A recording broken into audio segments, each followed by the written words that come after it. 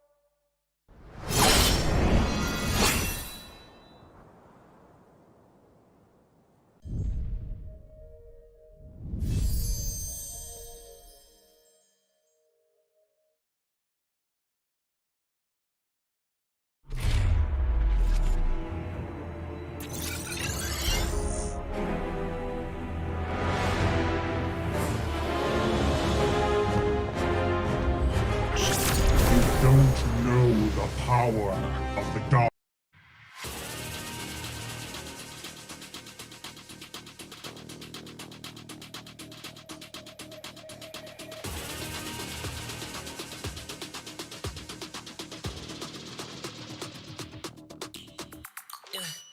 Hit me like I might get over, but you could give me in no corner. I know I can make a comeback. Ace this round and finish this game now. Got the power on my shoulders. Yeah, you know that I'm a soldier. You could keep me off my guard, but you can't keep me from my honor. Nah, nah, nah, I feel like the floor is lava. The energy's getting higher. You're saving my arms, 'cause I know just what I got. I got you like na-na-na, and you know I hold the power. This feeling I love, oh yeah. Making my grind good to great, so don't stand in my way. Standing tall and I won't fall over. We are better than great, good. We are better than great. We stand tall, won't run away. We are born, nothing gon' change. Great, we are better than great.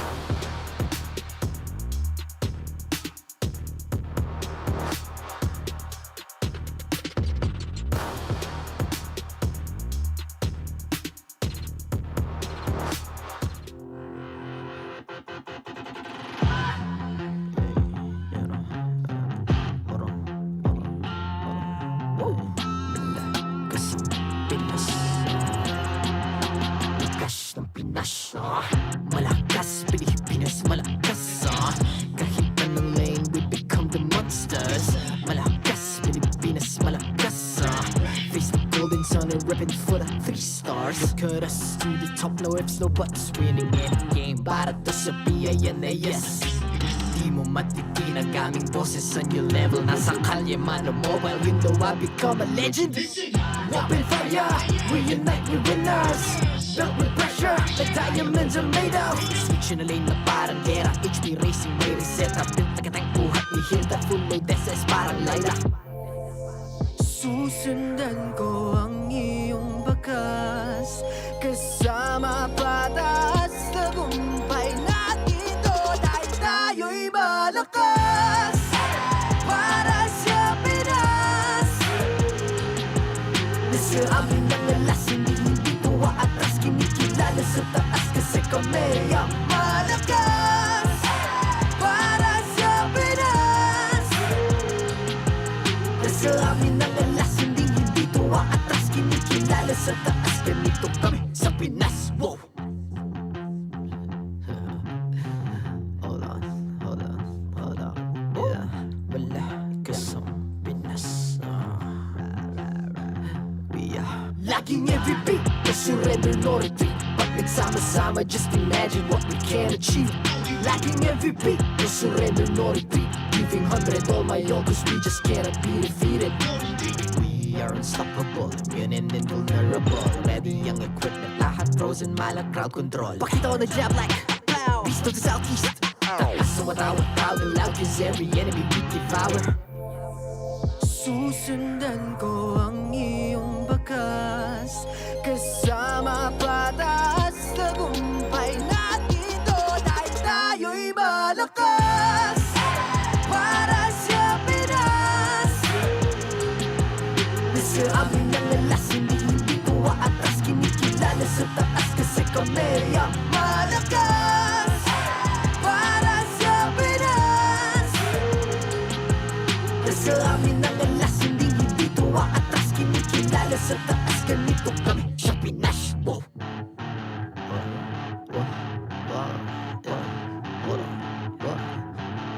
Malakas, Pilipinas, malakas, kahit anong lane, we become the monsters. Malakas, Pilipinas, malakas, face the golden sun and reppin' for the 3 stars.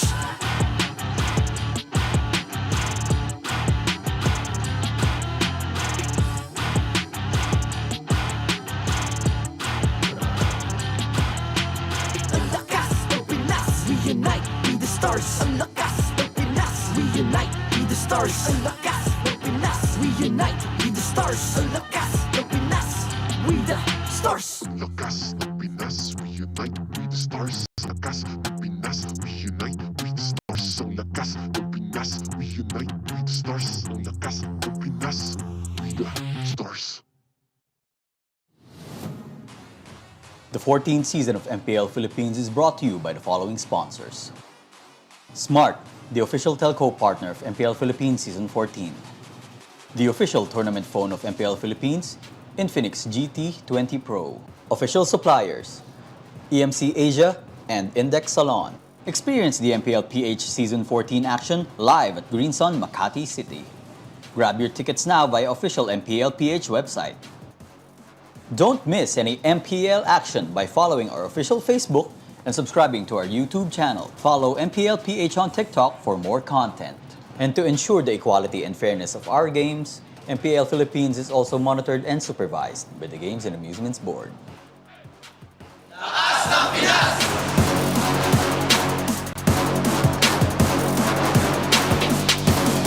Lakas ng Pinas!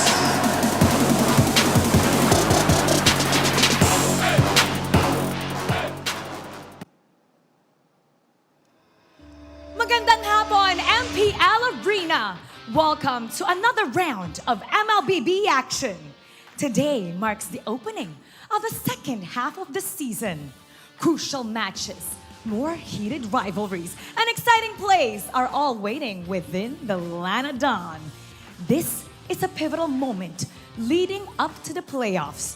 Kaya sabay-sabay natin subaybayan ang mga kaganapan Dito lang sa MPL Philippines Season 14. Ako po si Mara Aquino, and it's time to unleash the hero within. Casters, pasok! Welcome to MPL Philippines Season 14. The second half of the regular season has begun. At your service, my name is Leo. Here with the most eligible bachelor in all of the talent pool, Jose Ingan. How you doing, man? I'm doing great. Thank you for the hype up. Yes, I'm a bachelor. LF girl. That aside, we're here to bring you the action for tonight's matches. It's two best of threes coming at you. The matches have reset, but with the other way around, meaning home teams are now away teams are now home, and we get to see those same matches you watched the past 4 weeks all over again. Real quick, we'd like to thank Smart. You can get in with Smart's Power All 99. You have the power to do what you want with 8 gigabytes for all sites and apps. You can power your play or watch, share, stream, everything. And you also get a free Giga Arena ticket so you can unleash the inner gamer in you. This also comes with Only TikTok and Only Text to all networks. All that power for just 99 pesos. Thanks for keeping us always top and ready to get into the land of Don Smart. Now, talking about the first half of the regular season, we just finished up with week 4, and I'll tell you now, Ingan, my prediction rates are ruined. I scored 4 out of 7. Oh. Did you expect those matches to go that way last week? You know, just to say, I think your predictions will turn out right today. You know why? It's Friday the 13th. What? Something might happen today, Leo. Good or bad? Good or bad? I mean, I think good for you. For today, yeah. I have dropped my forecast, but let's see how that goes. We're starting off today, but real quick, looking back at what Week 4 brought to us all the way up until today. Fnatic Onic still standing up on top, still on that 7-match win streak, with Falcons AP Ren and Aurora refusing to move. And Team Liquid PH in action later tonight, opening up with Smart Omega as well, facing off against Blacklist International and RSG, who are just about at the tip, the cusp of the red zone, with TNC Pro Team still winless. Yeah, but the beauty of Blacklist was last week they were able to win their very first series up against TNC with a 2-0 sweep. Woo! That they did. Yeah. That they did. I'm pretty sure once we have TNC back on action, I'm guessing that's tomorrow night, we'll get into more details about their situation. But right now, we're just ramping up for Blacklist International versus Smart Omega. The Agents versus the Barangay, back-to-back with a star match. This one's a close one. The Dynasty under siege. Team Liquid Philippines, the defending champions, versus Fnatic Onic PH with their 7-0 against 7-0 win streak. Yeah, I'm expecting another 3-game series. Could go either way. The last time that they met was a 3-game series, so I'm excited and thrilled what's going to happen between TLPH and Fnatic Onic. We're calling that match too, so we'll just have to be patient. Yeah. But as it is, folks, I know you guys watching at home have some feeling, whether that be positive or negative, some sentiments about these two teams first up. Again, because of the unique point system of Season 14, we can't say that Blacklist is just out just yet. They can still win matches starting today to try and tip the scales, because even Smart Omega, they closed off last week with a loss against Team Liquid Philippines. So that said, even they aren't so stable. They're not so safe just yet. Yeah, Blacklist still has the momentum, but for Omega, we still can't forget about the amazing performance of Ryota last week. I mean, the Phobius, only vengeance, only sustain. And of course, who could forget Chak Mamba with a Gatot Kacha. The Gatot Mamba. Gatot Mamba, yeah. I like that. Gatot Kachak. One or the other, we'll see some rendition of the Rattlesnake Draft. They might bring it out today against Blacklist, who just found their footing. But real quick, we'll throw it over to the Infinix Game Tambayan with Renmar and Rockhart to talk about this matchup. Thank you so much to Leo and Ingan, a very eligible bachelor. He's like one of the best dudes I know. Yeah. He really works out. If you should see his body, Yeah. man, girls, you would not be. Yeah. He always smells good, and he drives does. really safe. Safe driver, that one. Amazing. Wouldn't you like that in a guy? I'm just saying. Welcome here to I the would. Infinix Game Tambayan, where, you know what, we have a lot of fun, especially right now in this match. But I feel like Blacklist and Omega, it's something that I really agree with Leo. You can't really count Blacklist out just yet, so we can have a little bit more fun with statistics and stuff that we can say. But yeah, for the meantime, of course, the Infinix Game to Buy It, of course, brought to you by Infinix. Infinix GT20 Pro is the official tournament phone of the MPL Philippines right there. And again, I've experienced playing on the GT20 Pro. I loved it. Yeah. It was smooth, buttery smooth. It's a get for you. It's a get for you. What's a get? A get. Like you're gonna get it. Oh yeah, yeah. Is that what the kids say these days? All right, it's. I don't know. As you know, as Hans would say, bet. Yeah, shout out to my fellow 20-year-olds. There you go. And we are entering the second half, of course, of our regular season. Just want to let you know. And if you guys didn't notice, our amazing stingers, bro. The first ever FMVP skin, Fist of Glory Paquito. So, AV Brand, not getting Falcons AV Brand, not getting one, but two skins right now. The only country broadcast that you could say the skins that we're showing and that we're highlighting for our weeks of broadcast are ours. It's ours, yo. World Championship skin, the first ever Finals MVP skin, only in the Philippines. Whew. Feels good to say. Feels good. Right there, get both. him. I like it. Can I just... Do we get? Do we get? No, I don't think we're going to get. But we're going to buy it for sure. Yeah, for sure. So, yeah, for the meantime, though, it is going to be Black versus Omega on this one. Sorry, we just had to celebrate a little bit there. For Black versus Omega, the theme here is trust the process. Oh, yeah. I mean, Blacklist International, they have a process to trust. It was mentioned that they already got their first series win last week, and they were able to take a game away from Fnatic Onic Philippines earlier in the season. And it's perfect that now they're going to be going up against a team that has trusted the process. So for Blacklist International, it seems like they already have their idea of their main five. They have Oheb, MP, The King, Haji, Lord JM, and Perks. Yeah, finally, this iteration, this is the... I mean, Blacklist, if you've been following MPL Philippines, they have been trying so many combinations of their players week after week after week, and finally in week 4, they got it. They got their first dub, and that's something you have to really think about. But on the other side, it will be the Doctor walking out. It's Rebo going out, and the Bornov coming in. Bit of a mid-season roster update we got for you guys. So, not sure what happened with the Doc, of course, of MPL Philippines Season 1 champ. But definitely wish him well, whatever he's going to do next after this one. Yeah, and the one coming in his slot is Bornok, who is actually the brother of Chaknu. Yes. So, you know, it's in the blood. You know, the MLBB genes are in him. But the interesting thing about Bornok is that he has no prior MDL or MPL appearances.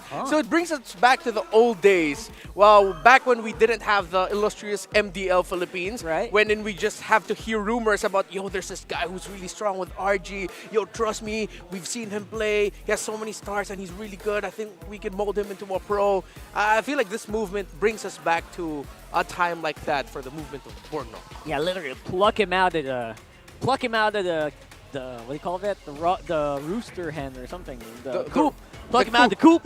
Rooster hen. What's a rooster hen? The rooster hen. Yeah, that's what happened here. I get you. Hey, that was smooth. That was pretty smooth, I guess. Yeah. I see Haji, I see Chaknu, and I don't know what you guys see, but I see the all-around agent versus the captain of the barangay.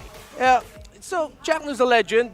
One of the Hall of Legend inductees. By the way, fun fact, it was Midnight, Leo, who helped bring it to attention that Chaknu is actually the only Hall of Legend inductee who has not won an MPL championship. What? But it just goes to show the effect that Chaknu brings to the table as the roamer, the tank guy, while he's up against Haji on the other end as one of the roaming trios in the map, as someone who is so dependable. Jungle, mid, roam. That's why he's the all-around agent. So it's a good contrast. You have one guy who you can entrust to do so many things, and then you have another guy who you can trust to set up in Kufra. Yeah, set up in Kufra. Kufra. That's all there is to say about that. I feel like Chaknu and Kufra has been so synonymous, right? In all of the leagues, in all of the off-season tournaments. And Haji, you know what? At this time, at this dire moment, when the agents really need that guy to look forward to look up to guide them into victory, that's when he does step in. And now this is their previous games, I'm not sure if you guys remember, it was a 2-0 for Omega against Blacklist on the first time around. It was kind of tough. I remember the game one being a little bit scrappy. Although it was difficult for the Hayabusa to make things work for Blacklist International, considering that they were going up against a Bane and then the first time appearing Glue, the Aurora, the Claude as well. And then come game two, it was just really difficult for Blacklist International. The game went by faster. I believe it was at around 11 minutes or closer to 11 and a half minutes for game number two, while game one reached all the way upwards to 17 minutes. Chaknu and Ukir got MVP performances there. So it's going to be interesting to see how Blacklist International will adjust heading into this, considering that they're facing Omega with a new roster. Because then it was Delar and Exort and Outplayed playing for Blacklist International. That's right. I feel like this combination or this iteration of Blacklist International has not really found its way back. Maybe scrim results are like pushing that line back. So we actually will have to find out later on if that's going to be a case here. Again, it's all about the wins, right? No matter what we talk about, no matter what stats we bring up, it's all about whether or not this lineup can actually get wins. And I can really hear Midnight already going off about that right now on the other panel. But right now, for you guys, who do you think is coming out on top? Who is your bias? MPL fans, let us know here right there on the bottom. Vote now via the online poll. Is it Blacklist or is it Omega? Well, you can make a strong case for Omega, but personally, it's easy to make a strong case for Omega for this series, considering that they've had a better season so far. But for Blacklist International, you can't take away that factor of teams in the Philippines and MLBB pros around the world love that idea of momentum. You get that first win, the next one's gonna come. You get the second win, you get the third one potentially. So I feel like Blacklist International is riding in that spirit. You mentioned results. Well, they're coming in with the lineup that brought them their first major positive result. There you go. So if you're basing it on results and you're basing it on who actually can come out on top, you know what? Blacklist International has a really good chance here. But then again, you're going against Omega that I don't even know if they're done crafting, they're done experimenting, they're trying out new heroes. Last week it was Gatot. The week before, Chaknu definitely came out swinging with so many hero picks. I'm not sure what they're going to pick now today, to be honest. I feel like they can still try to use that Gatot, but that, like Leo said, you know what? The Venom is still really out there. Definitely going to be up in the air. I mean, these two teams also have records of playing the Matildas and the Banes. So it's going to be interesting to see if that's going to be playing into effect. Stuff we will have to find out later on as we head into the draft. But before the draft, of course, we have to find out who's playing today. With Warnock making an appearance, we'll have to wait and see. We're going to team intros right about now.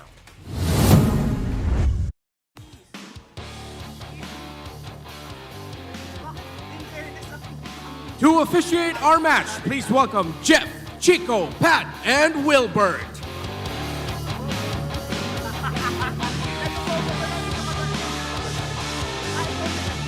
They have found the code that they've been looking for last week. Today will be another test for the agents as they ride momentum. Let's welcome truly top tier, it's Blacklist International!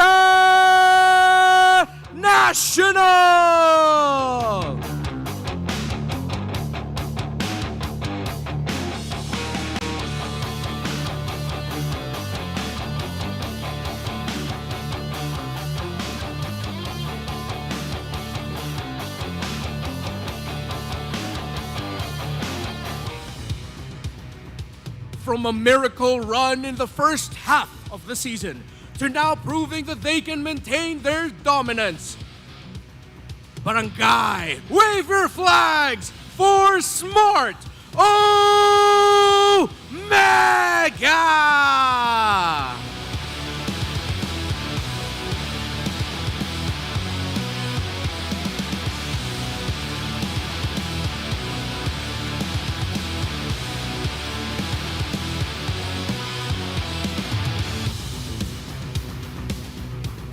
And their coaches for Blacklist International, Coach Bonchan. And for Smart Omega, Coach Lambot.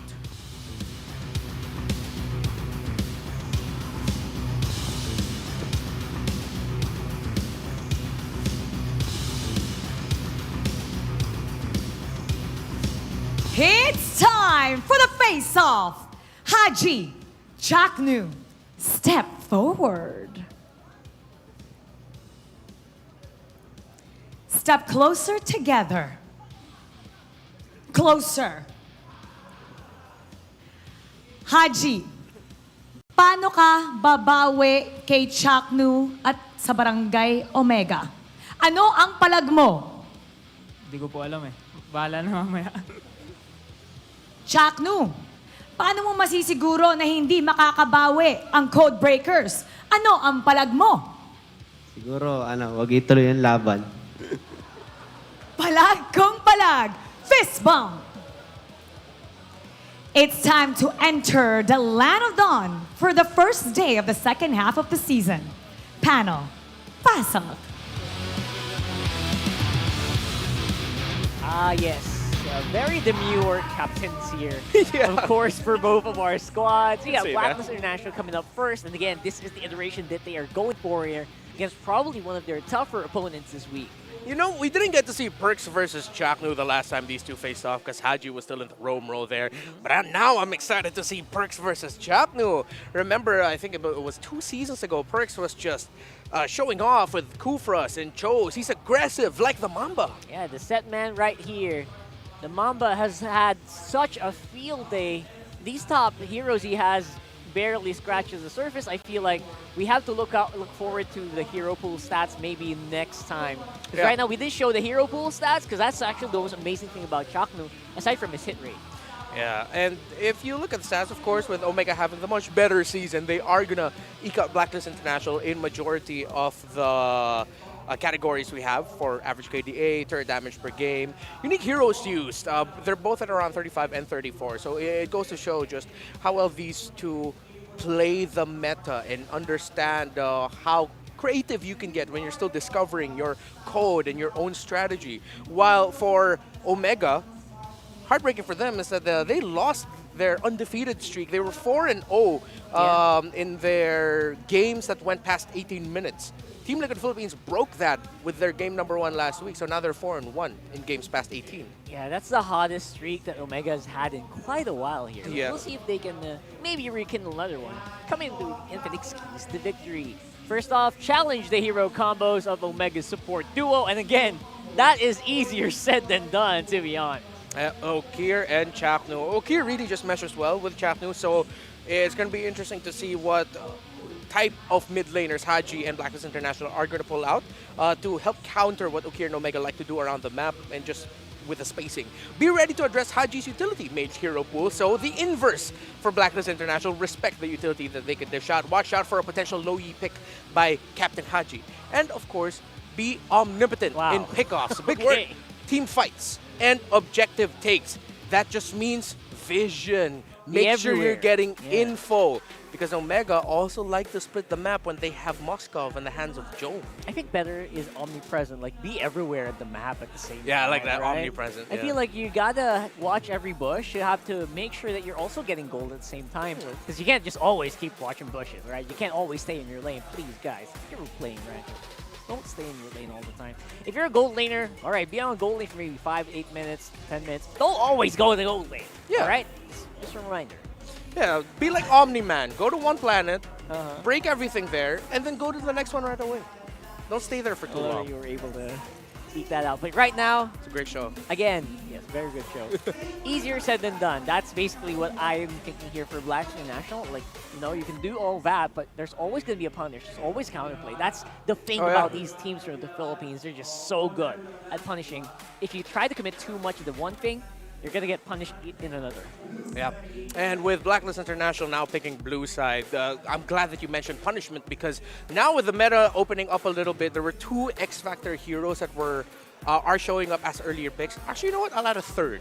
So you have Hylos, of course, Phoveus, and then Jawhead has been rising as a priority as one of the first 2 picks on the red side. So add that alongside Moskov, Roger, Harith, Edith, Ling, I mean, Zask even. There's so many permutations that you could look at when it comes to the first picks of the draft, and the first picks of the draft are so strong in this current metagame. That's right. Again, it's always going to be a question of where will you let heroes like the Sushin go, the Sask go. I even forgot about right? Jushin, man. Exactly, right? So on the answer, there's always Harif. And, Yeah. you know, we're getting kind of Yeah, over and over again. exactly. Heroes. It's like Ouroboros. It's just a snake eating its own tail over and over again. And there's one thing that we can know, or for sure will happen in the draft. Chip will get banned on the red side. 65 games in the first phase. We're never seeing that hero in the pro scene in the Philippines. Yeah, 100% ban rate for Chip. Just a big reminder to you guys. But look at that. We're heading into the draft here for game number 1. And are you surprised at all? The first pick, of course. Yeah. So with Phoveus and Hylos getting taken away by Blacklist International, excuse us, it was Omega who actually picked blue side. So Omega are going to go ahead and pick up the Edith. So now what are they going to lean into here? With the Roger also gone, they still have the Zask available for Ukir. However, they don't need to rush it. They don't need to rush their jungler just yet. You still have... Oh, wait, no, they might actually want to rush Haya. That's not bad. I mean, especially if they're really like that. And I think it will not go through yet. Teresa and Moscow, very potent combination. I heard Midnight earlier going on about like how powerful Edith is with hero. There you go. Yeah. They got Hayabusa. And I was not surprised with the Harif. I feel like maybe Blacks could have gotten that, but they did go for the Moscow instead. Yeah, so with them getting the Moscow, they take it away from Jome. I think that's one of their main focuses, and at the same time, they're going to open up the map. They pick up the Terizla, very solid pick. It's one of the Lord JM standard pickups. But the fact that you also gave the Harith and the Hayabusa alongside the Edith already to Omega, that's why I wanted to see them pick up the Hayabusa right away. Because now, what's left there for MP the King? You got the Julian. I mean, they still also have the Bane if they want to. They flexed the Marthas at one point, but I'm still quite iffy on that. I agree. So, Julian, Bane, I don't see room for a Lancelot here. So, it is a Bane. As fun as the Lancelot is, again, people just having some more hesitation to pick that up. So, for the Oheb, though, he's still pretty good. Laning-wise, stats-wise, there's still potential. And it's his old... Oh, okay. Oh, yeah, this is by Coach... MTB. Yeah, all right, Coach there Master it is. the Base. Coach Master. I thought it was Oheb. All right, so MTB is kind of just reminding us how good Oheb is still. Very well-rounded, and he's still a real good player. Yeah, this is the coach. This is the current head coach of Aurora, like giving props to his old player. So paired up with the Bane, they might want to consider the Tigreal or the Matilda because they ran it before already. The Matilda Bane combination. Okay, they take away the Lolita. I would have liked it if they considered picking up the Lolita for themselves too. Yeah, that's right. I feel like the Lolita would have actually made a lot of sense here. A great set from Shakla would really rattle his lineups to have the Edith, maybe catch the Hayabusa there if you're really good. Yeah, instead of banning it out. But I think because of the mobility that the Hayabusa and the Harith bring to the table, they thought, yeah, we'll just go for a different roamer. So maybe Tig, Kufra, or if they want lockdown. I can't decide between going for the AoE with the Tig and Kufra, going for the Invade, which is the Grok, or going for like a Kaja or a Cho. Oh, the pickoffs! Yeah. I like it. Especially against heroes like the Haya, where it's really difficult to catch the Hayabusa with the current setters that we have, like a Tigreal, you know. Might be Aurora for Haji.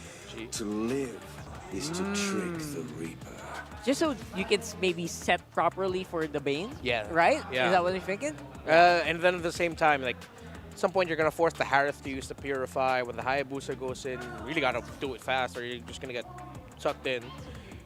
Double setter maybe with the Terizla and, you know, follow it up. Oh, yeah, for sure. Because I like it. Yeah, Omega can't go carry or anything like that. Oh, but it is a Matilda. It is a Matilda that I mentioned earlier. So okay. your first instinct for this lineup actually is the one they're thinking of right here, Matilda. Yeah.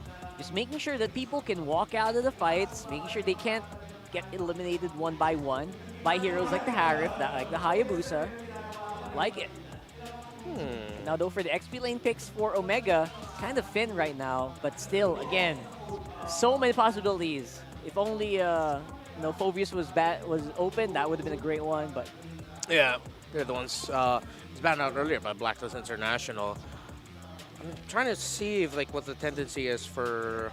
This might actually end up becoming a Roam Edith instead of excuse me, EXP Edith instead of Roam. or Arlot. I mean, Oh, okay. swappable. Even when all is It can be a Roam Arlot, it can be a Roam Edith. Either way can work. Yeah, There's a Vex though. I'm trying to imagine the matchup. Arlot Terizla. Is that gonna be quite tough for the Arlot? Yeah, that's what I'm thinking about. Terizla's probably gonna be undead. That's probably gonna be a no game zone, right? Like, Yeah. they'll just cut each other all day if it's Arlot and Terizla. That'll be fun. Yeah, for sure. Yeah. I think it might end up becoming an Arlot Terizla. Arlot Roam might be difficult here, considering that you're up against a Bane. Yeah. And you don't see the mid, and then a Matilda also. You could blow up pretty easy if you're like the Arlot roaming. Yeah. So I feel like the lesser of all evils is just park in the EXP, give Chaknu the Edith. Aurora here maybe, or another setter like an Eve. I like the Aurora. Aurora's pretty good, right? There's Yeah, Aurora. nice call, man. Nice call. All right, so a lot of not as set heavy as I thought they would be for Blacklist International. Yeah. For Omega, yes. I like it because they relied a lot on Ryota in the previous games as well to get those sets in. And again, Chaknu basically secondary at this point. So who do you think came out on top here? Ooh, look at that. Ooh, okay. What is this? So the early to mid game potential for might be a little bit better for Omega, but the numbers still look quite the same. One thing I'm going to be looking at here is the Edith factor for Omega, because the Edith, we're going to be going into the Roam. Doesn't seem like they have the right damage profile enough to take it down before it starts becoming annoying, the Primal Wrath. Yeah, we'll have to wait and see if that's going to be happening here as we go over to the game. Throw it over to Leo and Ingan to give us this match. We are just but watchers. Welcome Same as to everyone Mobile all around the world. Welcome to Game 1 in this best of 3 between Blacklist International and Smart Omega. Leo and Jose Ingan here at your service, bringing you this matchup, which I already am going to call it, man. There's a Bane. It's a good match. It's a good game. Actually, the last time that they met, it was a deny pick for Andoryu. They got the Bane. I believe it was Omega. Yeah, it was. It was an 18-minute game. Game number 2 was 11 minutes. So it's a staple for Omega versus Black. Always a Bane. Like it was just yesterday. And putting the Matilda in here, let me just say it now, helps with one of Bane's main weaknesses. Mobility. Homies is just a straight-up immobile jungler. So with the Matilda in the hands of Perks, who, by the way, if you look back at Perks' career, he's so good at setters, right? But you put a hero like Matilda who's a utility, makes you think twice, but it's just there to help solve Bane's situation, Aurora's situation, even Oheb, see? Even, what? Talking about mobility. That's great. So that's what the mid trio looks like. Smart Omega, they're more of the safe trio. Looking at gold, though. Let's talk about the Filipino sniper, Oheb, and of course, Jome. Is it just me, or did these heroes switch? Like, wouldn't you expect the other to play the other hero? Exactly. Even the Harith action, this is the first time for a very long time I've seen Harith been selected. Although the contestant rate is high, it's always banned out. It's not used, but this time it is. And, we have a lot of memorable plays, but wait a minute, because Andoryu goes in up against Lord JM, but here again is the Perks factor. Lord James doesn't care. We know Terizla, same with the Bane, lacks mobility, but with the Guiding Wind, they can just go anywhere. That's right. And as long as he has the full combo, penalty zone, flicker, and I did not say that wrong, folks. You do click penalty zone first, and then you cancel with the flicker. You're making business there. That's a cooking. Oh! Okay, Frigid Glacier for Omega as they tried to get the turtle. They secured it. A flicker out for Lord JM. So there was no trade for Blacklist that time. Yep, it's a flicker for a flicker and a retry for another. And so far, because of how, I'd say, slightly tighter Smart Omega's movements are in the early game, that'll allow for them to go up maybe 300, 400 gold on the first turtle alone. 2.5 minutes in, Blacklist International.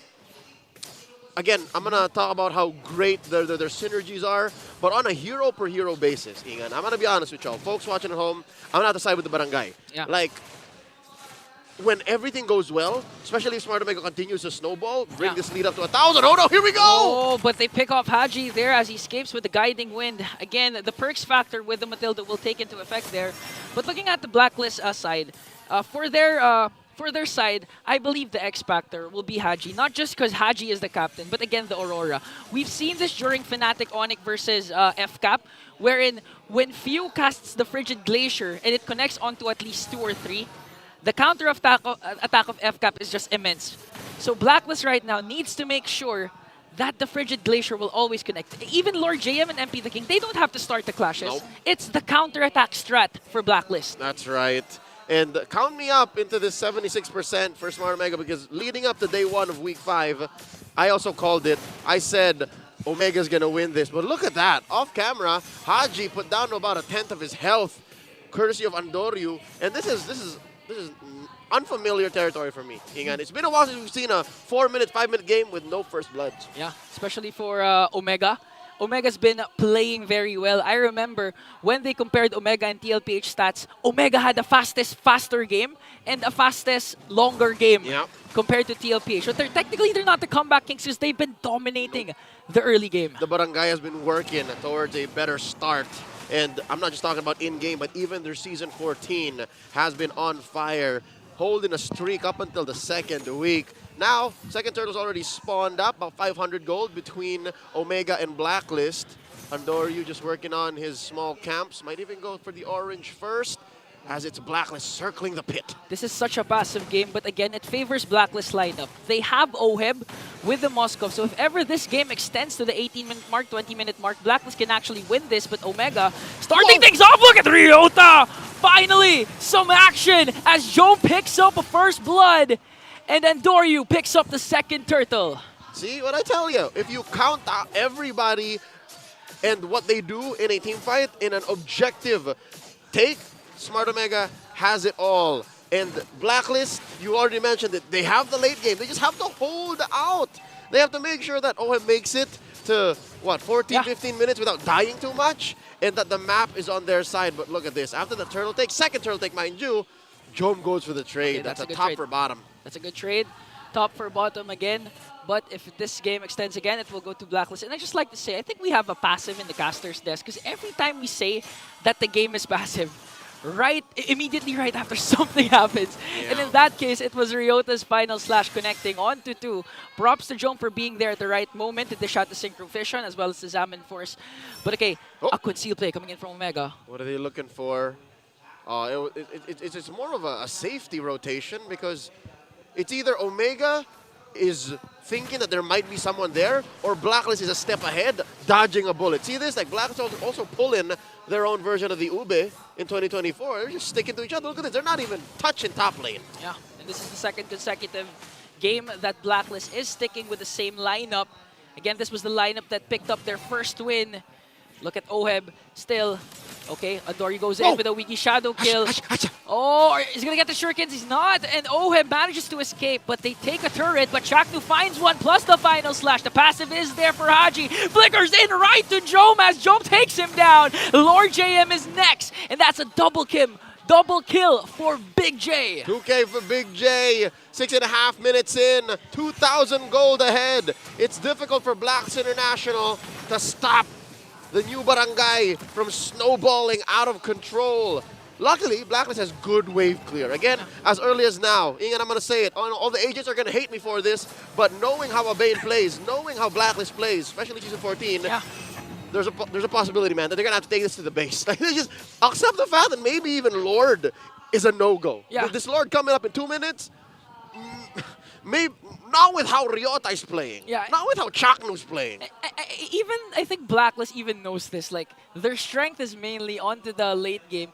They tried to do it with MP the King on Bane, but okay, it didn't work. So now plan A didn't work. They're gonna resort to plan B, which is to hold on to the game, try to defend. I do agree, they have a lot of wave clear. They can disengage at any time with perks with the Matilda, but looking at the gold received, Jom right now leading every single hero. And all the kills of Omega is picked up by Big J. And you wouldn't have it any other way. Yeah. Like, the only other better way would be to put it on Andoryu, maybe even Ukir, but this is best case scenario. Exactly. Best case scenario for Barangay Omega. And you mentioned the Bane. You mentioned the Bane on MP the King. This hero has won an MPL championship in Cambodia. Yeah. He played the hero like 3 times in a row to end the series. And he knows exactly what this hero is capable of. It's just maybe against Smart Omega. Maybe with the draft that they put in and how early Smart Omega was able to find that clutch point, it's going to be very difficult. So he has to play very defensively. And here we go! Oh, Ryota connects with the final slash flicker combination. Defensive frigate Glacier from Haji there as MP the King and Lord JM will fall down. So right now, again, Omega strikes. I mean, Ryota's been performing out of his mind for the last 2 weeks. Last week, it was the Phobius. This time, the flavor of the week is the Arlot. I'm pretty sure the Ryota army is proud of the new general. And what did I just say? Perfect that all 3 kills are on Jom prior to that engagement. Then you give a little to Ukir, give a little to Andoryu. Extra gold on the sub-cores. Never hurt nobody. We're 10 seconds away from a Lord, which, again, if that engagement was any indication, Blacklist should not force anything. They were fighting underneath Tier 1. Yeah. In the middle of Tier 2 as well. And yet still, Omega dove in. Yeah, Ryota manages to find someone and another concealed Chaknu onward. But the Purify coming in from Oheb will save him. Ryota, will he get another final slash here? Okay, this is the mark where Blacklist can actually contest. Even just go for the kills, make sure Omega, even if they get the Lord, not get to utilize the Lord and push as OM picks up a DHS. Again, we've seen Haji with the defensive Frigid Glacier. During that time, it connected onto 3. The problem was their frontliners were soaked up by the final slash. So if they evade the final slash and manage to catch that Frigid Glacier, Blacklist can turn things around. That's one way to go about it, but look at this. Blacklist very cautiously moving around. Might go for 1! Another one. Lord JM has to use the flicker out. And Andoryu secures that Lord as Perks tries to walk away. Oheb will not cast that Spear of Destruction as he tries to work on the top lane. And now Omega. No trade once again for Blacklist. They can actually go for an inhibitor if they manage to go for those engages again, especially with Ryota. Whoa, wait. What's Andoryu doing? Did he just let that wave go? I mean, it should be able to take care of itself. What a delay. All right, he's taking care of business there. All right. Now, okay. Talking about the sinks, yes, you're right. They could definitely lose an inhibitor, Blacklist International, but also, best case scenario, again, given their great wave clear, Holy Shield's popped. Yeah. That's another possibility, and if you want to make it to the late game, which I think what's Blacklist's plan right now is, just don't force anything, man. Look at Haji. That's dangerous. Okay, Haji has to walk away. No, he canceled his recall. I think he wants to go for the back line with the Frigid Glacier here as the Lord marches onto the bottom lane. We're looking for a sandwich? Okay, Ryota here for the conceal. Wants to go for the final slash and connecting onto Perks. Perks using the Guiding Wind out as he tries to go in. Lord JM, look at Lord JM onto the back line, but they're going to get the first pick off. It's going to go on to Chaknu. Omega kill coming in from Jome as they burst down the Lord. Holy Shields pop, but no inhibitor turrets taken down. Oh, they're still working on it. Ukir and Jome don't want to let it go. Look at the damage coming in from Look Oheb. at Oheb go! Luckily, there was a shield coming in from Ukir. Now Jome's not yet done as he tries to go for Lord JM. Look at Andoryu with a shadow connecting onto Lord JM when you thought it was all over. Nothing personal, kid. Andoryu finishes the job. In that moment of whoa, another shadow kill! Even done. That was on to Oheb. A timely, crucial kill. Wow, I like that. Oh my lord, Andoryu just does not stop. He smelled blood and drank the whole artery's worth, and they're still going! And there's minions onto the middle lane. They're gonna burst down the inhibitor turret as Lord JM defends the bottom. They can actually go for the tower lock. Jome uses the Zaman Force, just locks his eyes on the prize, trying to get the crystal down. No minions! Gets one there. No more minions. Chaknu's the first man down as well as Ukir, but it's Oheb left up against 3, and Omega secures game number 1. This one pesky siege minion. If only say all the ages, but Blacklist fans, I get you. Smart Megas has played better. Game 1 goes over to the Barangay. Very clean. All the damage dealers got the necessary kills that they wanted. What a performance from Barangay. We'll throw it over to the Infinix Game Tambayan where Rockhart and Renmar will try to break down this bout. That is how you take a game by storm. Andoryu got us. They got us shouting here. Literally, I'm not even kidding. Yeah, like we lost our collective-ish when that Hayabusa did what that Hayabusa did. I didn't even see the shadow. I went back to the replay. I was like, huh, really? There was a shadow there? But apparently there was. I was able to go back. Look.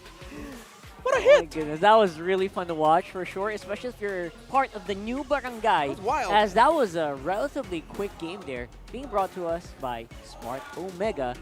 And again, I'm actually gonna preface this a little bit by we were not super convinced with the lineup when the draft after the draft started. We're talking about like how this could be like kind of 50-50 here for the Barangay. But you know what? They showed up, and of course, the Big J showing that even if you take that Moscow away from him, you can't take the Big J away from the game. This man has had 3 MVP performances for Smart Omega this season, and all of them have been with Harith. And there was something about the Omega lineup that we were talking about this. Yes, I was doubting that Arlott pickup for Omega. It seems like their lineup, if you take it away as individual pieces, or maybe 2 pieces that can work well together, they're Edith and the Vexana, and then the Harith separately, Hayabusa and Arlott separately, it's good because it will and forces the team to shine as individuals, and we know we can count on Omega to shine individually up against the more solid lineup of Blacklist International. But then I'm reminded that's not this meta anymore.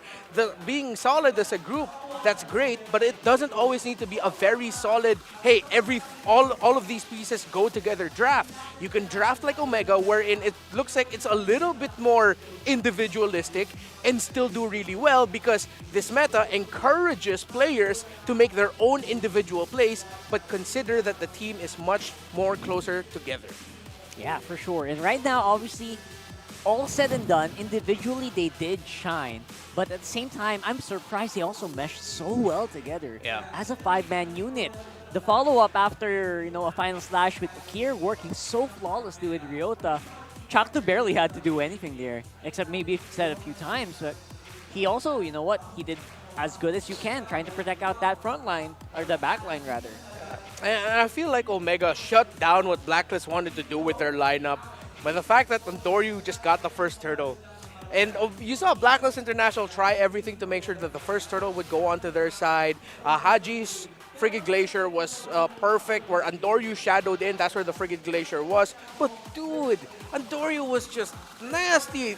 Easy retribution, shadow out. Blacklist International, it's like they lost whatever idea of an early game momentum they could have had from that first turtle. Because come the second turtle, it was just a good read by their frontliners to already be in a good position to say, Blacklist International, you want to get close? We're not letting you get close. They could only damage and poke from afar, but MP the King couldn't even smell the turtle from where he was. Yeah, in fairness of Blacklist International, they at least realize their power spike, right? They know that they're really strong after that level 4, and they go for the turtle.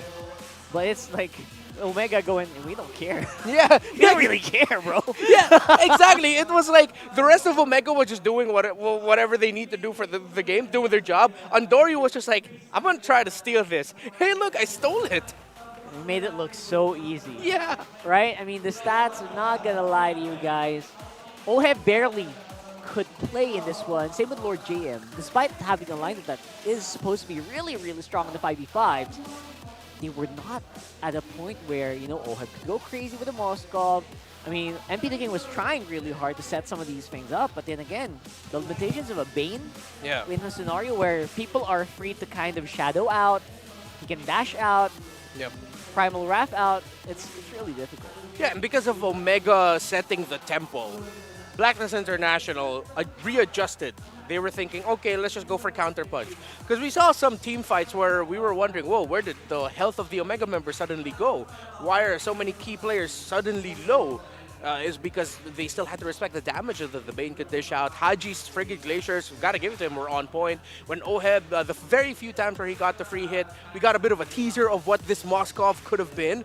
But ultimately, Omega just played way too fast. Omega just played with much more conviction to take control of the game early. That up against a lineup that wants to control the early, they just really couldn't. I think that's the name of the game there. You gotta play with conviction, right? And I think that Blacklist was a little half-hearted in some of these engagements. Yeah. Like, if you're gonna go all in with a lineup, just go all in, right? Don't try to beat them out with the skirmishes. And I think that did happen a little bit there. They were trying to do a little bit of skirmishing here and there, which I don't blame them. You got to try. Yeah. But they just got overwhelmed, and they were trying to hold on to a point where Oheb could do like that Moscow thing, where you're almost unkillable, you're almost untouchable. But we didn't get there. They ended it at 12 minutes. It was like farm, protect, MP the King, farm, protect. Oh, we'll try to fight for the second turtle. Oheb, just do what we've been doing for years. We're in second or third turtle. We send our gold laner opposite and then just farm up. That's what they did. I wish we saw more attempts from Blacklist International to force those pickoffs, 3v1, 2v1 style pickoffs, and then get out of there.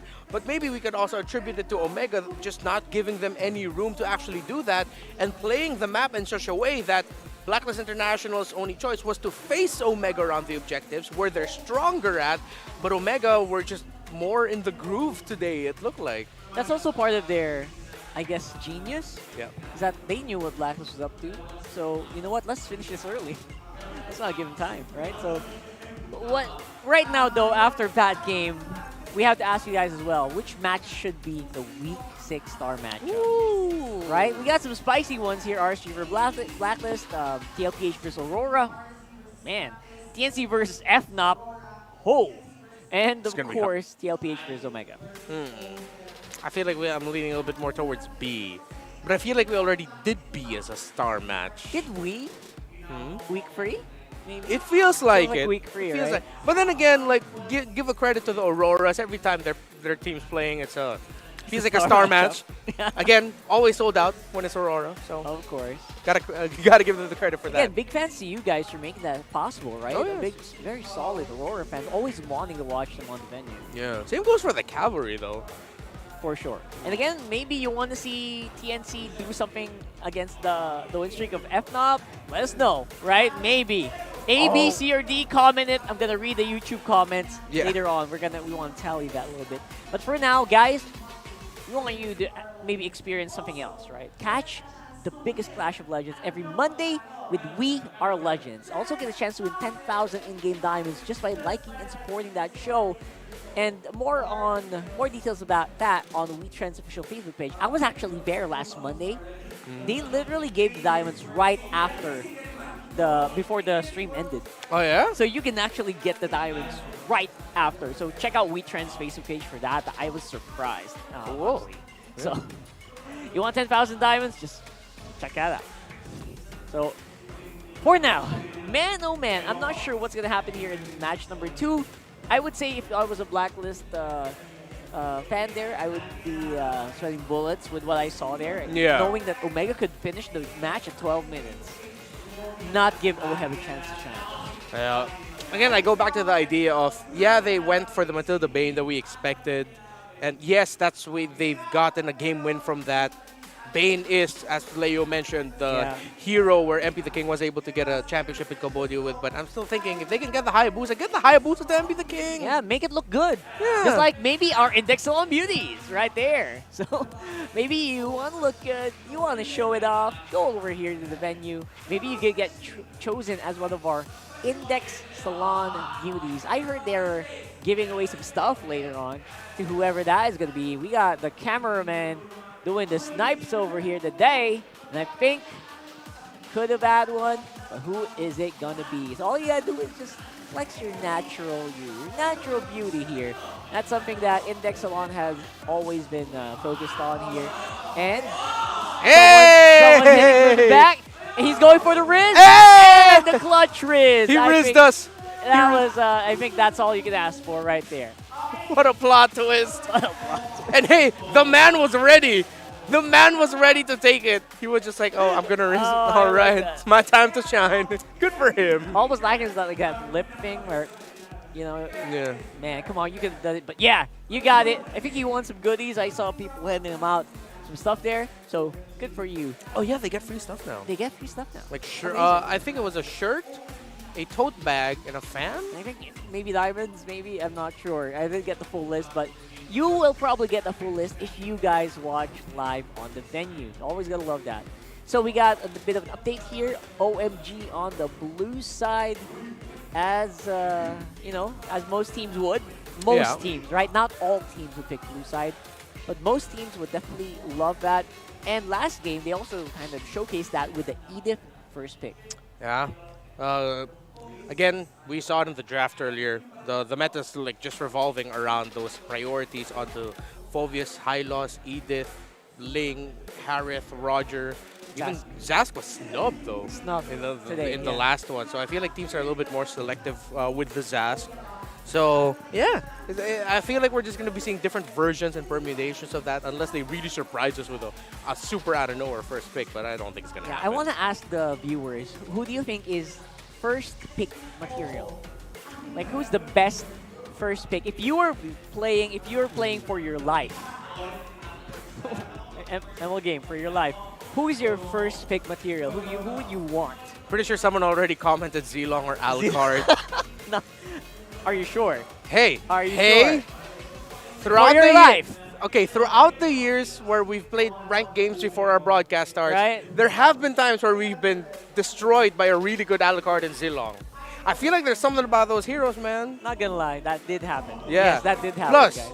let's say it's a Philippine team that will have to save the world from aliens from an MLBB game. I feel like we're just gonna end up picking Zilong, dude. Because maybe they don't know. Maybe they don't Maybe know the they power. don't know. What about you guys? Is Zilong your first pick material? Comment down below. It can happen for your life and for saving the whole. If all the fate of the universe relied on one MLBB game, who's your first pick? And do you want to go red side? Who's your two picks? So there you go. At least in this patch. Type heroes. Patch something right now. Yeah. Whatever patch we're on right now. So let us know. I'm gonna check that right now.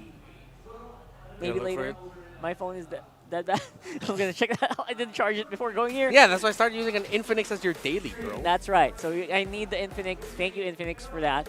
Right now, though, back to reality. Yeah. Snap back to reality. Obviously, I feel like Edith is just so powerful overall.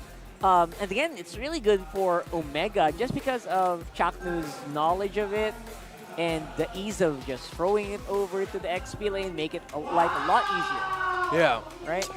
With Blacklist International going red side again, I feel like they could let go of one of the picks that they banned earlier.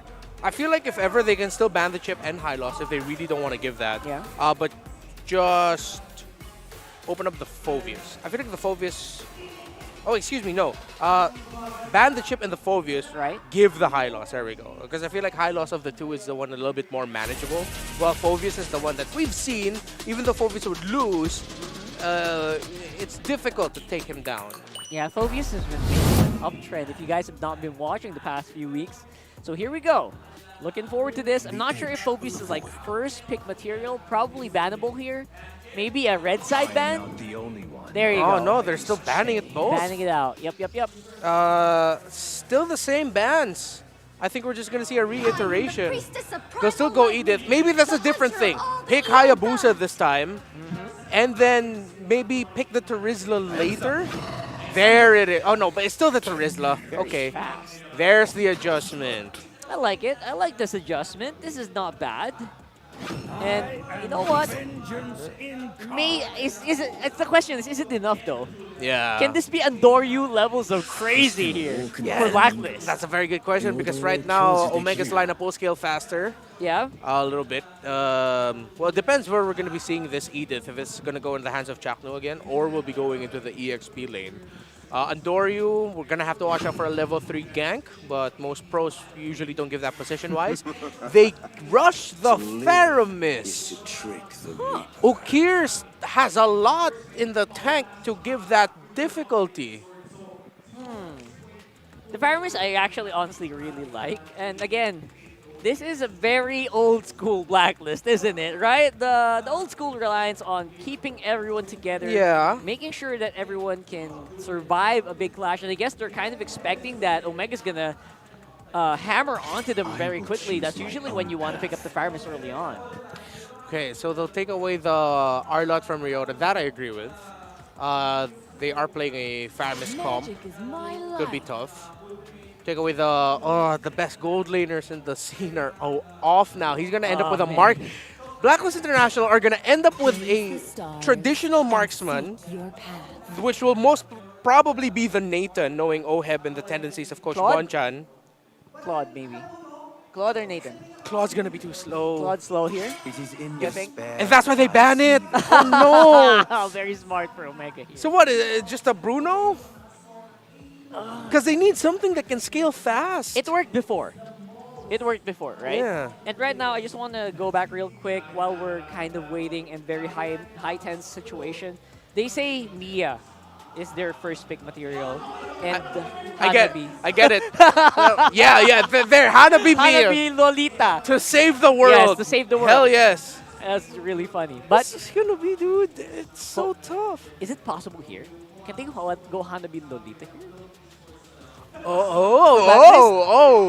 If you have a Faramis on mid, get the Lolita. Can they?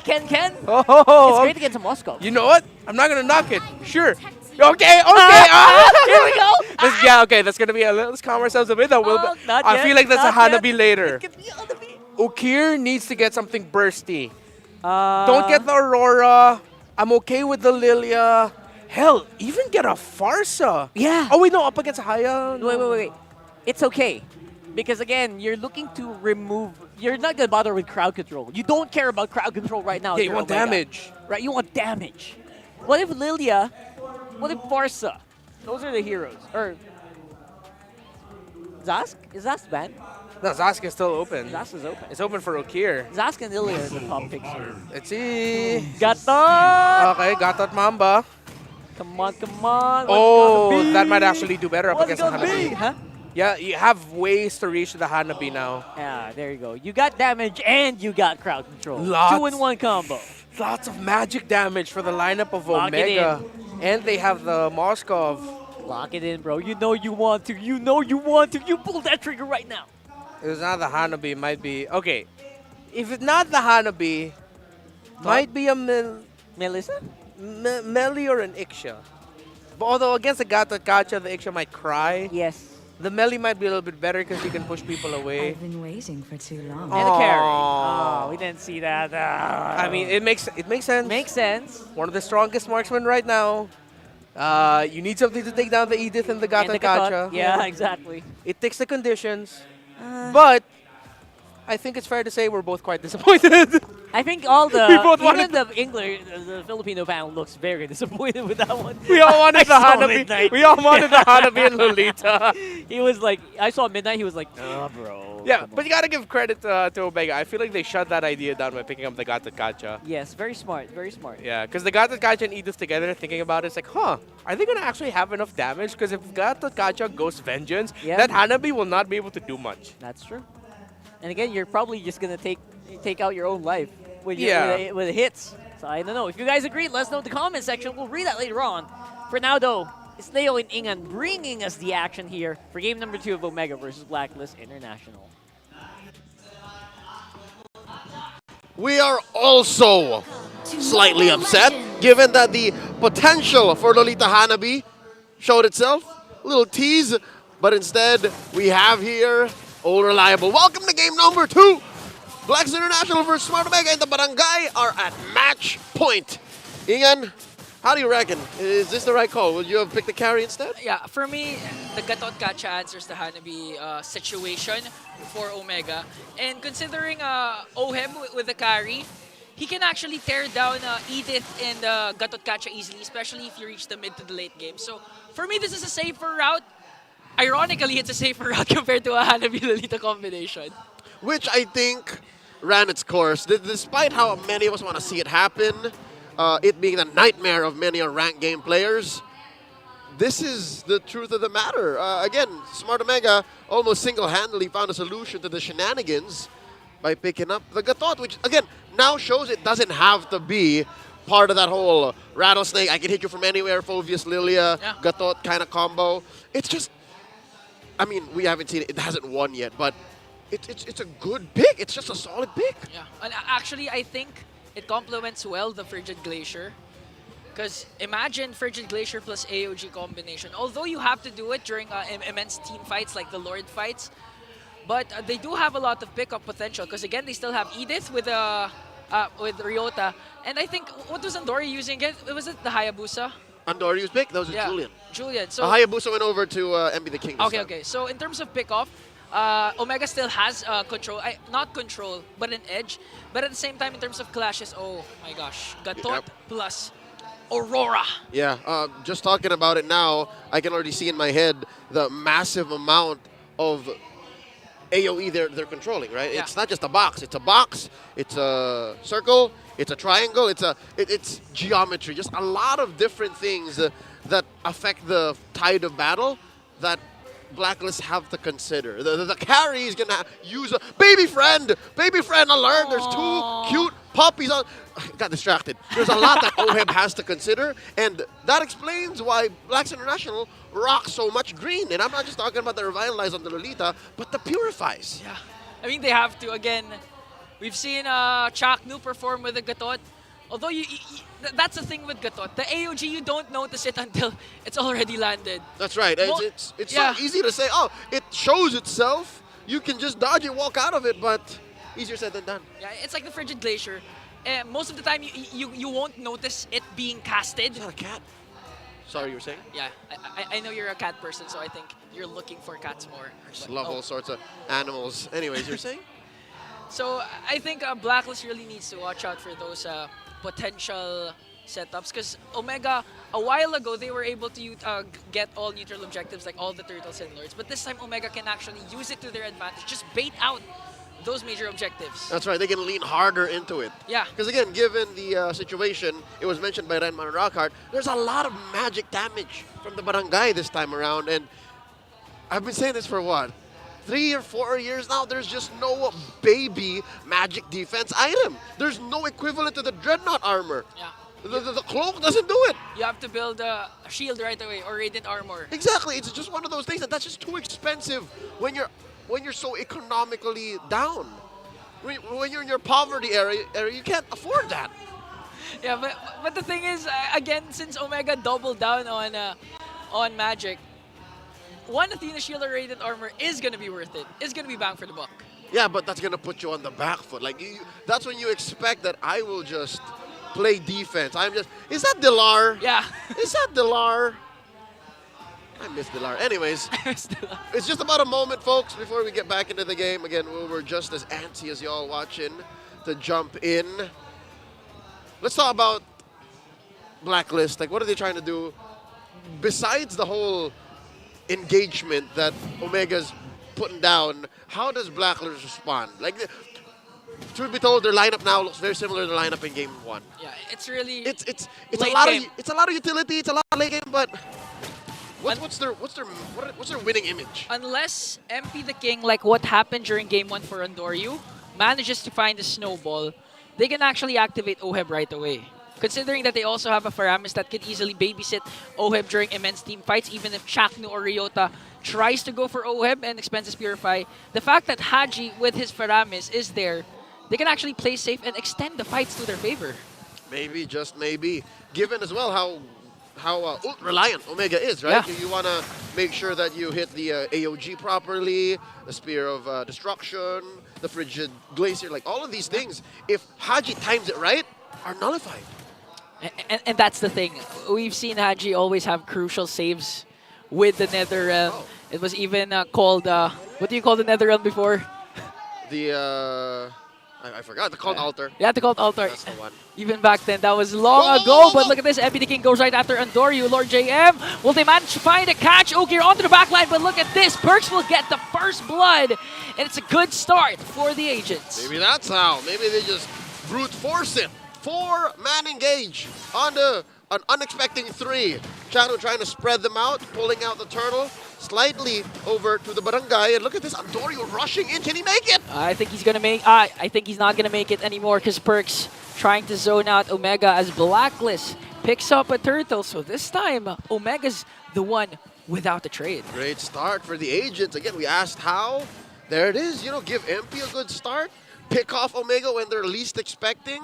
And I stand corrected, folks. It's Perks and the Lolita with a flicker. So here in this basic situation, I would assume that the reason why it's a flicker instead of Revitalize. a Revitalize is because you want to reposition. Given, again, how we spoke so highly of Smart Omega's AOE, CC, and damage, you want to be able to, you know, affect the tides of battle. Like, all right, we want to Dominate over here, bonk over here, flicker. And you also have Agi, again with the Nether Realm. So in terms of sustain, Blacklist isn't gonna lack the Omega doesn't have a Valentina, so they can't steal a Nether Realm. And again, Perks, you've been saying this a while ago that Perks, we all know Perks as a setter. Oh yeah, he is. And with this flicker, you can expect Perks to be aggressive like this as Ohem manages to escape. AOG is not gonna connect onto Ohem, but Ukir manages to find the Filipino sniper with a kill. Ukir means business. If it was anybody but Oheb, wouldn't have done that. Not worth the flicker, not worth the engage. But since it's Oheb, that's a good way to equalize. And look at this. Blacklist responding. They won't let these plates go for free. Okay, everything. Oh, a 5-man rotation for Omega here.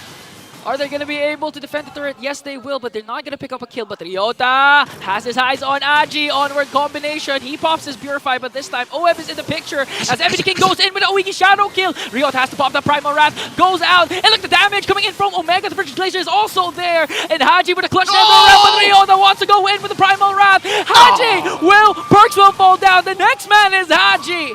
And the amazing start of Blacklist. Omega just erased it. Talk to me about sustainability. What if we just outlast? What if we just keep going? What if we push forward? That's what Smart Omega did. Turtle spawns lower quarter of the map. Amazing engagement, amazing sequence all in all. How long did that take? How are you still standing? How are you still breathing? I'm actually shocked. That was a minute? Now, ideally, you know, technically, in terms of long team fights, extended team fights, you'd expect Blacklist to win because, again, they have the Nether Realm. But the advantage of Omega there was Ryota decided all the way from the XP lane to help onto the top lane, leaving Lord JM to push. But again, this is a Terizla. It's not going to be able to push fast enough. Nothing. Oddly enough, that hammer's not very good for breaking things down. It's good for fights, but not for turrets. Speaking of, a turtle for a turret trade. Second turtle traded out for a top lane. Haji's in trouble. Does not have Cult Altar nor the Purify. Does walk away with just barely enough life to survive. And again, look at this amazing map control by Smart Omega. Despite losing out on all of the turtles so far, they're able to maintain this bottom lane. Gonna lose up on top since OM is opened up. Oh wait, look at this. Okay. Are you trying to take down Lord JM as well as the turtle? A turret? Oh, ganging up on Lord JM. Spear of Destruction for Jome is there. Spear of Misery as well, forcing him to use the penalty zone just to walk away. Haji is there on time, but their turret is not going to sustain the damage of, again, 4 members of Omega. Literally, we say Blacklist is brute forcing Ube. That's what Omega's doing also with a Wiki Shadow kill coming in from MP and brings down Big J. MP the K gets down Big J. Oh, nothing comes for free. That was quite pricey for Smart Omega. Again, the fact that they didn't kill Lord JM and Jome actually fell. Yeah. I mean, the turret did fall eventually, but Smart Omega, look at their lead, shrank. It was bordering 1,500, almost 2,000 about 2 minutes ago. Now the final turtle spawning, upper quarter. Both turrets taken down there, 10 seconds in. I'd reckon Smart Omega won't let this go for free. They did so. They chose to do so for the first 2. But this time around, I'd say even if there's an Ube pulled through by Blacklist, I think it shouldn't be free. They're going to give the turtle, but they're going to go in for the kills. They can turn. Yeah. Look at this, Andorio surveying the scene. AOG is going to be not going to connect on to anyone, but Andorio manages to get the turtle. And look at Perks with the flicker. Numinum Blast connecting on to 4 as Oheb goes in with the damages. Ryota going to fall down. MP on the other hand, nothing comes for free. A 1-for-1 trade. Spear of Destruction from Big J. Look at this. Perks has to walk away. Haji is the only member left. He walks away, but at what cost?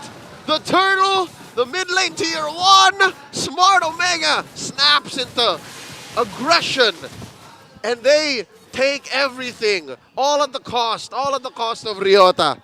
Oh my lord, ever since the new general is on fire, the Ryota army is going wild worldwide. Imagine your first death resulted to 4 counter Here it kills is. for Omega. Check it out. Perks with an amazing Numenon Blast. Again, I don't think there's any other way that could have gone better for them. But here, I think this is a major turning point. Chain CC onto MP the King. Yeah. When he fell, and when Oheb fell, Lord JM was going to fall regardless. When those two fell, the cores, that's when it just looked grim, all dark and black for Black.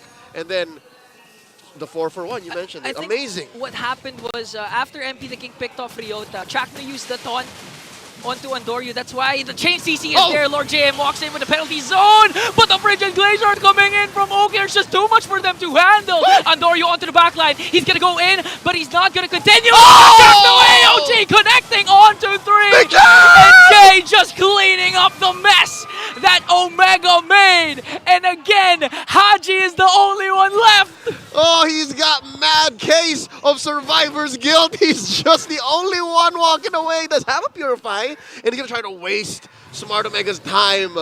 Gonna call for the back, the recall. Wait, what's he doing? What's this? Wait, Haji, what are you doing? Okay, they know that Andoryu is not here. Oh wait, Andoryu is here. Haji just surveying the scene as Omega gets the Lord. I mean, Omega literally right now is a master of trades. Prior to that clash, it was Ryota's sacrifice that led to 4 kills, and now this time, it's Chaknu's sacrifice. Imagine going in AOG with just a slither of health left, but connecting onto 3. That was more than worth it. Even if he died the second he landed, which I think he did, the fact that he knocked them all up, served up on a silver platter to Andoryu and to Jome. Amazing work. Smart Omega now 5,000 gold ahead. 9.5 minutes in. All the waves crashing through. The perfect sync.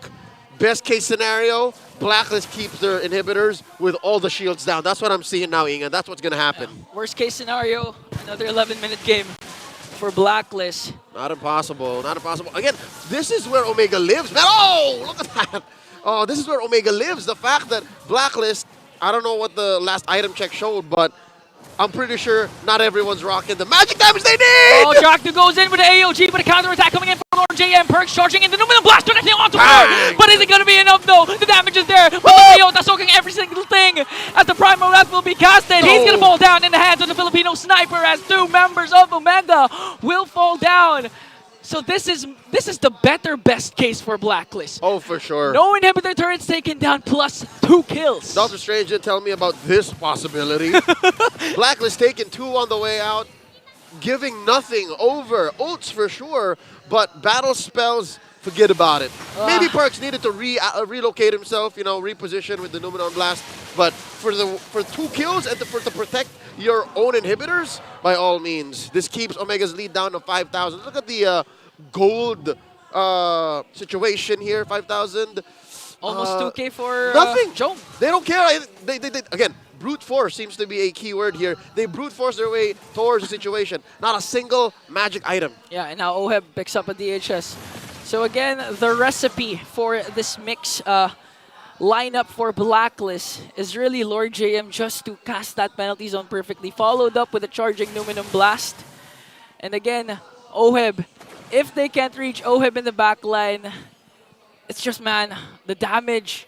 Imagine picking off Ryota with one more shuriken. You thought Ryota was about to escape, but Oheb says no. But here's the thing. It's not even a matter of if, but when. There's so many ways that Smart Omega can actually catch Oheb out.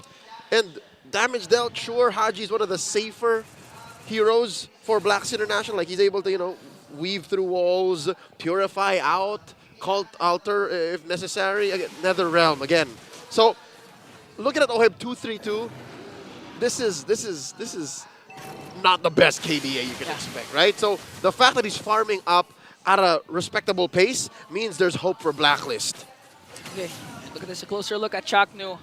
67% win rate. with the Gatot Kacha. 66.66. To be exact. Correct. 2 wins out of 3. Very healthy. Averages about 9.67 assists per game with 25,000 damage dealt and about times 4.2 out of that damage taken. So this is a very, very sustainable, very shock inducing Gatot. So shock and awe. Okay, so looking at the top lane, hefty minions for Omega onto the top, but look at AOG. this! Defensive AOG for Chaknu. Is this a go signal for the agents? Whoa! Knock up Ryota! Ryota! The new army, but Perks counter-attack with an Aluminum Blast as MP! The King steals the Lord, goes in once again, shuts down Joe. The Pride of Ice Farukir is there, but 4 members are surrounding him around. A mega kill for OM, and is this the comeback the agents are waiting for? 15 seconds till Ryota comes back. Chaknu has no AOG. This could be endable. There's a Lord up top. Chaknu left to fend for himself. Is he gonna make another miracle like the one we seen with the high loss? Chaknu trying to delay, but unstoppable from OM. We are going to a game number 3. Blink, and it's black. Out of nowhere, Blacklist International take game 2, forcing us to go the distance. You know what, Ian? I can't even tell you exactly where it happened. It just, in a snap. You know, Perks happened. Perks happened. He was so reliable. He was so on point. Let's go over to the Infinix Game Tambayan and break it down. Yeah, you should really never miss in those, never blink in those moments or else you will miss it. And they did. We blinked and it was just Blacklist overwhelming Omega in that last one. Yeah, in game number 1, we got that really sick Andoryu Hayabusa play under the turret in the bottom lane for Omega. Now in this game number, against Blacklist, now in this game number 2, we get that Perks Numenon Blast, which was on point. And again, that's coming from a fact that that final sequence was started off by Omega getting their chain crowd control down. They got their main condition in the team fight locked in already, but somehow Blacklist were just able to counter it, playing with the Faramis, playing with the Lolita that can serve the Numenon Blast, and of course he's gonna get the MVP. Of course. Who I would be, we would riot. People here would probably riot if he didn't get the MVP for that one, because that was just beautiful to watch. But then again, is this Blacklist becoming somewhat of a comebacking as well? Oh, I mean, well, if you look back at history though, this is signature Blacklist. How many times in the past when Yisan Shin was getting spammed, when the Aldous was getting spammed, that they'd lose the early to mid game, but then just wait for their power spike to turn things around. And that's what, yeah, with a bonk, with just a straight up bonk. And this is coming from the fact that Omega were playing aggressive. Early on, maybe a bit to the fault of Andoryu to push out a little bit too deep. But after the first turtle and the second turtle went to the side of Blacklist, Omega just amped up the aggression, which rightfully so they did with their lineup. But in that sequence in the bottom lane, it was actually even a Numenon Blast for Perks. And again, it goes back to the idea of Blacklist International. They're a great counter-punching team. When you think that you've got them with their backs against the ropes, they'll just get a really good setup or one sequence to turn things around. And I think that was the trick, right? I feel like Blacklist had to do that to Omega. They had to put Omega in a place where they had to become confident and then just take it by surprise there. Because their combo is, very insane. If you go through and hit that Numenon Blast, you get a beautiful, basically, hit there, combination from Lord JM. You're pretty good to go. And again, we have to go back to the key item build here for the Lolita. It's Flask of the Oasis, Oracle, and the Blood Wings. So, of course, initially you're thinking that's just really good regen for the Lolita. Right. That's why Perks was able to survive and get a lot of shields. But the Numenon Energy Core, this is a weird thing about the game. In-game, when you look at the skills, it doesn't show it. But then when you go into Preparation, Heroes, Click Lolita, and you look at the description for Numenon Energy Core, it scales off of magic power. More magic power you have, the more shield that you will provide. And, well, provided a lot of shields in that key moment. Yeah, it made sure that they were able to take the fights, or at least stay alive in the fights enough to wait for that perfect set from Perks and Lord JM with the penalty zone, and then just go ham with the backline.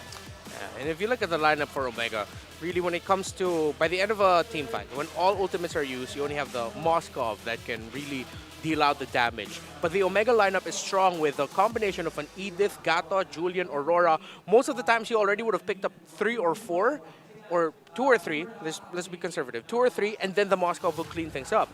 If you look at the side of for Blacklist International, then of course you have the carry, but with how quickly the Ghost Bursters can come back for Haji's Faramis, you can get a quick Ghost Bursters off to deal damage. Yeah, and Ghost Bursters were actually pretty decent, especially they were like grouping up together a lot. You're right there because Haji dealt the most damage for Blacklist International at 43,000. Pretty insane, right? I mean, normally you'd like leave the Faramis and just poke a little bit, but then he did poke a lot here. And in a lot of these moments, you know what? I think Omega had no choice but to group up together because you need to do that. If you're a Julian, you have to play close, and same with the Moskov as well.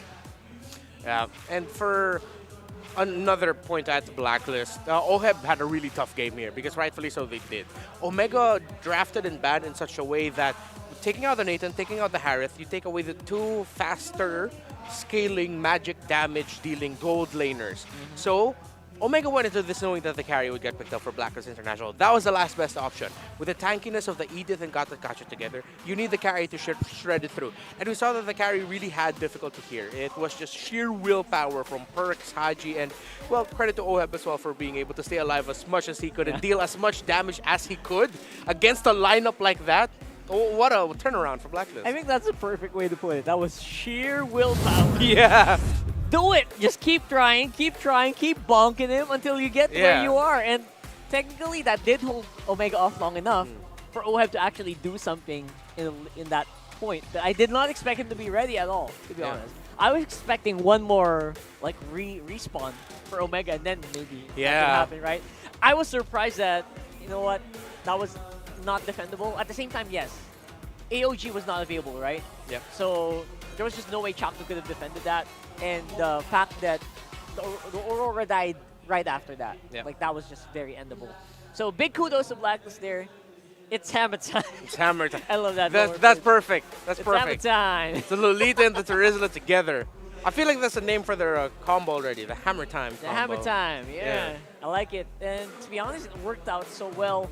I don't doubt it can make a resurface in the next draft. Oh, for sure. Right? And again, doesn't always have to be the carry. Come on, Hanabi, come on, you could have done that. And maybe not a big fan of Hanabi. I just really like the way that it works. Come on, man, it's a want, not a need. It's a want. They needed the carry there, but we wanted the Hanabi. Right, that's right. So whatever it is, it did work. But then again, it was a comeback. And most part of that game, no denying, Omega was still definitely ahead. Yeah. For a lot of the big part of the map. Yeah, and I think there's something about how Coach Bon has been drafting here. And, I mean, we can't always just credit Coach Bon and Coach Eson and the rest of the coaching staff of Blacklist International for this because, I mean, the drafts end up the way they do because of the Ling, Roger, Nolan bans as well for Omega. Oh, yeah, but a lot of the power picks, let's look at the power picks for Omega. Aurora, Gata Kacha, Julian, and Edith. Bro, they're so ultimate-based. But then Blacklist International have been playing and drafting in such a way that, okay, let's draft lineups that can hopefully survive, that can hopefully sustain, and they're revolving around the ideas of shielding. Game 1, it was Matilda. Game 2, it's Lolita. This meta has so many ulti-based power picks that you can actually bring back sustain. But it's tough to. You still have so many conditions, but I think that's where Coach Bon is leaning at. It's like, hey, you can bring back Ube, but it's not like before where it was just easy Estes. Yeah, it's not like a one solution. Yeah. You know, one blanket. It's not a blanket solution. Exactly. It's this, but also this, and make sure you have this. Yeah. You know what? We're bringing Ube back. I guess that's what they're trying to do here right now today. And I don't mind it. I don't mind especially if you have like if you can have more confidence to bring out maybe picks like the Iksha, you know, some really big nukers on the back line. Oh yeah. It could work a lot, but Carry was not my top pick in that one, to be honest. I will be honest. They won it, but it was not the flavor. Either way, it was very smart for Omega to ban out Nathan, and maybe we have another one for you guys. Who wins game number 3? Black or Omega? Actually charged up a little bit earlier. Yeah, type it up, type it up. Yeah. Will it be Blacklist? Type it up. And will it be I will Omega? Look at my. Who's gonna win it? Look at the comments here real quick. Who was gonna win game 3? Were you convinced by that? Because I actually was not super convinced. I feel like that was a pretty interesting comeback. Why, you thought it was just like a little bit of a stroke of luck? It felt like it. You know what? It felt like it was just the perfect storm of like stuff. That I agree with. Right? It was definitely a perfect storm of stuff. Yeah, it was like. No, dude, seriously, I agree. That's what it was. It happened. It just so happened that it was a beautiful Luminum Blast. Again, yeah, not something that you can hit all the time. And then if you go for a flicker, you have to keep the timers in check. Again, you can't go revitalize. You can't go purify. Exactly. Perks could have been in really bad position there. Yeah. If ever like Omega was not super eager to fight. It felt like Omega was always game to fight. You know what? And they become very predictable because of that. Yeah. Ryan Play says Omega magwawagi, which means Omega will win. And Precious Love Ocampo says go Blacklist. Shout out to Ryan and Precious Love. Ryan Plays. Feels like that could be a very wholesome start to a budding romance. One siding with Omega, the other like siding with Blacklist. Very Romeo and Juliet kind of thing. But the problem is Ryan been playing too much. Probably, right? He's probably been playing that Gato all day long. And something that, again, we love reading these fan comments. Please keep them coming. We want, maybe give us a reason why. You guys are analysts every time in the comment section, right? Just analyze it a little bit for us as well. I'll try to read some of that later on. That would be cool to see, right? How their thought process happens. Yes. Whenever they're observing. I would love to see that. I'm sure Renmar is looking at me. Yeah, I would love to read that. I love these analysts every time the match ends. Why do you make it sound like I'm angry, dude? No. Hey, black picks red. Oh, okay. Two picks.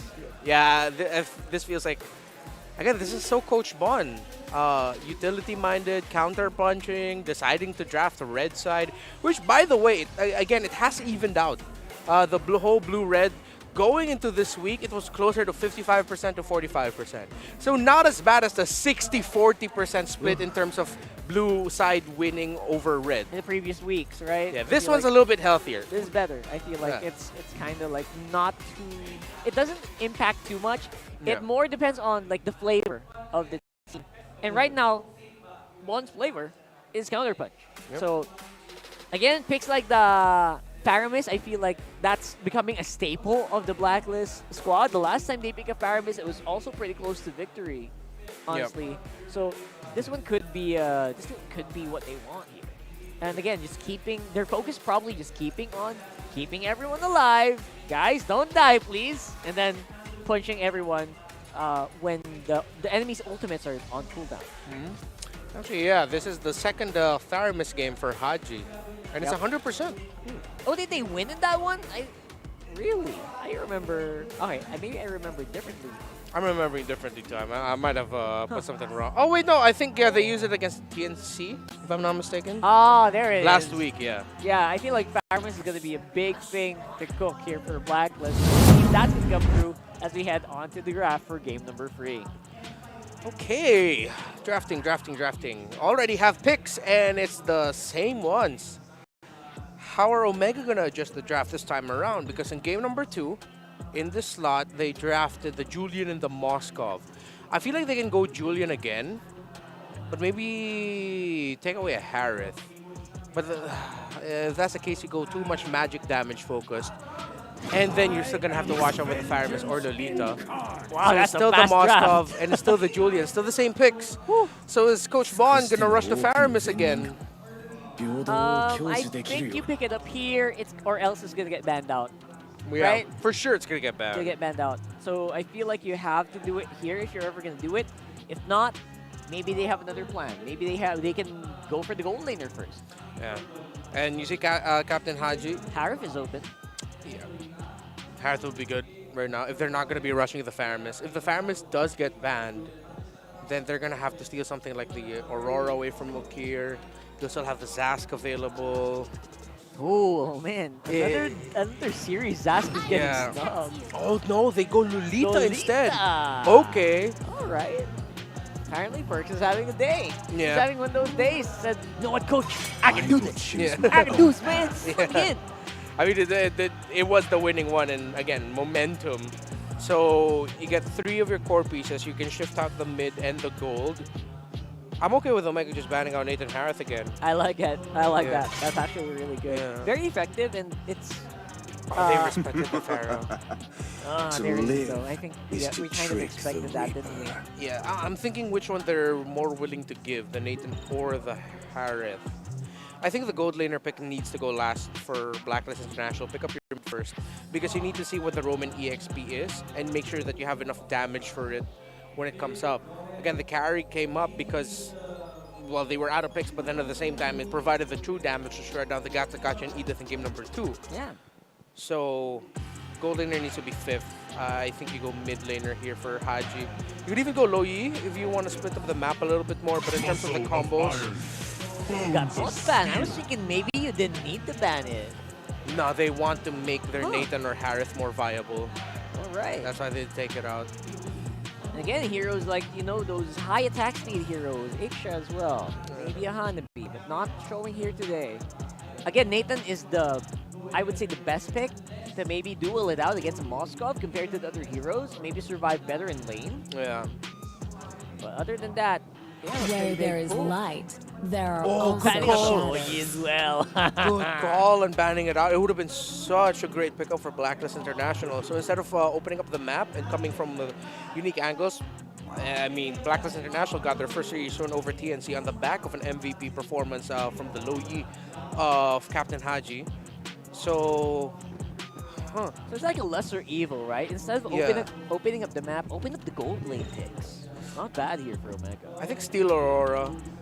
I mean, you already have a lot of crowd control. You have a lot of options for gold. Go for mid. Zask, I feel like, is too aggressive for the profile of Haji and how they want to play into this. Yeah. I, again, probably Nathan. wouldn't be Nathan is maybe later, right? Yeah, But yeah. Mid lane this is a mid pick, right? That's a mid pick. Hopefully. in despair that I No, see yeah, the they picked the early Nathan Nathan. first. Interesting. What's the rationale behind picking the Nathan up first? They're considering, I think they just really... So It's not going to get counterpicked, is it? Because, okay, for the gold and mid, you don't see enough. So it's like they decided, okay, let's just go ahead and get the Nathan. Plus the scaling of the Nathan, we know how much he hurts. So they just chose to pick that instead of the Harith because maybe they're thinking there's not enough pieces that Omega can pick up that can dive or reach the Nathan because Yu Zhong fell out of the meta. And that's one of the main reasons why like teams were hesitant to pick up the Nathan. You take out the Terizla Flicker ult combo. Even when all is So they pick up the Vixana, they take one away from Haji. Take a possible. What's it gonna be? A Ruby or a Grok? Oh no, Mino. Okay. Alright. Core team, I like it. They go heal, then they can go Valentina. I guess they can go very flexible on the mid. That's what they're trying to do. That's why they picked up the gold first. They want to basically counter punch with the mid. Yeah. And if you want strong counter punch, you pick up the Valentina if you want to take away the ultimate of the Minotaur. With the Vixana gone, Varia fell out. You get EG, you get Noah Fury, not bad. Yeah. Jushin is still open, but it might be a bit slow. Butterflies. Oh no, it's still Apparently they don't Jushin. think Okay, so. okay. They don't think so. They go for Zushin. Alright. Alright. Interesting. This is pretty good. I like the draft of both teams, man. I don't know. Especially that last powerful pick here from Blacklist International. Yeah, the only risk of fielding the Jushin with a Lolita front line up against a Minotaur. Well, Minotaur might struggle a bit against a Jushin. But come level 4, it might actually get to the point where the Jushin might, big maybe, struggle. Because this isn't a high invade lineup from Omega. Unless Andoryu says, no, I will invade. Join me, Okira and Chaknu. It depends on the call, right? It depends Yeah. on their call, their confidence in that time, and maybe depending on the willpower, like you mentioned before. Right? So wait and see. Who do you think came out on top here with the draft? Let me know in the comment section down below. We'll throw it over to Leo and Ingan to give you the action on the battlefield. The fun. It comes down to this one last game for that 1 point on the board. Game 3 between Blacklist International and Smart Omega. Leo and Ingan bringing you the action. Is it just me or is the draft very similar to Game 2? I think if it's not broke, don't fix it. That's a strategy for Blacklist, especially MP the King. Amazing performance, by the way. But again, Perks, Game 2 MVP with the crucial Lolita. Okay, still rocking the flicker. I thought he resulted to revitalize. Which now in hindsight, hold up, a little bit of action in mid. You're about to get knocked down and same with Chak. All right, real quick, moment of silence here, a little bit of peace for us to discuss. The Lolita, I have to admit, maybe we were a little too over-fixated with the Hanabi combo, but between the two heroes, right, Lolita and Hanabi, a Lolita just by herself is a very, formidable, respectable roamer. Yeah, especially up against high attack speed marksmen like Moscow, like we've seen earlier. Right? Okay, so this time I think Okir, I think Haji will have a better time zoning out the members. But look at this! As I was saying that, Okir picks up a kill onto Haji.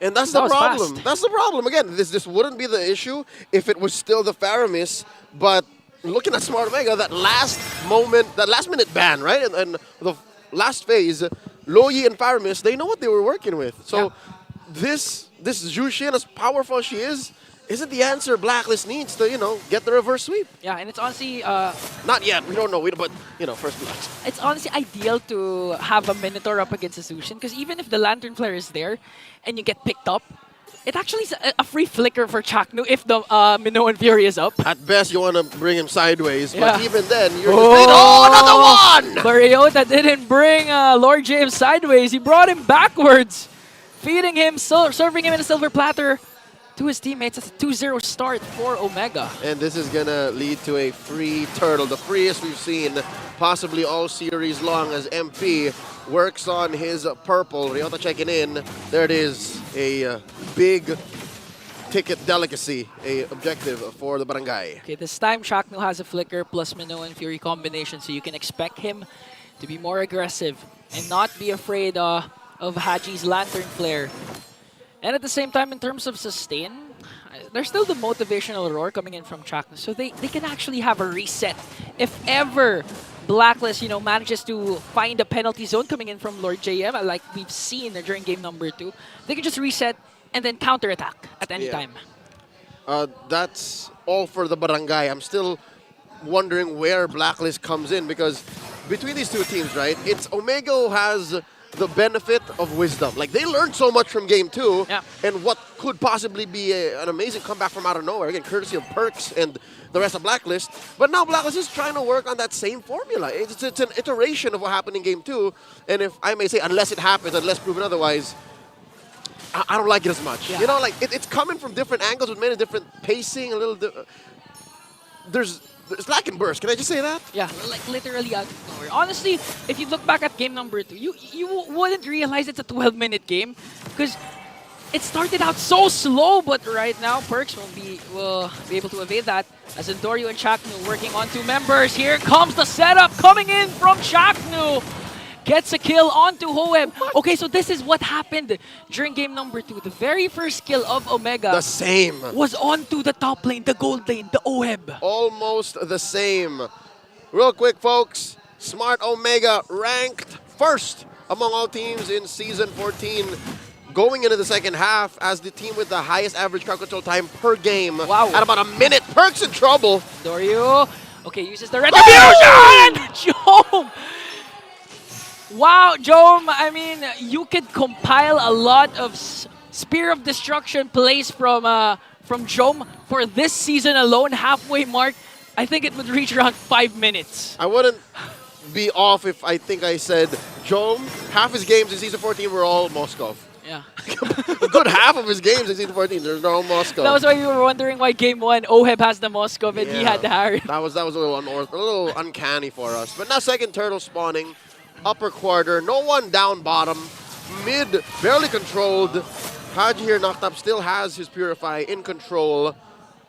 Both teams playing footsies. This is the second turtle, folks. Honestly, the series just boils down to the jungle matchup with Ryota onward, Earth Shatter combination perks, using the Numinum Blast, connecting onto 3.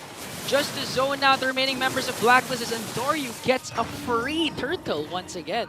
You see that? Even if Joe went all the way down to try and get an early start at pushing this tier 1, Omega still had 5 bodies. The Eternal Guard helped out. And now, this is not the same rotation earlier?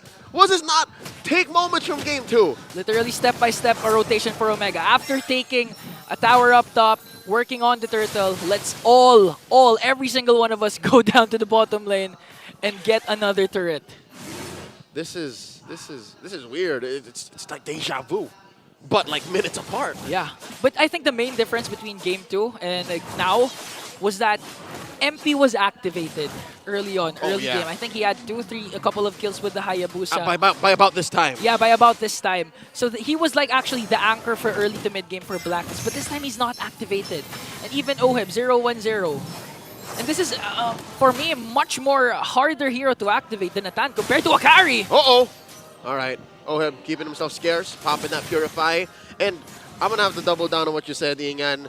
Off of MP the King's early aggression and, pickoffs at, the first 5 minutes, first 10, maybe that's what allowed for Blacklist to, stay the course and threaten a comeback, which they did. And they leveraged, took advantage of, got away with game 2, forced us here. But now, again, the wisdom of Smart Omega picking up from what happened in game 2, almost instantly, on a dime, executing. Black can't do anything. Yeah, basically they're not letting Blacklist have trades because game number 2, Blacklist always seems to find the trade. Even if it's not a favorable trade, at least it's something. But looking at the kill scoreboard, 4-0, no kills yet, no turrets taken down, not a single turtle. And eventually, if Omega snowball just continues, eventually MP's not going to have a purple buff. And not to mention, look at that, Haji used the Purify there in a single take. Oh no, up top! Okay, there's the trade we're all been waiting for. Jom, although he had the flicker, the chain crowd control from Blacklist was just there. Too much. Burst damage coming in from Oheb, but the trade from Omega is again the turtle. Moments like that, you just feel miserable. Yeah. I've been hit with a couple of chain CCs in my day.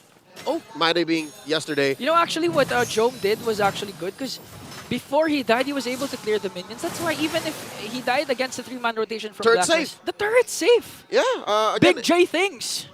Big J with a big brain. We'll see if that eventually comes back to bite them in the butt. But so far, it seems like a small price to pay. Perks, though, getting caught out in the back. Okay, Andoryu is not going to connect because Perks has the dash out, but here comes Chuck. Okay, he has the Minoan Fury. He's not going to cast it yet. Eternal Guard will bring down Perks. Another pick, another kill. But this time it's Ryota with a kill. SOD, just for good measure. All right, no one home. I think he was trying to aim for Haji there. Andoryu looking for the burst down. Haji pops the Crimson Flare, keeping him safe. Now, again, very similar to game 2, but better this time.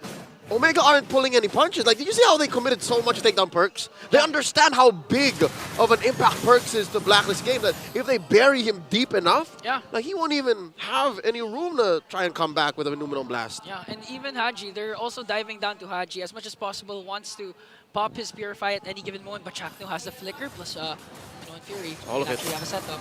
All of it. Okay, now Joe working on the top lane turret. Purchase there with a shield. Woo! Defends it very well. But okay. Okay. The problem with Zushin, that's why it's not picked up as much compared to week number 1, is it's easy to counter. Just have a dive-centric lineup. Yep. That's it. You lean hard into the Lantern Flare. And she's slow. Sad to say. She does make up for it in CC and some level of sustainability, but between her, Zask, Vixana, Aurora, she's the slowest of the 4. Yeah, I even remember the time she was released. I think the first build was actually Rapid Boots because of their movement. Oh yeah. She was really slow. That's in ranked games. Yeah, but, in ranked games. the day she debuted in MWI, she was kicking butt, but that was prior to everyone just playing all the assassins, everyone playing the fast game. But now that the meta has settled, it's hard to find a room for Zushin to go. This is a Lord Shuffle we're seeing. Andoryu letting it go a little. Soft reset. Slight advantage for Omega. Different angle at the battle right now. Haji checking in those bushes. Andoryu going to choose to get his purple first. Yeah, all battle spells actually are activated for both teams. Haji just really putting Chaknu and Ryota out of position here as Joe works on the bottom lane. He's going to secure a bottom lane turret. And let's see who's going to react first, because Lord JM, again, he's been performing well with the penalty zones, but the fear is if Chaknu counterattacks again, they're the team leading the league with the most crowd control ratio. So right now, what do you do if you're Lord JM? Because right now, Ryota picks off her Shatter. Perks answers back with the Numenum Blast. And the first man down is Lord JM. MPL goes in with a weaky Shadow Kill, but he's going to fall down. OM Perks, Lord JM not in the picture. It's just MP and Haji left, all for the price of Chaknu. 3-for-1 sale. Get yourselves a Lord. Look at that small corridor in Blacklist's jungle. I'll tell you now, Ingan, as soon as that fight broke out, I didn't even see jump through the SOD. He was just there. I could have sworn Oi was going to come in fight first with very little clapback from Omega, but here we are. Boom! Oh, he caught MP with it! Got MP. And then took care of Lord JM. Wow! And then everything else. You know what? It was off of the back of that Minoan Fury. This is the missing piece from Game 2. Yeah. Honestly, I like that you mentioned that because Perks had the wonderful setup already with the Numenum Blast. It was a great response, like 0.01 seconds after, you know? Again, Chaknu with the Minoan Fury. Plus the gold lead that Omega established, they were able to out-sustain the entropy of Oheb. Even if Oheb was actually in a good position to dish out the damage, the motivational roar plus all the sustain coming in from Omega, from then on, it's just really the lead that Omega established. 6K ahead. Blacklist International got a big Lord knocking down their door. Bottom lane does take care of it. Tier 2 in mid still standing. Smart Omega taking their time. They learned so much from Game 2. Now it's Blacklist's turn. This is their only moment to do so. Gotta pull out all the stops. What else they got? Lantern Flare from Haji.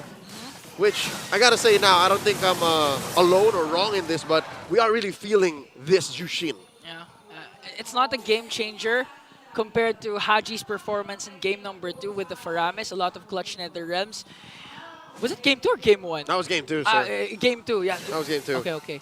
And I like that Omega's adjustment right now. They really adjusted from game number 2 because game number 2, when they had minions onto the bottom lane, they tried to burst down the inhibitor. That was the moment that Oheb picked up 2 kills with the carry. Yep. And this time they just let it pass. Let's not do that again. We learn from our mistakes. Let's play this as disciplined as possible. Yep. So far, Blacklist can't even afford to do that now. Yeah. Sure, there is a little bit more burst in a Nolan compared to a carry, but again, the aforementioned Faramis played such a big role. Yeah. The Lolita was less of a known quantity compared to now, wherein Omega are just respecting the hell out of Perk's Lolita. Like, as soon as he crosses a certain line, they would burst him down. All the ults thrown at him. So with that said, Smart Omega sitting on the 7K gold lead. Even if that is amazing, even if that is huge, look at that Ukir catching a little bit of the Lantern Flare. They're not going to force anything. They'll wait for this Lord, they can manage the waves, and then win off of a final GG push. Yeah, they shouldn't. Game number 2, comeback win for Blacklist again, 12-minute mark. Was it the first? It was the second, around the second Lord. The perk setup started things off with the Lord JM penalty zone. Can happen again for game number 3 if they don't play their cards right. So right now, Omega just really waiting for the Lord, waiting for that split push from Joe. Gonna force Blacklist to react, then outnumber the agents, and eventually secure that Lord. This is tough because I think Omega's going to walk away with a free... Oh, but they're going to burst the Lord though. turret, and they're going! What? A setup coming in from Chaknu with the Winter Crown, but Perks answers right back with a Numenum Blast! Andoryu gets the Lord. MP the King goes in for the kill onto Chaknu. A weak Shadow Kill is there. He's going to call up in the picture. SOD from Jong to take down Perks. A 2-for-1 trade for Omega, but they secure the Lord. At the cost of Chaknu, Smart Omega take everything that they want. The push down bottom, 2 kills, and the Lord. And again, lessons learned from game 2. They're not going to force anything. They're going to wait for Chaknu, wait for all these waves to come a crash in, and then they'll go from there. This is looking dire for Blacklist International. The agents have to put their hands up. Energy ball for your team. Okay, Perks and MP the King will join the potential final clash here, but I would like to commend. Wait a minute, okay. Ohe pops his entropy. Now Joe working on the top lane. That's a shocking amount of damage. I don't know where that came from. I also got shot. Where did Oheb take that much damage from? Oh my lord. At this point, it's a 10.2k gold lead for Omega! Joe 1v1 up against MP the King on his own jungle there. Woo! But MP the King manages to escape. Now they have to work on this Lord. Burst it down. Omega and the rest trying to find a beautiful setup here. Chaknu goes in with the Minoan Fury connecting onto one. Lord J onto the backline. MP the King has to go away. There's the jump once again. Numino Blast gonna connect, but shut down coming in from Ryota. Joe works on the crystal. And Omega, in the new barangay fashion, takes down Blacklist. It was inevitable for Smart Omega to take this game. Sitting on a 5K, 7K, 8K, 10K gold lead up until the very last moments. Game 2 was instrumental to coming to this point. Yeah, lose game 2 but come back stronger for game number 3. What a flawless victory. I think multiple players from the barangay didn't even die that game. It was just Chaknu Ryota. They're frontliners. Yeah, they're frontliners. Woo! Show of sportsmanship from the barangay. Blacklist International fought with all their heart, and there was definitely some theory there. There was a working equation, a formula that they used in game 2 that they got much success from, but not enough to close out the series. Yeah. Safe to say, this is the lineup. This is the lineup that works. Yeah, I think Blacklist still, even if they're going onto this process, just trust it because so far they're showing glimpses of hope. Picking up a win up against Omega, still, that's a good sign for Blacklist. Signs of life. Again, folks, especially the agents, I'm talking to y'all. It's not impossible for Blacklist to still make it through into a playoffs berth, given our point system. But given that point, it's ending up with Barangay Omega. They're joining Mara Aquino on stage right now. Get a few words in with their winners post-match interview. That's it for me and Ingan. Let's go on stage. Congratulations to Barangay Omega. Let's give him a big round of applause. Chaknu, parang ang lalim ng iniisip mo. What's up? Ala. Oh, okay, ito. Testingin kita. Congratulations, by the way, sa panalo nyo ngayon. Back to the winning path. Bukas, sa susunod na laban nyo, Rora naman ang makakalaban nyo. Paano kayo makakabawi kay Renny J? Siguro sabi, ituloy yung laban. ituloy yung laban. Sige nga, anong palag mo? Anong palag mo sa kanila? Ano ba? Wala pa ako naisip eh. Mamaya pagpa-practicean ko sila. Mamaya, sige, pag-practicean mo ha. Gusto namin malaman yon. Hey, kwento mo naman sa amin. Brother mo, si Bornok, right? Totoong brother mo, right? Saan? Nasaan siya? Okay.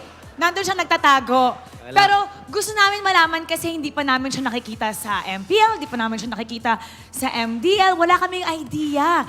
Pwede mang magkwento ka ng konti tungkol sa kanya? Ikaw ba'y nagaya sa kanya dito? Yung sariling sikap niya yan. Kumbaga, naman siya maglaro eh. Patingin nga, hi! Tingnan natin. Ayan. Ayan, ang brother ni Shaq Mamba. Okay, give us an inside scoop kasi para may preview kami sa brother mo. Ano ba ang lakas niya at paano mo siya, sige nga, ipagyayabang niyo siya dito sa MPL Arena. Anong masasabi mo tungkol sa kanya? Ito si Bornok guys, kapatid no. Kapatid ko, huwag niyo gagalitin ah. Welcome to MPL and we can't wait until makita ka namin na maglaro dito. And now, i-announce natin ang ating MVP. Can we hear some names? Sino? Uy, sino ulit? Let's take a look at the screen. Congratulations, Jom! Jom, ikaw naman.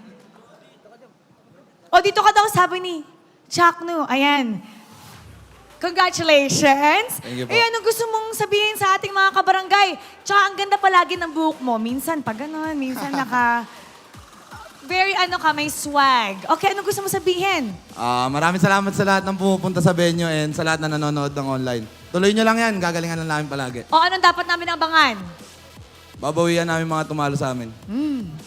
And now, it's time to announce our lucky winner of 3,000 diamonds. Come on up. We have one lucky fan for every single series. Nice one, Kuya Pex. At ito na ang ating winner of the day. Hello! Parang ito ata yung dati mong buhok, Ryota, no? What's your name? Denverson Esmataw po. Denverson. Denverson. Very fancy. Galing ka bang office? Hindi po, school lang po kakauwi. Kakauwi mo lang mula ng school. Okay, sino dito ang idol mo? Matagal na pong idol is po si Boss Chuck. No? Oy, Chakno, kono naman. Dito ka. Oh, ayun. Gusto mo bang i-cover si Chakno at hihag siya? Anong gusto mo sabihin? Kaharap mo na si Chakno. This game po, napakaganda ng performance as usual. Yung mga set, talagang Chuck, no? Chakno, ano naman gusto mo sabihin sa fan mo? Pumunta siya dito para mapanood ka galing school. And thank you sa suporta, tapos pakopya naman. Pakopya naman. All right, congratulations. Now you get to be with your favorite team, Smart Omega. You may now take your bow and take your walk of victory. Smart Omega, finishing strong. At sabi nga ni Jom, babawian nila ang lahat ng tumalo sa kanila. Second round of MPL Philippines Season 14. We're gonna break it down for you, so we're gonna go back to our panel. Pasok. All right, this game really blew my mind, but you know what else blew my mind? What? What kind of school has a uniform like that? That's Yeah, pretty right? cool. That's pretty cool. It's a All full right. suit. That guy looks like he's ready to cast. Either way, we got our MVP here. It's Andoryu. Wait, straight up from game number 1. No doubt about it. This guy bought it. Yeah, that's why the Jushin pick scared me for Blacklist International, because you're up against a Julian. It's a slightly adjusted lineup, but the aggression that you get from a Julian in the jungle paired up with a Minotaur and Vexana, yeah, that's not gonna be easy. And well, it was easy for Andoryu. 100% kill participation, deathless as well, so he was bulletproof this game. Yeah, that's pretty insane. If you think about the lineup the enemy has, that's an Athan. Usually can laser down people pretty easily. And then again, there is kind of a laser as well for the side of Omega, which is, of course, Dome. Beautifully done here. And again, cancels after cancels. I think the crowd control made a big difference here. I think we're talking about that before. Yeah, again, no room for entry for Blacklist International. The knockup coming in from the... Well, wait, I'm glad that we focused on this, because look at MP the King. Bang! The moment MP the King entered, he got knocked up. Yep. Most likely from the ultimate of the Vexana. If not that, maybe the first skill knockup of the Minotaur. Yeah. But it was just unfortunate because... Trying to confirm that. Yeah. The moment... And that was the perfect entry too. Goes in, all good, but then suddenly, nope. Nice try. Nice try, airborne retribution, and yeah, that's just sad. It's pretty insane how, you know what, this draft actually did what it did here in this one. I would think that, you know, it was... If maybe MP got that Lord, it could have been a different story, honestly, right? Even though Omega was ahead by like 7.5k gold at that point. Yeah, it would have been a nice reprieve for Blacklist International if they were able to get that Lord. But even if they got it, I still feel like they would have gotten into that scenario where they would still end up losing to... I mean, the Moskov still wasn't there, was really waiting for his for his Spear of Destruction to hit, so yeah, still would have been tough. Yeah, the power levels of Omega were off the roof after that point, right? So maybe they could have lasted a minute longer. They got that Lord either way. I think Ukir was like a hidden MVP there with that hit. If ever he did use that Eternal Guard to knock up MP the King, or if it was like the Minotaur, the Stomp, well, we'll find out later. You guys let us know who you think stunned that picture-perfect stun to stop that Lord Steal. But right now, obviously, I feel like Jome did a great job here. His GPM is through the roof. Yeah, I mean, it was just easy going for Jome, just farming up all throughout, especially, like, again, if you win both sides, your core you're happy. Your jungle's happy, your gold's happy. If you win the center of the map, too. And again, with Blacklist International, with that front three, or middle three, with the Juice and the Haya, the Lolita, you're not going to find a good early momentum builder against a Vexana, Minotaur, and then a Julian as well. So it was expected, the snowball that Omega ended up getting. That's right. And they snowballed beautifully here with this one. And Doryu making less errors today in this one compared to the last one. I feel like he really did pivot this whole team into the position where it is right now. And of course, Chaknu being Chaknu. I guess there's no better way to have him today. And yeah, Zushin, maybe we could have substituted that for something else earlier. That was something I was, yeah. I still wish it was a Valentina, man. Right? Valentina would have been great. So many options. But then again, they made the decision. They got to deal with the consequences. Yeah, and rough on the tower damage there. It was really just mostly the Moskov for Omega. A few hits from Andoryu too, but now Blacklist just... when you see the tower damage like that, you could tell that something went wrong in the center of the map, that you just couldn't get any hits on the towers and the sides or in the middle.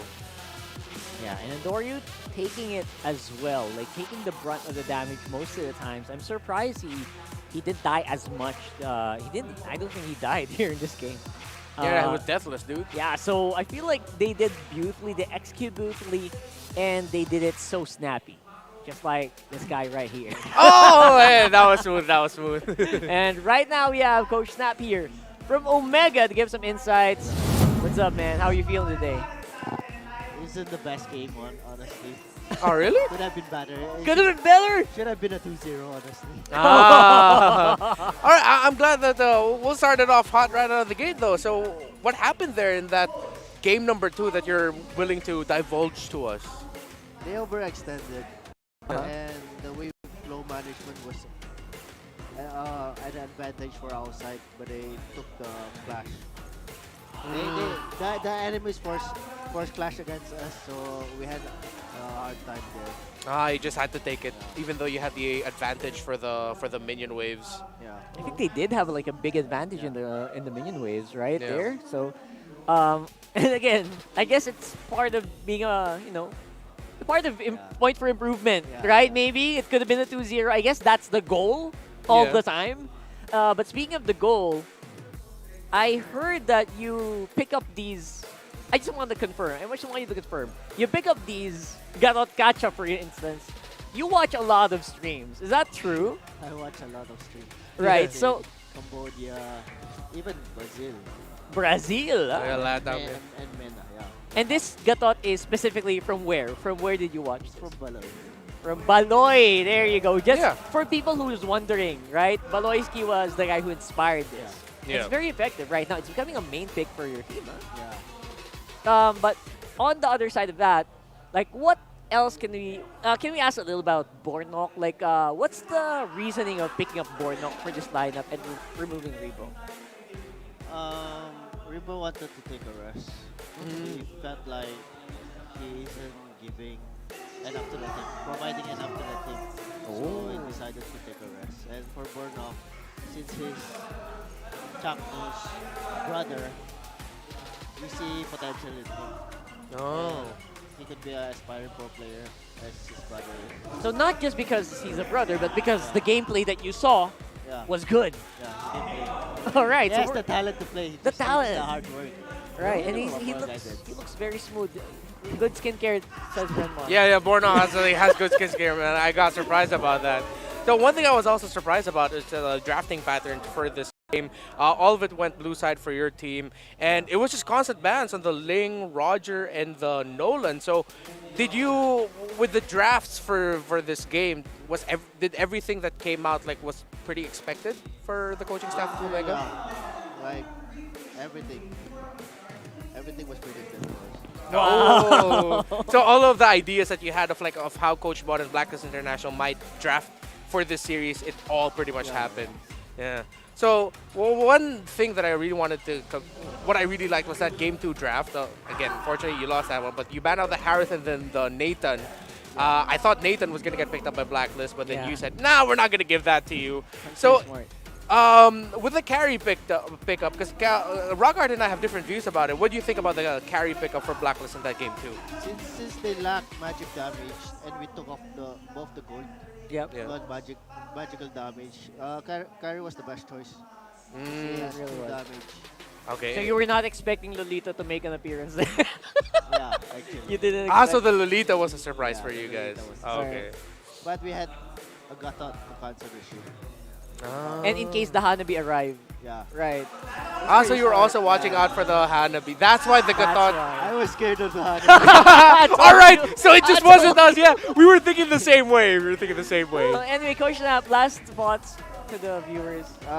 Thank you for watching on Smart Omega and keep supporting us. And we have a match tomorrow against Aurora. Keep supporting our team. We will show a better game. All right. Thanks, Coach. That's me and Coach Nap and Renmar. See you guys later. We're going to go on a break. Don't go away. Good. Thank you, Coach. Congrats.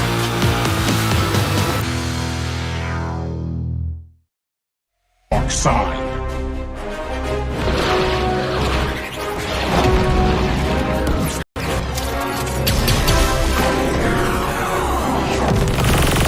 Target on the move. Prepare to engage.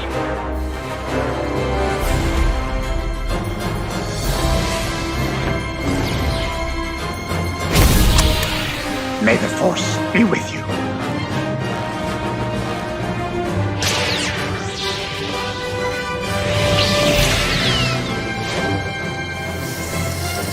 I will do what I must.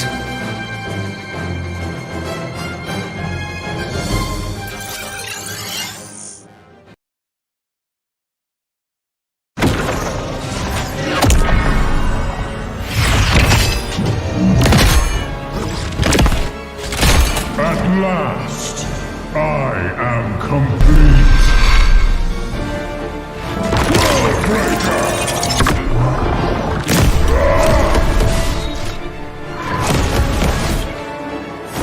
Come in fairness.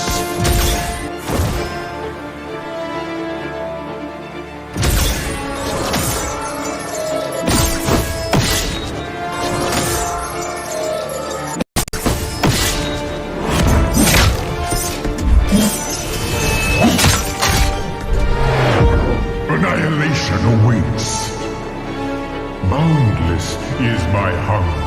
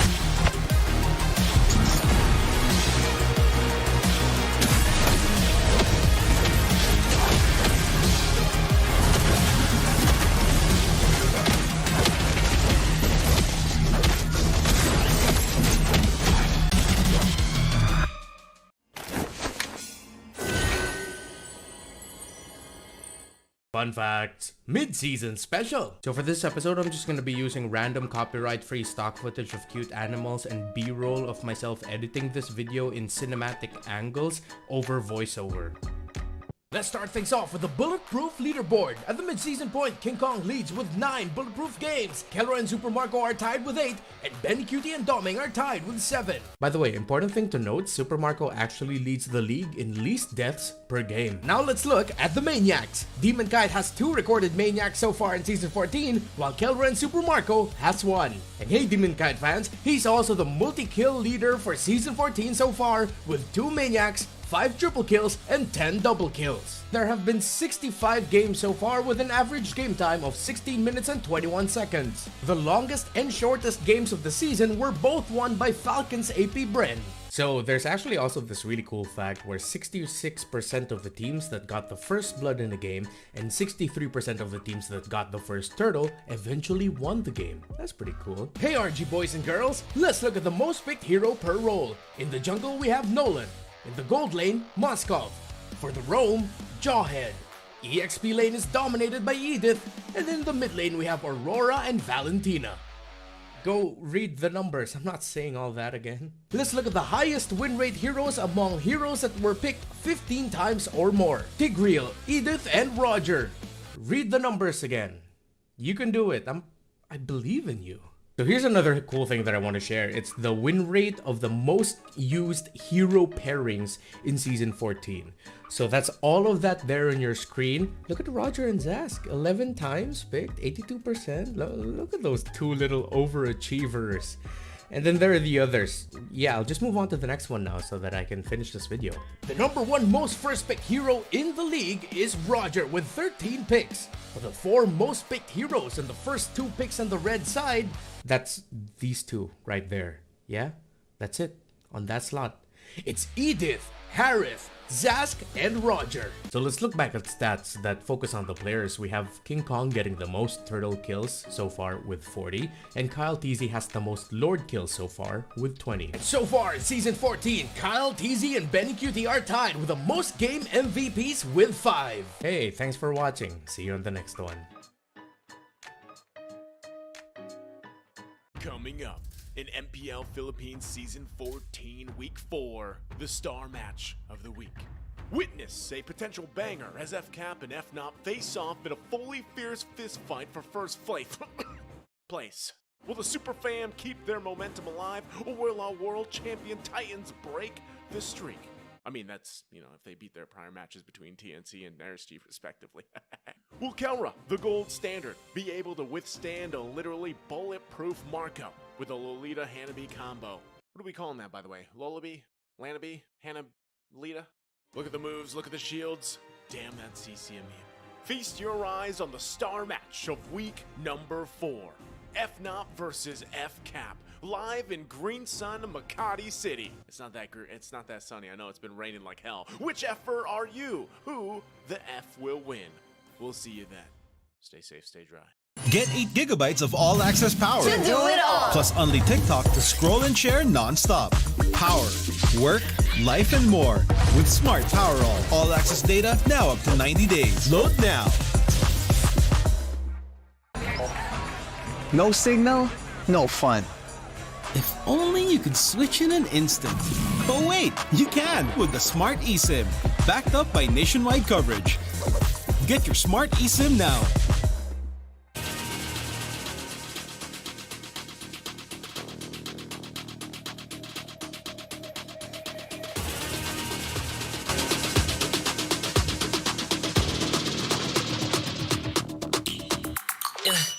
Hit me like I might get over, but you can give me in no corner. I know I can make a comeback. Ace this round and finish this game now. Got the power on my shoulders.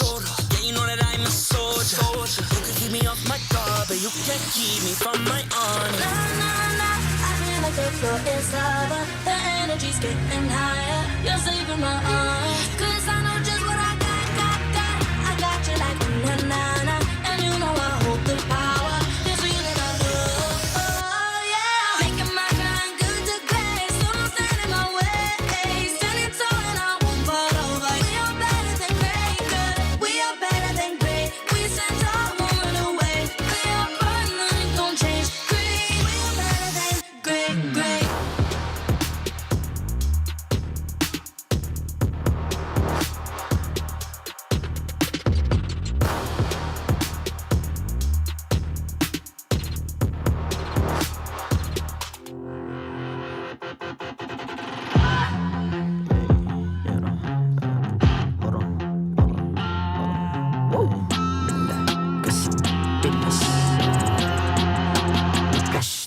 Sapinash Malakas, Pilipinas malakas Kahit anong lane, we become the monsters Malakas, Pilipinas malakas Face the golden sun and rip it for the 3 stars Look at us to the top, no ifs, no buts Winning any game, para to sa PINAS Di mo matikin ang aming boses on your level Nasa kalye man o mobile window, I become a legend Open fire, we unite, we winners Built with pressure, like diamonds are made of Switch in a lane na parang gera HP racing, may reseta Built agad ang buhat ni Hilda Full load SS parang Lyra Susundan ko ang iyong bakas Kasama pataas Tagumpay natin to Dahil tayo'y malakas Para sa Pinas Nasa amin ang alas Hindi ko atras Kinikilala sa taas Kasi kami ang malakas Para sa Pinas Nasa amin ang alas Hindi ko atras Kinikilala sa taas Ganito kami sa Pinas Wow! Hold on Yeah, wala ka sa Pinas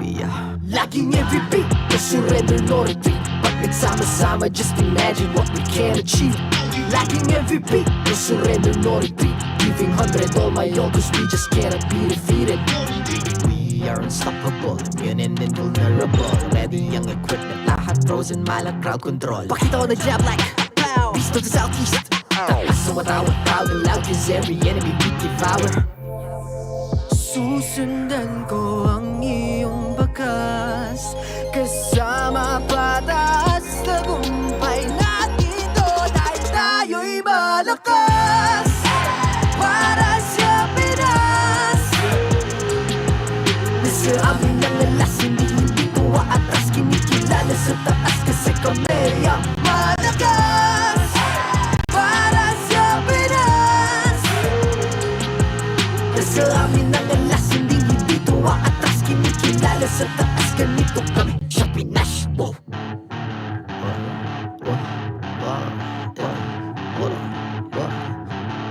Malakas, Pilipinas malakas Kahit anong lane, we become the monsters Malakas, Pilipinas malakas Face the golden sun and repping for the 3 stars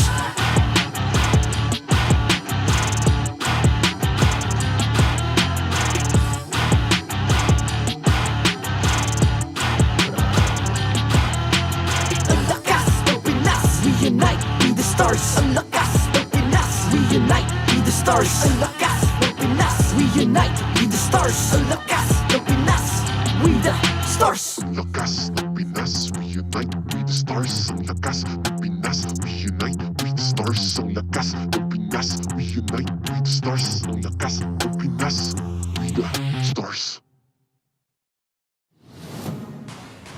The 14th season of MPL Philippines is brought to you by the following sponsors. Smart, the official telco partner of MPL Philippines Season 14.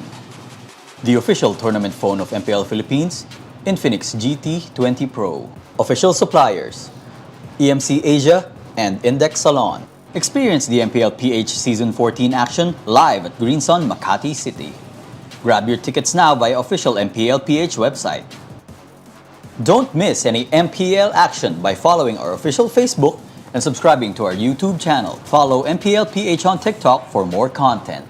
And to ensure the equality and fairness of our games, MPL Philippines is also monitored and supervised by the Games and Amusements Board.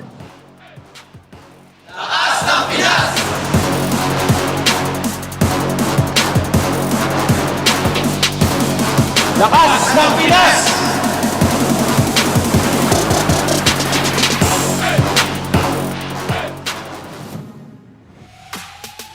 Tingin na sa akin, pre. Amen. Ay, wala. Pumliker na. Hero. Ate ako dalawa, Jom. Sabot sa akin. Gulang. Maskop, mabubuhay. Tori. Tayo na, pre. Tower lock na, bro. Tower lock lang. Nice, boys. Jom. Knock. Ayaw, nahuli ka, bro. Dalawa. Cancel ka. Wait lang, wag mo, Tori, Tower lock.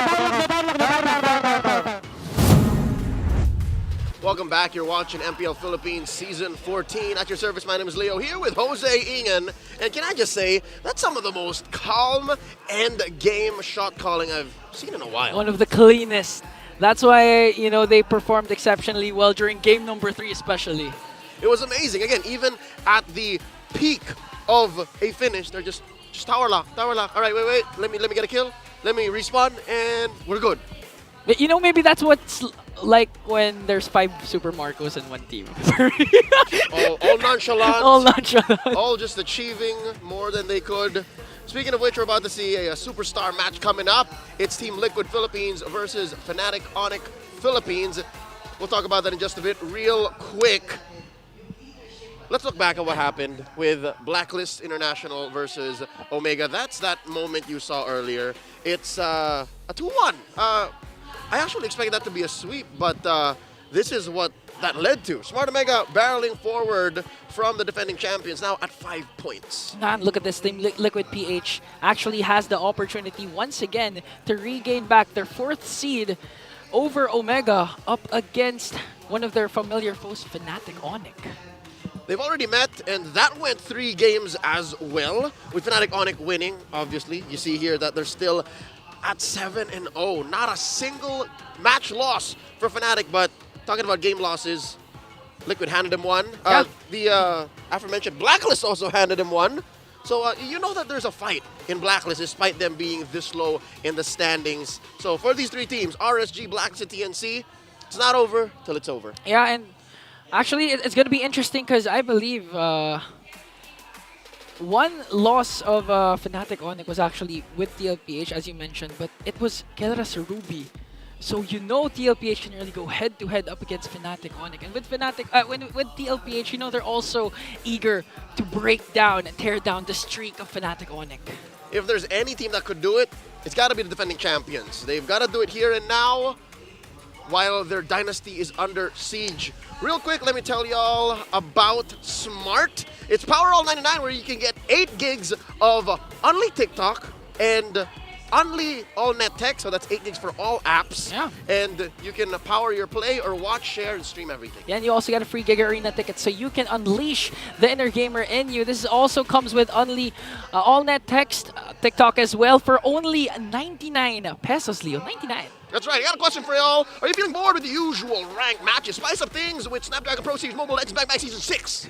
It's the step of your game and face off against the best. Signups open for all qualifiers. Just head on to esl.gg/SPS MLBB. Made sure that I got that fast enough so it doesn't move forward. Once again, join in last SPS season. 5 was won by Falcons AP Bren. Our very own going 7 games against Team Liquid Philippines. They won it in Quill City Mall in Kuala Lumpur, Malaysia. Who knows where this next season's going to be at? But hey, join in. Maybe you'll be the ones flying out. Maybe you'll be the next star, even for MPLPH or even other regions as well. It's an international event. You don't want to miss out on that. Yeah, it's really big. With that said, let's throw it over to the Infinix game Tambayan. We got Renmar and Rockhart waiting at the wings to break this bout down.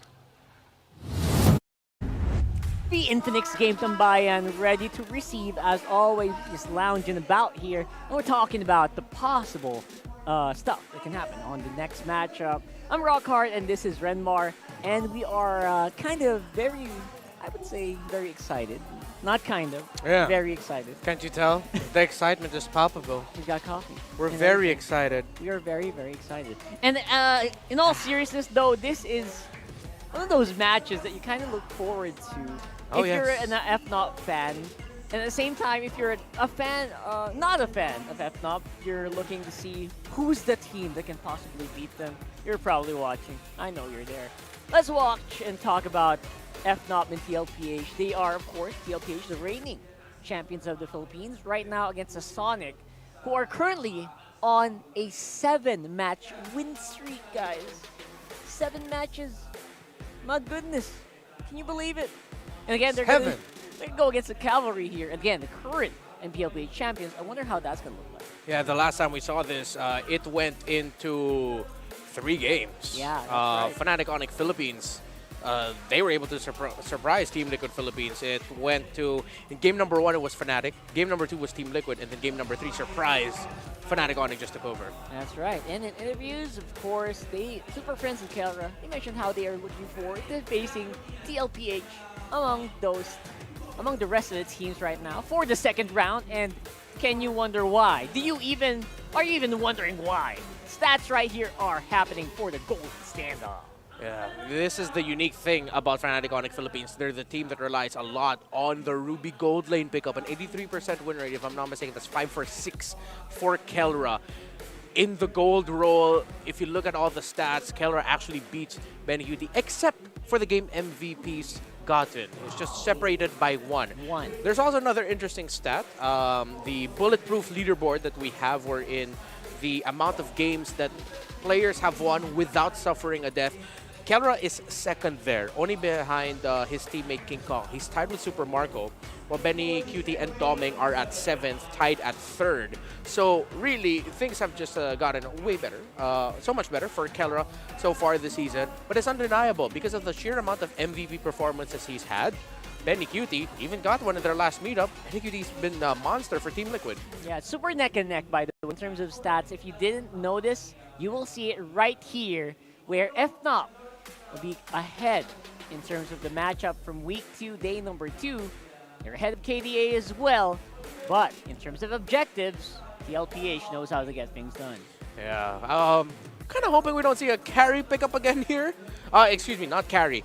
Clint pickup. I feel like it would be very difficult to do that, especially with the sheer amount of picks available for Fnatic Onic Philippines, one of the most flexible. By the way, fun fact about Kirk, he got to pull off a Grok EXP lane up against Sanford, and we know Sanford is a hell of a Grok EXP lane because he did that in game number 2, and that's the game that they won.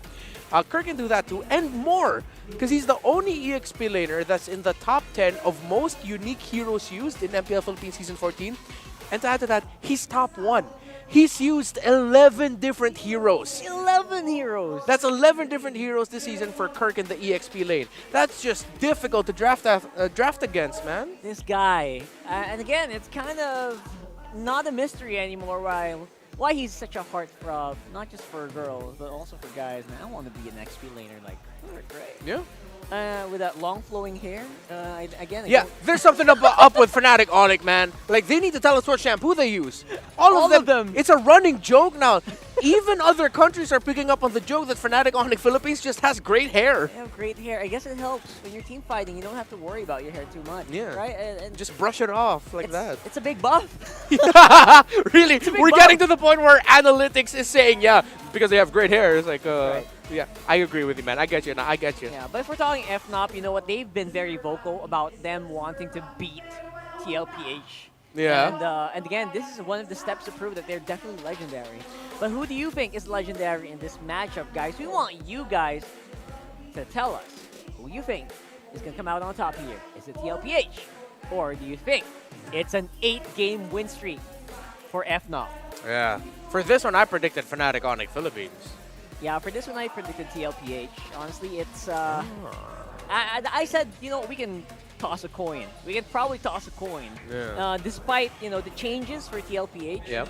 There's literally so many factors. Not just like the gold laners, not just XP laners. So many factors here to consider. Benny Cutie is still on a rampage, I think, recently. Oh, yeah. Definitely has been. Oh, hey, look at that. Oh, look at that. It's the new recall effects for them. That's a nice little thing. I wonder if I can do it so that...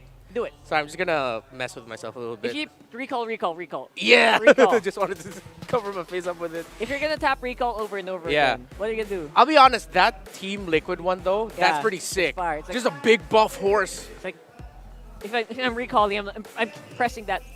Dabbing? Yeah. No, but that's my recall effect. That flexes. Oh, you're talking about the actual recall animation. Recall animation. Right. Like, if you were a hero, what do you do? I would just lie down and cry. Oh, lie down. Yeah, I'll lie down and cry. Okay. It's a weird animation of just constantly falling to the ground. It's like you gotta do what the song. Is this Onic with Super Saiyan mode? Yeah. It is, right? Supersonic Electric Onic mode. Oh my goodness. All right. So cool. if you want the recall effects, guys, you can support your favorite teams by getting these on the in-game shop. That's going to be available on September 19. All right, so you can represent your teams inside the game with this swag. And again, you can use that to kind of, what do you call that? Dab on your opponents in-game. Want to know something kind of sad, Carl? What? That despite that being just there on the screen, what? My forehead's still bigger. Sadly, I mean, you know what? You could probably wear a headband of that. As a good friend, this is the time that Rockhart should have said, no, not at all, but he agreed. He agreed. He didn't deny it. He told me you wear a headband. Wear a headband. That would be so cool. I'm just giving you tips, people. Anyway, we're heading into the... You can go talk to yourself. I'm just going to wait till I have to do the team intros. I already have the mic ready. I wonder how much this is. I want to get those. Yeah, I do want to get those too. 100%. But the question is, which one are you going to get? I'm going to get the liquid one for sure. Go with the liquid one. Yeah. I hope they get the, you know the recall effect where it's like a blue ring? I forgot the name.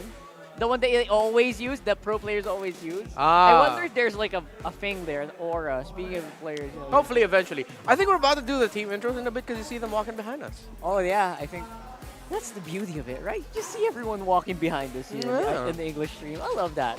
Some people would say, you know what, why are they behind there? And I would say, don't you want to see these guys? These players just walking right behind us.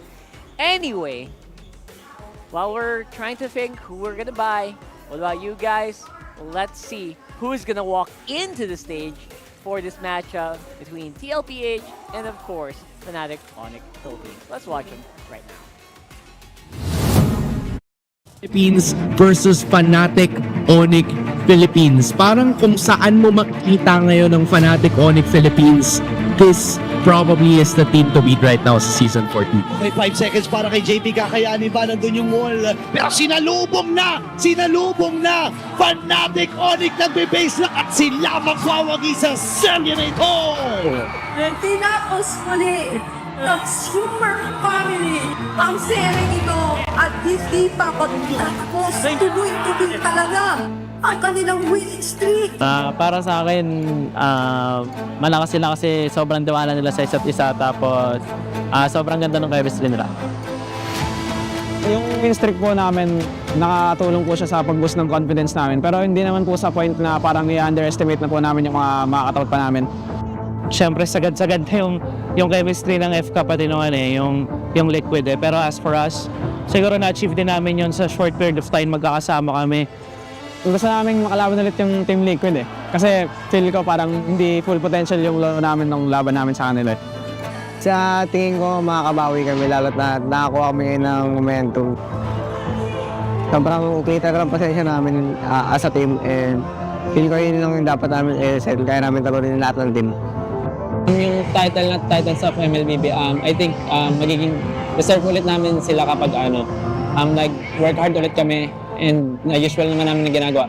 Pero mas mag-work hard pa kami para malinis yung mga pagkakamali namin and ma-improve pa yung in-game and starting sa drafting na mga mali namin.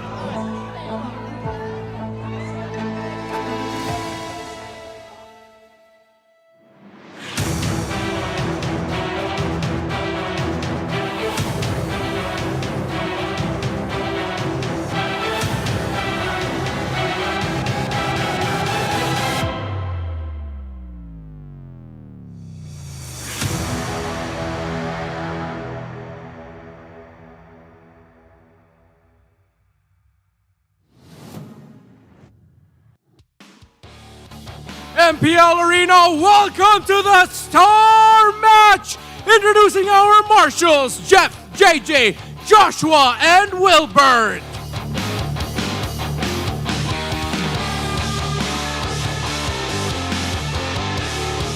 With their dynasty under threat, the reigning champions are back for the second half to prove that they are worthy of the titles bestowed to them. Bawi lang ng bawi! Ito ang Team Liquid Philippines!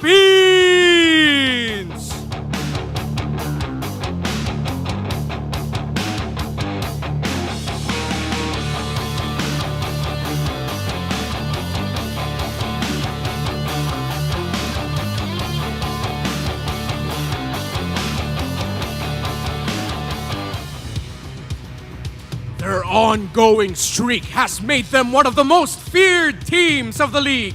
Will they continue their run 7-0? It's Sonic time for Fnatic Onic Philippines!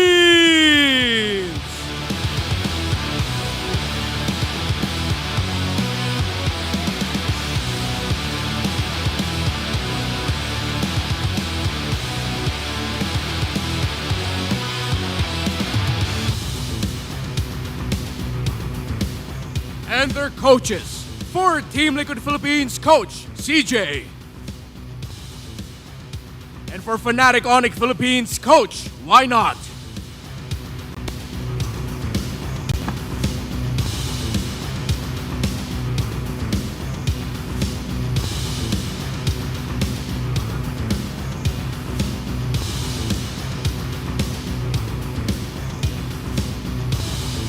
It's time for the face-off.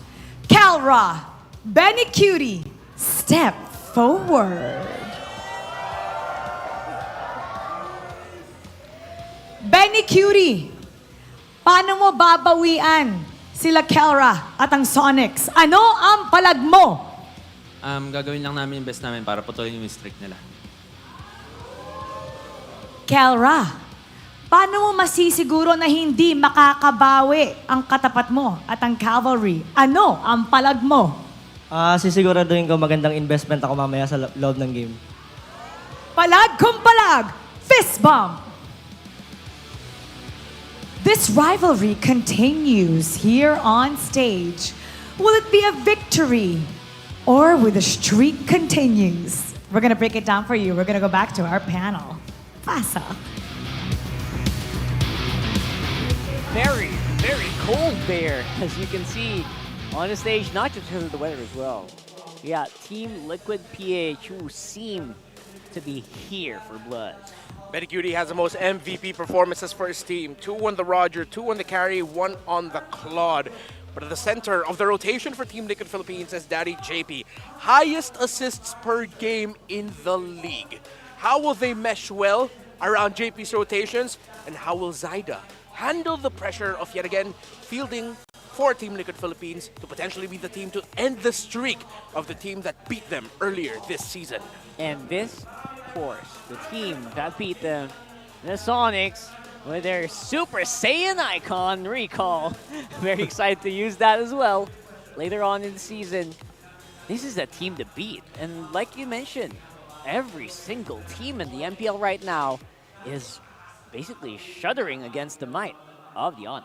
Super Prince might be the guy who will be able to temper the rotations of JP and Team Liquid Philippines. 5 First Bloods and the highest KDA in the league.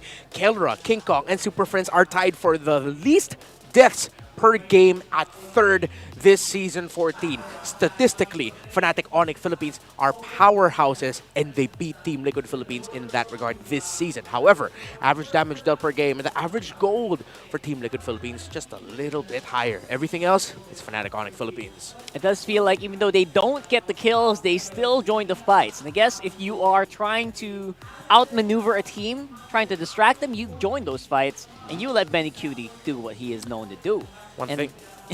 So I think that's it, right? Yeah.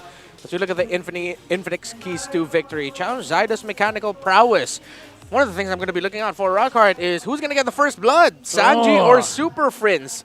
I feel like either of those two can really set the tempo for their teams. And again, for Team Liquid PH, prepare against the Sonic's versatility.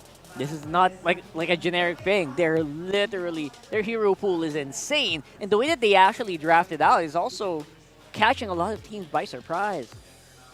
Yeah. And of course, 4 turrets. You know turrets are in danger in this matchup. Each and every single team. Kelra very angry, and Benny Cutie trying to go for that backdoor again. Yeah. And I'm glad that you mentioned that because with Keller having the highest amount of damage done to turrets, and I believe he's broken, he's top 3 or maybe even top 1 in most turrets destroyed this season. King Kong has a pretty high turret damage rate as well. Team Liquid Philippines are surgical when it comes to that. Yeah, they'll break your turrets, but if you're not careful, then Benny Cutie is just going to go ahead and break your base. That's right. So I wonder with the arrival of Zyda, will there be someone to contest the Fanny against King Kong, which a lot of teams really are just trying to guard against. It's probably the only team left that you permaban a Fanny if you can. Aside from obviously the chip. So I guess the draft is going to be a little tricky here later for TLPH. Yeah, for sure. And if TLPH are going to be giving the Fanny to Fnatic Onic Philippines, then that means they're going to be drafting a lineup that's high invade. That or could be very aggressive. That means maybe JP has the Tigreal or the Jawhead in his hands. That's it. So this is a dynasty under threat right now. They are the guys. They are the winningest. They're looking like they can take the crown today.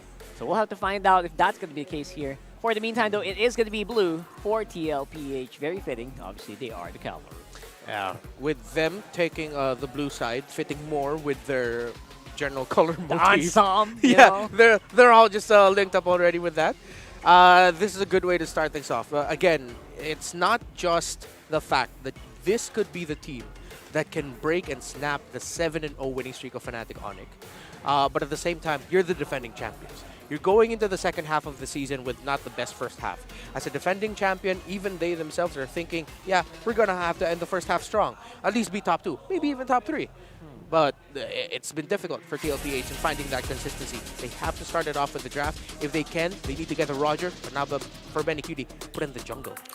And that's the thing. They're also doing this without Carl Teasy, right? Yeah. So, again, people are looking for Carl Teasy, but they are proving that they can win even with Zyda in the lineup. So let's see what's going to happen on the draft here.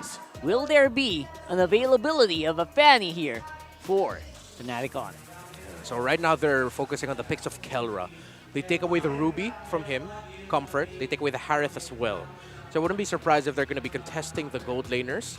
If ever the Roger or the Moskov might be the...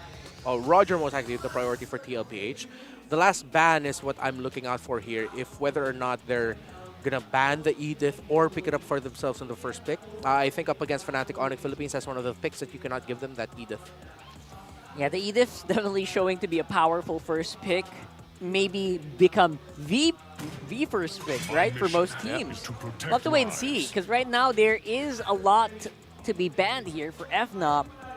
Maybe the Zask. Or you kind of also want to think about the possibility of a Zushin, because a lot of teams are missing out on Zushin and leaving it open recently.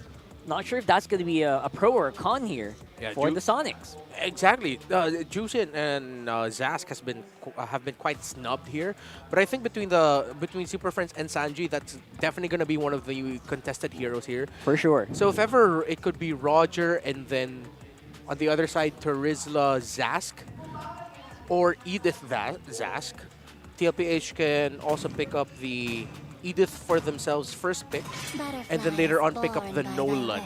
So yeah, Roger, Edith, Zask are the ones I'm looking at here that might be first pick here. Yeah, Roger, I think Benny QD would be happy to play with that. I'm pretty sure Zyda would also be comfortable there. But it will be, looks like that's going to be the case. Yeah, I think Swing back though. I think this needs to be an Edith and you know what, Fanny's open. You can go ahead and pick up the Fanny. But TLPH opening that means they're ready for it. That's right. Terizla maybe, definitely a safe first pick, especially on the red side. Yep. Edith, we're looking for the Edith right now. It's not banned out, so might just make an appearance. Yeah. Fnatic Onic Philippines, let's see if they're willing to give the Zask. However, TLPH does play a mean low Yi, so they might even consider stealing that away.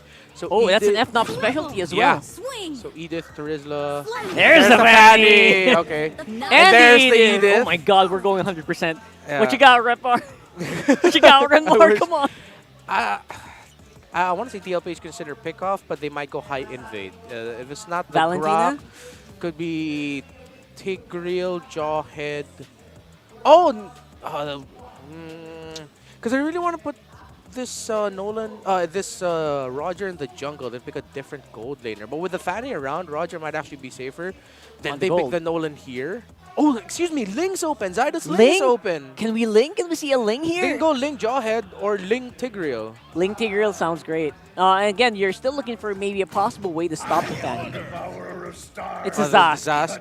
And the Tigreal. Oh, okay, wow. Okay. Ling is the one that gets snubbed here. Okay. Okay. So Coach Why Not? Obviously, he's still pretty on the ropes here. Yeah. Still not confident with that win streak, and I think we can expect a lot more from the Sonics after that. Through an interview, Coach Why Not? We actually talked to him previously here. He was a treat to talk to. just love to see the. You guys got to do that. I'm jealous. Yeah, I love to see the genius of these coaches, and again, very impressed that we can talk to them finally. But now, for Fnatic, what's it gonna be? I think they need to pick up the Moscow. Valentina? Valentina makes sense, but there's so many super Prince picks that they We'll can. find a way, even when all is Oh. forlorn. It's a Vex. Ooh, All right, interesting. interesting first mid pick. Yeah. Huh. Okay, so they're looking at it as a deterrent to the entries of the Roger, the entries of the Tigreal. So in terms of their bans,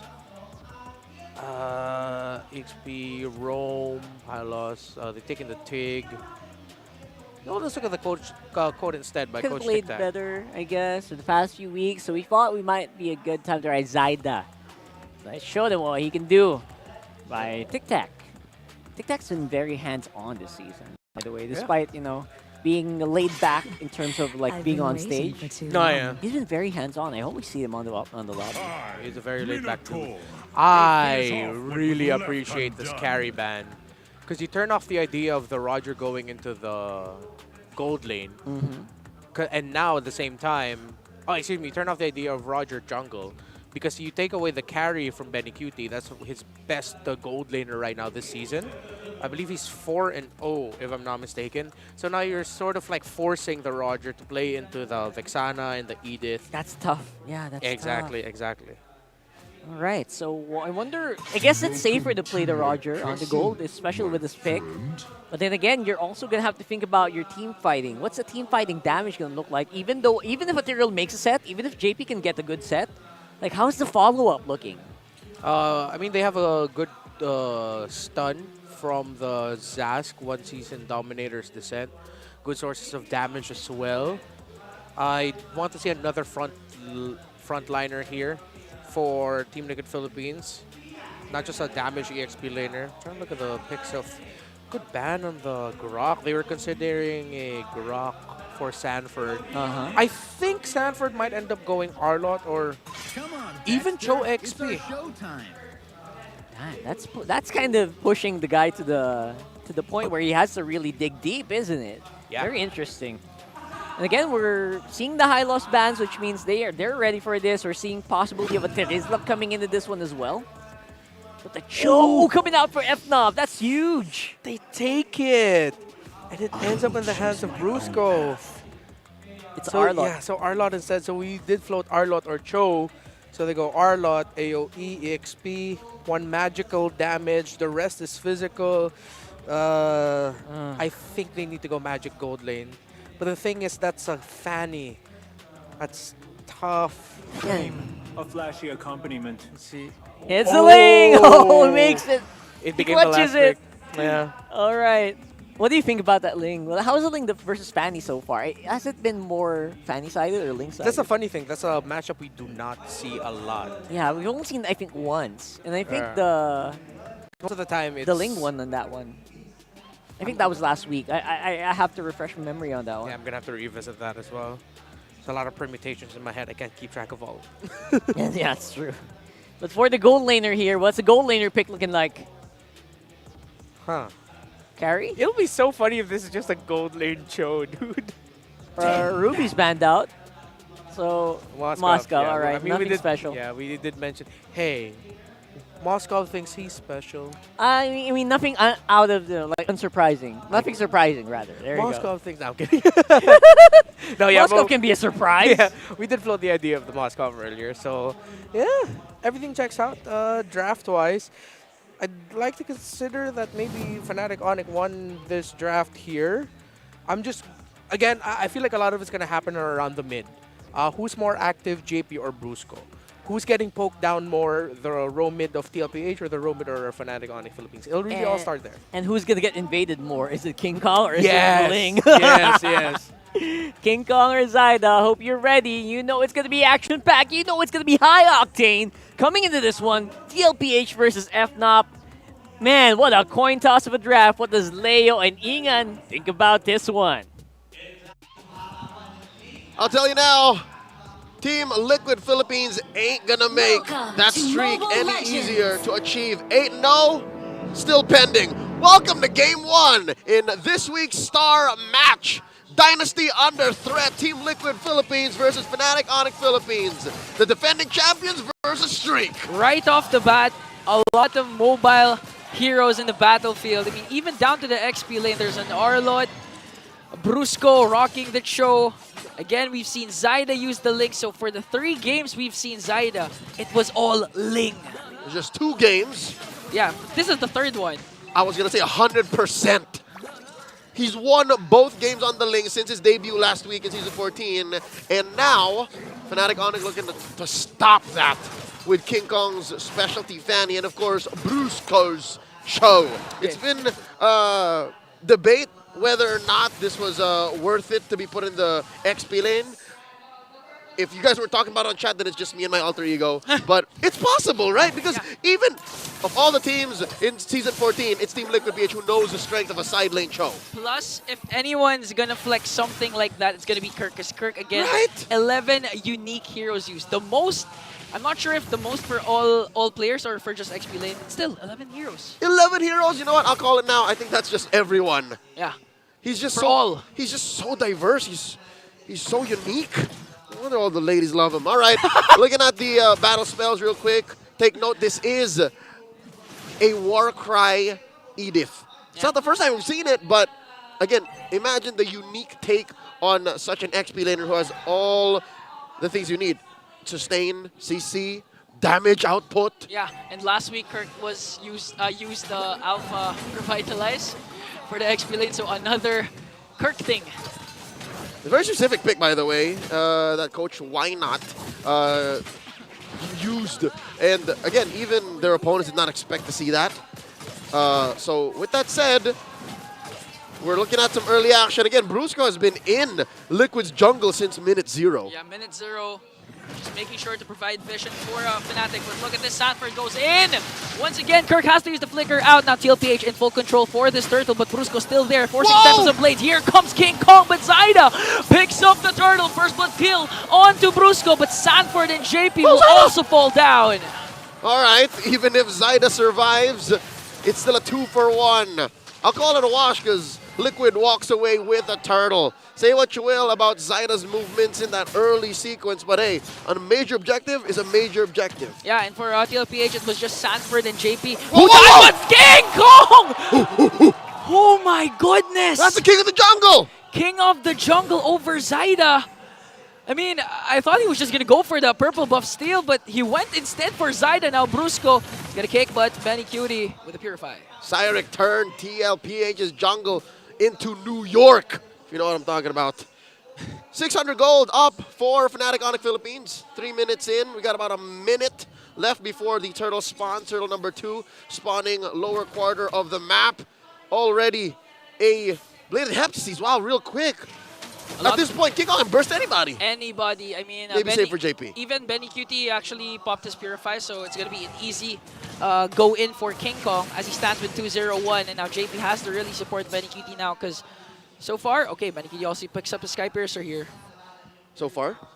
What? You were saying so far? I actually forgot what I was going to say. I'll tell you now. All right, still on topic.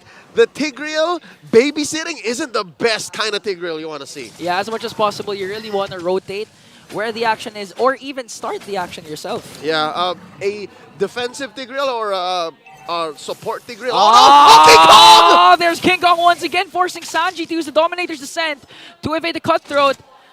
And wow! Cyric, let me finish my sentence. All right, here we go. SOD thrown out. All right, you let it go. All right, here's what I'm saying. That wasn't SOD, it was just a random spear. Yeah. Look how deep Brusco is. A Tigreal that's babysitting is almost just as bad as a Jawhead on the defense. Yeah, on the defensive end, not being able to use those unpredictable ejectors. But for JP's case, we still can't forget what he did last time.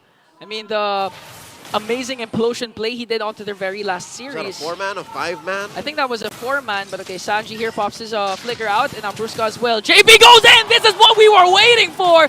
SOD's gonna connect, Tempest of Blades will connect as well, but here comes Kirk with the Earth Shatter. Now the turns up tide for Fnatic. Onic, look at Kelra, just giving JP everything he's got, and he's gonna bring down Daddy JP. Whether you call him the Filipino Savage or the gold standard, King Kong coming up! Cyric, let me finish my sentence! He has killer instinct like no other in the gold lane. Not just killer instinct, they have the hair, they have the skills, they have the streak. Now Kelra has the tower up top. I mean, they're just doing everything. The Kelra King Kong connection, not to mention, it was Kirk who actually did the counter engage with the Earth Shatter. That's 3Ks, man. I mean, despite JP's implosion play, that was connecting onto 2. It was good again. It was good. A great tempo breaker, but Fnatic Onic had plans on plans, like Batman. And that's a little wonder scored here by Zaida, but merely a consolation prize for what Fnatic TLPH have done in the past 6 minutes. 2,500 gold up, and look, Brusco's not stopping. Brusco is relentless. And that's hard. If you're a Ling, as much as possible, you want your rotation not known. You don't want to give the opposing team information on where you're gonna rotate next, what buff are you trying to get. And for Brusco, man, info overload. He just knows where. Oh, even evades the ult coming in from Sanford, kicks him there. As Kelra picks up another turret plus the golden staff. All right, is that big ticket item number 2? Is he 1 away from a Trinity? This is what we're gonna see. Oh, okay. That's a DD. That's a DD. Okay, forces dominate on descent once again. King Kong's really cooking something here, and that's crucial because there's a third turtle up for grabs and no dominator's descent for Sanji. And that's definitely a go signal for Fnatic Onic to just lean in. I don't think this is a turtle that's worth contesting. Yeah, it's gonna be hard. They don't have the kit, but Benny QT already picks up another core item here as Fnatic Onic just surveying the scene. Brusco has the flicker, has the way of the dragon. What? I could have sworn he just... What? What happened? What happened? I could have sworn! He doesn't have it! King Kong gets one! Goes in once again! When you thought he was going to go out, King Kong just dishes the damage to bring down Sanji. SOD's not going to hit onto JP. Now the chase is on. Zaida wants to contest for this turtle, but Fnatic on it hasn't started it. Brusco still has the way of the dragon, just zoning out Zaida. That's got to be tough being Zaida. There's 2 men able to just turn you around, flip you over, kick you out of Kingdom Come. Oh. And that's all she wrote. Fnatic Onic walks away with the final turtle. You know, at this point, since week 1, when we started MPL PHS 14, there was a ranking of the top 3 junglers. Consensus was Kyle TZ. JP goes in with a conceal, but he's gonna get disrupted there by Fnatic Onic. Now, no rotation for TLPH. Now, going back to my point, the top 3 consensus, top 1 was Kyle. And it's either Irad or Carl TZ. This time, I mean... King Kong has to be one. For me, has to be one. King Kong reminding us why he should be part of that list. JP, Sacred Hammer out of range. And he's doing his best, right? JP's always setting up these amazing turnarounds. But I don't think Team Liquid is ready just yet. Sanji's just threatened to get popped too quickly, so he's used DD defensively. When is Benny ready? That's a question. When does Benny come in? Yeah, technically, Benny's supposed to be ready first compared to the Moskov, compared to Kelra. But at this rate, Kelra's just performing phenomenal. Going back to the stats of their previous game, TLPH actually dominated almost all stats, but Fnatic Onic was #1 in terms of average gold lead per game win. And right now, their gold lead is 4.1k. If you're talking about gold leads, you're talking about stats, you know who else is #1? Who? Super Prince so far in KDA alone. 9.82 across the board. Across the board. This is a low-key Prince, not a king, he's a Prince. Super Prince. I mean, 0-0-3 right now. Picks up a Blood Wings for the additional defense. I mean, you wouldn't wonder why. Super Prince has been performing very well. Plus, having Brusco as your roamer, your mid-trio combination just really enables Super Prince to, you know, play at the highest level. So good. There's a trinity on both Kelra and King Kong. Okay. You just mentioned 3 superstars. An up-and-coming one in Kirk, the lover boy, and then the gold standard. Team Liquid PH, not to take away from their dynasty, their championships, But right now, this is all Fnatic Onic. 4,500 gold. Lord spawning up in the upper quarter. You know what? I'm never. When you're looking at Zyda, when you're looking at Liquid, just to put our feet back on the ground, you can never say they shouldn't contest. Yeah. This is characteristic of Liquid, both as a Carl TZ-led team and a Zyda-led team, and that's why it's close to 50-50, man. 46 to 54. I actually like that you mentioned that because when Renmar actually pointed out the analysis of Fnatic versus FNOP, Fnatic versus FCAP, the thing that beats Fnatic Onic is unpredictability, and TLPH is known for that as they burst down the Lord. Plus, look at Kelra. 2 birds with 1 stone. I mean, and even forcing Tempest and Blades, Kelra has to walk away here because Benecutie coming in. 2v1! Look at the lack and pass, 2v1. But look, popped up Purify. He's going up against 4, but here comes King Kong. Picks up the first kill, still alive. JP goes in with an implosion. Kelra is still alive, but he's going to be brought down. That's a 2-for-1. That's a trade I'll take any day. Twice on Friday the 13th. Kelra for a Lord, a turret, and Benny and Zyda. Wow. That's 2 cores! 2 cores, you went up 2 and King Kong heads up play to go right after securing the Lord. And this is where the emblem of Kelra comes in. His second emblem is actually the tenacities. That's why he was able to at least add a couple of seconds before he was brought down. And the best part is JP, he used up his implosion. That's everything thrown out by Team Liquid PH, and yet still, Kelra was able to hold his ground. Not just the emblem, man, but the little movements, the repositioning, and the target acquisition. I mean, is it worth it though for TLPH? Because a lot has been expended, even Benny's Purify. Worth it for them isn't even the question. They're being served scraps on the map. It's at this point in the game where Fnatic Onic will freeze. They won't even touch the waves. They're going to try to deny as much gold and XP away from Liquid and keep the 6,000 gold lead at where it is. Or worse, grow it even further, especially if they get the kick. Oh, another kick onto JP. He has to walk away here. King Kong picks him up. And Sanji with the Dominator's Descent. They're going to finally shut down King Kong. So that's a good play coming in from TLPH. You had to do it to Daddy JP. Again, as early as 2 or 3 minutes, or as soon as King Kong picked up the Heptases, I said you could burst down everybody. Anybody save for Daddy JP. Yeah. That passive on the Tigreal, acting like a little baby Twilight Armor, is definitely going to stop anything that Fnatic Onic bring to him, and that's why King Kong got shut down. And now, Kelra got stunned here! Is he going to be able to escape? They're trying to go for him. Zyda, will he make it in time? Gonna walk away. And you have, at this point, you really have to respect the damage that TLPH is capable of. This is still Benecutie. This is still the Roger. Zyda at any given moment could also do what King Kong's been doing. Kelra with the initial damage, Zyda for the final blow. Now, Fnatic Onic, you've been saying that they have to maintain this lead, but right now it's slowly dwindling down, 3.8k. A snap right in the middle. 3,500 up at 13 minutes.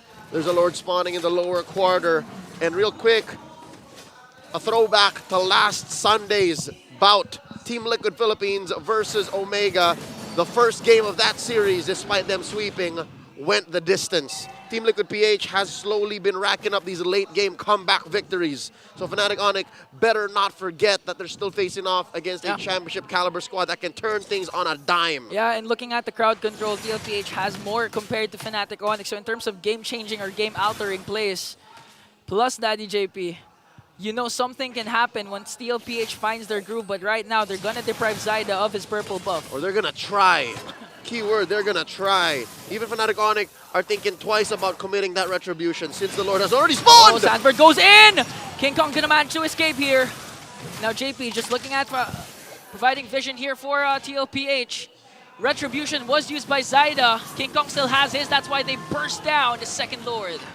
Good news is Mama Coco didn't lose his purple. Bad news is Fnatic Onic still gets the Lord. So this is a game-ending Lord. It's possible that Fnatic Onic PH just get the perfect team fight or the perfect split so that all the inhibitors fall and Liquid gets overloaded. Because I gotta tell you now, wave clear ain't the best for Liquid. It's not the best, especially if Sanji commits his Dominator's Descent right away. And looking at the lineup of Fnatic Onic, you really have to watch out for either Brusco's Way of the Dragon or the Earth Shatter coming in from Kirk. Because so far, they have their 2 flickers. Now Brusco goes in, kicks! Who is he going to kick? It's going to go on to Daddy JP. He's going to be able to cast that Implosion. And onto the backline, Kirk goes in with the Primal Wrath. Tempest and Blade, but Betty Cutie goes in for the kill like and bounce. Winter Crown will be popped, but King Kong comes from the backline. A double kill coming in from Benny, but King Kong finishes the job, brings him down. 2-for-1 trade. And Sanford's not even done here. 40! Brusco will fall down as they work on the Lord, and this is the defense of the Cavalry. What a turnaround! Not a single member of Fnatic Onic stands left to take advantage of the commotion of the chaos inside their base. Now they're looking for more though. Allowing a Liquid to clear the Lord and clear out their own side of the jungle. And wait, what's King Kong doing? Is he thinking about this? Is he considering stealing away the purple? Or he has 3 targets here. Oh, rather Sanji, Zaida, Sanford. Don't do it, don't do it. Cyric, no! King Kong. King Kong, don't do it. He's playing with the cables. And he's going to go for the recall. Unless JP catches him. Oh, okay, he has to walk away here. Steel cables out. Zaida secures his purple buff. TLPH was able to defend and still has 1 inhibitor turret up top. All right, they turned the worst to bad. And if anything, they got a winning trade off of that while kicking Fnatic Onic PH out of their base. 16 minutes in, 2,500 gold up. The Sonics are holding on to this lead. There's a Lord spawning in about a minute. Upper quarter. And Ingan, don't tell me. Tell you what. Not a single turn has been pushed in. Oh my god. All 3 lanes still has 3 turrets. Fnatic Onic have all of their turrets. And you have a Ling. When push comes to shove, when Ling is down or behind, most of the time you know he's going to split push. Well, this just shows how well Fnatic Onic control the map. Yeah, especially King Kong. You're looking at a Ling specialist himself. That's Ling Kong from where he's come from. That's what they call him in Signal Village Taguig. But right now, again, you're still looking at What? King Kong, we were just talking about you. He popped Zaida. Just like that. Even in front of 2 other members of TLPH. How do you do that? A drive-by. Man, King Kong deserves his respect, deserves his praise, his flowers. Where does he rank now? We don't know, but one thing for sure is the streak seems to be okay. 3.6k gold lead, 6-10, 17 minutes in, and King Kong just did that. All right. Good news for the Cavalry, though. Zaida will spawn in time for the defense, but it's not looking good. The map is all red, and Fnatic Onic Philippines have all of their resources, and that's the last inhibitor falling. And it's just a matter of time. This is the inevitable. We're staring down. We're looking for that 1 in 14 million possibility that Team Liquid survive this. It's gonna take a lot of proper positioning for Benny, Sanji, and Zaida, and a miracle set from JP to pull this defense off against Fnatic Onic. Kirk props his Primal Wrath, goes 1v1 up against Zaida. Lord marching in the middle lane. JP just really waiting for the perfect moment to strike with the Implosion play. Who's going to set up first because the Internal Guard will be casted. JP goes onto the backline with the Implosion. Plus gets a kick onto Brusco. King Kong might fall down here onto the hands of Benny Cutie. But Fnatic Onic takes game 1. They overloaded the base. And by hook or by crook, Fnatic Onic was going to walk away with the win. A superstar performance by Zaida King Kong Perez. Wow, I mean, 2 already fell for Fnatic. King Kong was 1 hit away, but manages to break the crystal and take game 1. We'll throw it over to Renmar and Rockhart at the Infinite Game Tambayan to break it down. Unbelievable performance here. The crowd was, if they were not going crazy, they were silent. Yeah, just like the Onic crowd was very silent because, man, oh man, this guy is making stuff happen. King Kong might as well add Sky before his name, because with how he's playing all the assassins, he's definitely that guy. That guy. It's not. Whoever wears the crown. Yeah, the one wears the crown. The one, dude. Think about it like this. It's not just that he was getting the kills. he was reading the rotation of Zyda well. With a lot of help from Brusco, yes, but as he mews and flexes his jawline, he was just reading the early game rotation of Zyda, wherein even though Brusco didn't provide the information that Zyda was at his purple, King Kong knew, okay, because of the last sequence that happened down bottom, Zyda would have gone back, his purple buff is up. I'll just go to his purple buff right now, solo kill him, and get out of here. And he did that in the early game, and he read Zyda's rotation all throughout. It's not just about the kills, right? It's about getting the kills when it matters the most. And that's the impressive thing. Not just the 1v1s, not just the solo kills, not just out of nowhere plays. Yes. And despite the counter plays that they've been trying to do against him, it's just he's able to get in, get out, get the job done, and then there's just no punchback. There's no counterplay. Let's be real. Like, yeah, he doesn't have the championships to flex just yet. Yeah. He has the king in his name. He doesn't have the crown to prove it, but he doesn't need the crown right now. He's just showing up week in, week out. I can get MVPs. This team can count on me. I can make the plays, read rotations, get the kills, and smother my opponents. King Kong. In the game, not literally. Not literally, of course. That would be a crime. That would be a crime. But there it goes. As close as it was in the stats, I mean, I would still think that TLPH had a fighting chance. Yeah. Despite King Kong making these things happen, despite Kelra with almost 1v4 there at the bottom side of the map. No, that was sick. That was sick. I mean, I was literally standing on my feet when that was happening. Despite it not, obviously, Kelra still dying there, it's a show of force. It's a show of force. The possibilities are there where Kelra and King Kong working together alongside everyone else, the Ks, makes you proud to be a K. Yeah. As well. Like Carl. Carl, but, yeah. you know, Ks are very powerful. Where are you getting at? Yeah, nothing. I get you. I'm not getting anywhere. I'm not getting it. I'm not. That doesn't mean anything. I wish I had a K in my name. I wish I was a Krenmar. I'd be okay with that. Okay. All right. All right. But You yeah, got me there. You got I mean, me there. it's a good day for Ks. Good day for Ks. FNOP are just getting Ws all throughout. With Brusco's Cho, again, reading the rotations of JP, Sanji, and Zyda so well, they controlled the early game from that. That TLPH, yes, impressive by the way that Zyda got the first turtle. He was able to retribution that away. Over time, though, again, that's one of the difficulties going up against an Edith that's active in the map and a Vexana as well. So for TLPH, the wins that they would get, FNOP would always get something. TLPH would win a little skirmish, Kelra's pushing down bottom. Oh, you want to take down Kelra? He can 4 versus 1 you. Kelra has been relentless on that bottom lane. Even before that 1v4, he was pushing that lane. He got the tower while his team was taking the Lord. Exactly, and that's one of the strengths of Kelra that we talked about earlier in terms of his stats. He's dealt the most damage to turrets, and if I'm not mistaken, he's also broken the most turrets so far in MPL Philippines Season 14. TLPH, I already had my doubts about this draft. Not that it's a bad draft, but just up against what Fnatic Onic Philippines already did. The fact that they fourth picked the Cho, taking it away from Team Liquid Philippines, and then making it so that whatever you decide to put in the jungle would have been struggling, and they took away picks from Benny Cutie, Fnatic Onic Philippines. What a beautiful draft sequencing. They took away the carry, they took away the Grok, so they took away 1 pick from Benny Cutie, 1 pick from Sanford, pick up what could have been a great pick for Benny Cutie with the for Sanford on the Cho, forced the Arlot onto Sanford, losing up against the Edith, and then at the same time, they get the comfort and the Fanny with the early picks, and they prioritize the Edith. That's why Roger over Edith at this point in our metagame, I would rather take Edith. And mark my words, that Edith going to be first pick later on, or probably just banned out completely, just like this Fanny.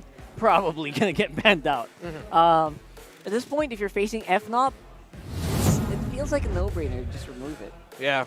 Unless you're going to full-on counter it with like Cho, Kufra, stuff like that. Yeah, definitely agree with you. I mean, with Kirk having such a wide hero pool, you don't want to target Kirk so much. Yeah, but the fact that you just take away a strong pick, you end up with it with yourself. And Team Liquid Philippines knows how to play around the Edith so well. Whether in the hands of JP or Sanford, I'd rather prioritize that. At the same time, I understand why they first picked the Roger. It's flexible for them. Really good. It can go gold, jungle, and you're taking it away from Fnatic Onic Philippines. But what are you giving FNOP? You're giving the Fanny. That doesn't feel like a fair trade. Yeah. Right? I get what you mean. Despite it obviously, I think they picked first pick because it worked before. It worked before in previous drafts, so why not, right? You're playing to your team's strength, but you also can't forget the other team's strength. That powerful Fanny pick from King. Yeah, and he's already been showing that off. Yeah, since his TNC days, that he's a strong King. Fanny player. King Kong player. Thank you for that. Well, sorry, the headline distracted me. Real Sigma. Hey. You know what? If we're going to give him a nickname, not King of the Jungle, even though it's apt, just call him Real Sigma. He's just the Real Sigma at this point. Real Sigma King Kong. He's literally the embodiment of Real Sigma in this whole league right now. Yeah. He's flexing it and he's showing it in game as well. Yeah. What else do you want for? But right now, what do you guys want? I know what you guys want. You know what they want? They want diamonds. Diamonds. You want diamonds, right? You want diamonds? Go ahead and flex as well here in the MPL arena by posting on Facebook and TikTok with the hashtag MPL S14 live experience. Do that right there. And win up to 9,000 diamonds. Just flex it. If you drop by here, even if you're outside, I don't know. Just kidding. I don't know if that's allowed. But even if you're outside, say that, you know, I've been here so many days. I'm camping out. Maybe that could be a great story. Post it on Facebook or TikTok, and maybe, just maybe, they'll notice you give you 90,000 diamonds. 90,000. That's not a typo, by the way. That's almost 100,000. That's a lot of diamonds. That's a lot of diamonds. That can get you a lot of popularity. Not gonna lie. You're like, you want a skin? I can give you a skin. Just wait 7 days. Wait 7 days. Yeah, wait 7 days if I just added you in my friends list. You want to be a real Sigma with the maximum charisma? Use your diamonds for charisma. Exactly. Well, okay. No, I'm not. If I'm just gonna be using my diamonds for charisma, I feel like I'm wasting my diamonds. Get skins. Get real life charisma. No, get your skins. Make friends by giving them stuff that they can't get. That'll be nice. But you know what they can get? They can't get this gameplay pose because the Riz and the aura in this gameplay pose is going to be difficult to duplicate, right? That Kirk aura. You're not supposed to smile. Don't smile. Don't smile. The Just guy don't with the cap smile. behind him needs to get it. Oh, there. He's getting it. He's getting it. Almost. No, come on, man. Just keep do the it. thumb up. Keep the thumb. There we go. There Okay, you we're good go. with that. We're good with that. All right. That girl kind of looks like Chantel. Yeah, dude, I was thinking this. All right. So, Don't say smile. that. Don't say that guy looks Don't like say me. it. I'm gonna hit you. Don't smile, guys. There. Didn't he win earlier? You're not allowed to win it. He won.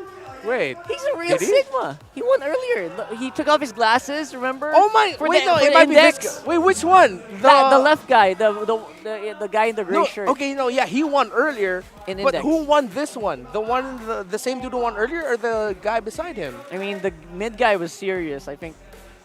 Oh, I we'll think see. so. Yeah, the camera is still panning to them. I guess it's a 50-50 throw, if you think about it. We'll see, Anyway, we'll that's the Smart gameplay pose brought to you by Smart. So if you're on site, just flex with us. You get to meet some awesome people. You get to meet the fellow fans. You Yeah. get to meet the players. And what more could you ask for? Right here on Green Yeah. Sun. So go ahead, go over to ph-mpl.com, and then there's a tickets section there. Yeah. Watch. Even if you're all the way from Indonesia, I don't know if you're from Indonesia or if you're from Singapore, maybe just fly out. Fly here for Come a day. here. Fly here for a day, maybe if you have the budget, right? Yeah. It's really fun. Or even if you don't have the budget. No, I'm kidding. Be financially responsible. Please. There you go. So we're about to I'm head not. into the draft. And that's why, we don't have Infinix phones because we're not financially responsible. But maybe Infinix will be very nice to us at the end of the season. And FNOP goes for blue side where, of course, you can go ahead, pick up those lifts on the first. Yeah. Maybe the Zushin. Or, again, Fanny's not out of the question, but you don't want to first pick it as much as possible, right? Has a high possibility to get countered off by a lot of heroes. The Jushin's really fallen off here for me. Fnatic Onic PH picking blue side's a Sigma move in my book. Right. Because right. looking back at the draft by Team Liquid earlier, they banned the Ruby Harith high loss. Yeah. I feel like they could have just given the high loss. Ban the Ruby Harith. You're going to have to respect that up against Fnatic Onic Philippines. That's a comfort already at this Right. point. And then readjust their priorities in terms of their first pick. Instead of the Roger, pick something else. Maybe take away the Fanny. Or even ban the Fanny, Ruby Harith Fanny, and then you pick up then you can pick up the Roger or the Link for yourself. Yeah. But then Fnatic Onic Philippines said, nope. We're going to force Team Liquid Philippines to ban differently. Ban the Fanny is a great option. I wonder what they think. If you're a big if you're a true blue fan, guys, you guys watching, if you're a big fan of FNOP, if you're a big fan of TLPH, what's their first pick? For FNOP, right? FNOP, I know there are a lot of people, there are a lot of Sonics out there now. What's the first pick that you want to see FNOP go for? I like this. First pick predictions. And let us know why. Yeah. I'm gonna read that later. I'm not kidding. I'm gonna read your comments later. That's a threat. That's a threat. If you read it, I need to see a reason why it's first pick. Okay, if you're asking our community, I feel like you need to bring down your prediction. What's your predicted first pick? I feel like it's Edith first pick still. I don't think the Fanny's gonna go through. Okay. For Fnatic, I feel like that can kind of be used up on Rome pretty well, and I feel like if you're really out of heroes, which I know will not happen to FNOP, I've seen Kirk play it as well. Yeah. But the R-Lot is kind of slotted there as well for Kirk. Kirk has been known to play that. He has so many picks, dude. Right. So many picks for Kirk. That's why I feel like the Edith is perfect. Okay. I still feel like it's going to be a King Kong pick. King Kong first pick, you think? If the Fanny's open Fanny. Wait, no. To be fair, I think I should only give one. It's hard. We don't see the draft. But I mean, you did this. Okay. Yours is Edith. Yeah. I'll go with... We're making it hard here. Roger. Roger first pick still. For FNOP. For FNOP, on the blue side. Interesting, because their win rate on the blue side, by the way, their side selection, rather. Their side selection win rate is right now 89%. That's if they get first pick. Oh. So with a Roger, I think it's not bad. That's a pretty good pickup. Okay, so I like Edith it. for you, Roger for me. Edith, What's yours? What's yours? Let us know, and let us know why. And if you're a fan of TLPH, I want you to know what's the 2 picks as well. That's how demanding we are. I'm just kidding. It's a request. Or do it like RG and first pick Nana. Ah, come on, don't do that. I mean, if you really want to, but sure. So we're going into the draft here for game number 2. We're looking for some picks here for you. And again, very curious to our YouTube audience. I don't know if you guys are watching on TikTok or Facebook. They still keep saying Mia and Zilong. Let's go. Of course. Can I see? What's your command? Yeah, literally. Zilong, Mia. Let's go. Mia without a Y. All right, okay. Fanny gets banned. Fanny banned. We kind of saw that coming. When you ban Harith, that's because you want to first pick Roger. If they ban out the Roger here, then they're going Ling. Oh, that's interesting. The Ling is actually super powerful as well. Why didn't I think of that? Yeah, for King Kong first pick. Yeah. No, but I get you. Up against TLPH, it's hard to first pick Ling. They're used to it. Yeah. They're so used to it already. Is to protect Oh, lives. Daniel says Odette first pick. Sure, okay. What he said? Daniel said from YouTube says Odette first pick. Okay. I like the idea it. y'all are going for. Because that's the kind of thing I would do in That's what you would rankings. do, right? I mean, I would do that as well. I love it. Phobia's first pick is great. Cho is great, but not first pick maybe. So thank you for your YouTube comments. Love you guys out there. Come On the on. comments. Give me the Roger. Oh, but Link's open. Ling it. There you go. 88.9. 88%. We can round that up to 89. 89%.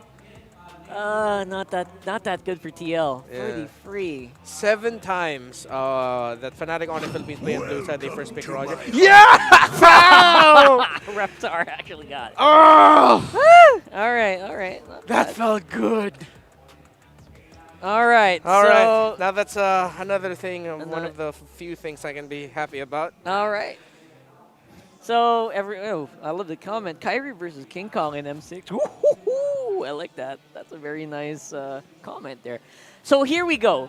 For the second one, for the swing back, I feel like you can't really ignore the Ling here, right? Okay. Ling still feels like a really solid pick. It can get counter-picked here on the second rotation if you're not careful. I agree. Link Edith. Edith is there. There you go. Edith. I agree with the Ling. If this isn't the Ling, I think it'll be very surprising for Fnatic. Zask? Yeah, there you go. Okay. Huh. Not picking up the Ling. I like it. So maybe they're saving it for later. Yeah, could be. I think they'll pick up a Super Friends hero right now. They might actually go low E. Phobius? Phobius Sorry. Valentino could be is a pretty. How's his pick rate on the Valentino? Is it pretty good? I feel like it can. Can. He's only played it once. He usually plays Jushin. His Lilia is undefeated. Yeah, huh? My goodness, I'm that he has a mid lane Matilda pickup, actually. Ah, man. That'll be something. Yeah. So mid lane Matilda will enable really interesting stuff. Oh, it is the Loyi! A classic! A classic of FNOP from week 1 and 2. And a classic from FNOP from last season. Last season. Loyi Tigreal. There you go. Before it was Brusco, it was Escalera and Super Prince causing havoc with that combo. So every bush is a death bush at this point. Pick carry. Just get the carry, Liquid. You think? You think? Yes. Is this not a Moskov game? For me, no. No? All right. Just I get like the purple. Because they already have... Dude, they already have Edith Zaz together. Your front line's good. The Moskov will still have to watch out. He could get ganked soloing with Loyi. Oh, that's a good point. So you can't do that 4-1 split that Moskov's doing objectives. Just pick the carry. Come on! There it is. Red Mars stats are on fire today. All right. Going for the carry. I don't know why Evil laughed just now. I'm just doing my that's job. you know what, that's the job, isn't it? Yeah. I like it. So in this lineup, what do you want to remove here for FNOP though? I feel like you want to remove a solid, I would say XP laner maybe? Is the XP more the threat here? Yeah. Or is it more the jungle? What do you think? They can take away Terizla. Because I think Liquid, if it's not the Link, they might consider Nolan. Nolan, Edith, Zaz together are fearsome. Plus, you get already the burst that you will need. Choose my own. Huh? Oh, Arlot. Sorry. I mixed up the voice of Nolan and Arlot. All right, there you go. Yeah. So you're right. They're actually taking away EXP laners. Are they? Oh, then they might just be willing to give the Terizla since they already have the carry. Unless... That's a bit tricky, isn't it? Because I'm trying to decide whether it's best for Edith to go roam here or just go jungle. Excuse me, EXP lane. Ooh, Fnatic Onic bans the Nolan. They read it. Nolan, again, actually super good here.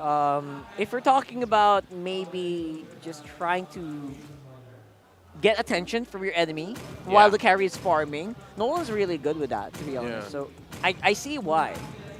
They need a bridge. Zyna might go Julian if it's available for him. Oh, this might be Ling. Because you ban out the Ruby. Again, you're still just respecting the pick of Kelra. But if you take out the Ruby, it's easier for the Ling. But you still have to worry about the Tigreal. And the Terizla still might get picked up.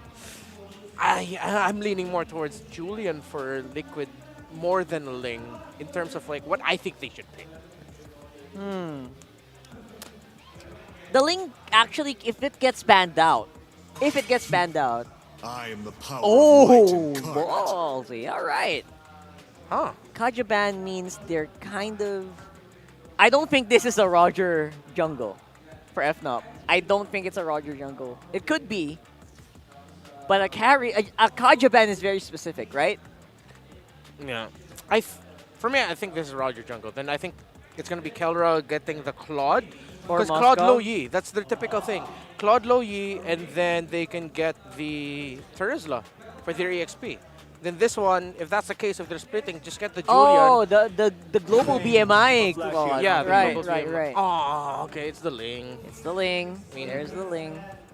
I think they are watching out for... Just go Claude Terizla. This is kind of predictable, right? This is very predictable. But Claude Terizla can. I feel like we can swap out the Terizla a little bit, maybe, but you're right. Looks good already, especially if you're trying to maximize or capitalize on the global presence of Aloy.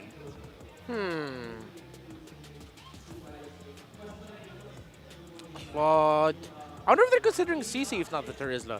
But CC doesn't have the Angela and it might be tough for her. Oh, they go Joe! Oh my god, and they go Clint? Dude, what a flex! What the hell? What? I'm sorry, that's all I can say. Like, damn! I mean, you can say damn here, because... Against... It could have been the Claude. And they go pick off Clint. All right. There is against the Ling. And they still can go for another diver here. This... yeah. Jawhead, alright. Man, I'm not sure, bro. Okay, there's a small window where Clint can actually immobilize the Jawhead before he gets thrown back. Yeah, exactly. He will eat up the unstoppable force, and there's a microsecond where he can just do the dash back plus immobilize. But I don't know, maybe it's just because I'm a Clint hater.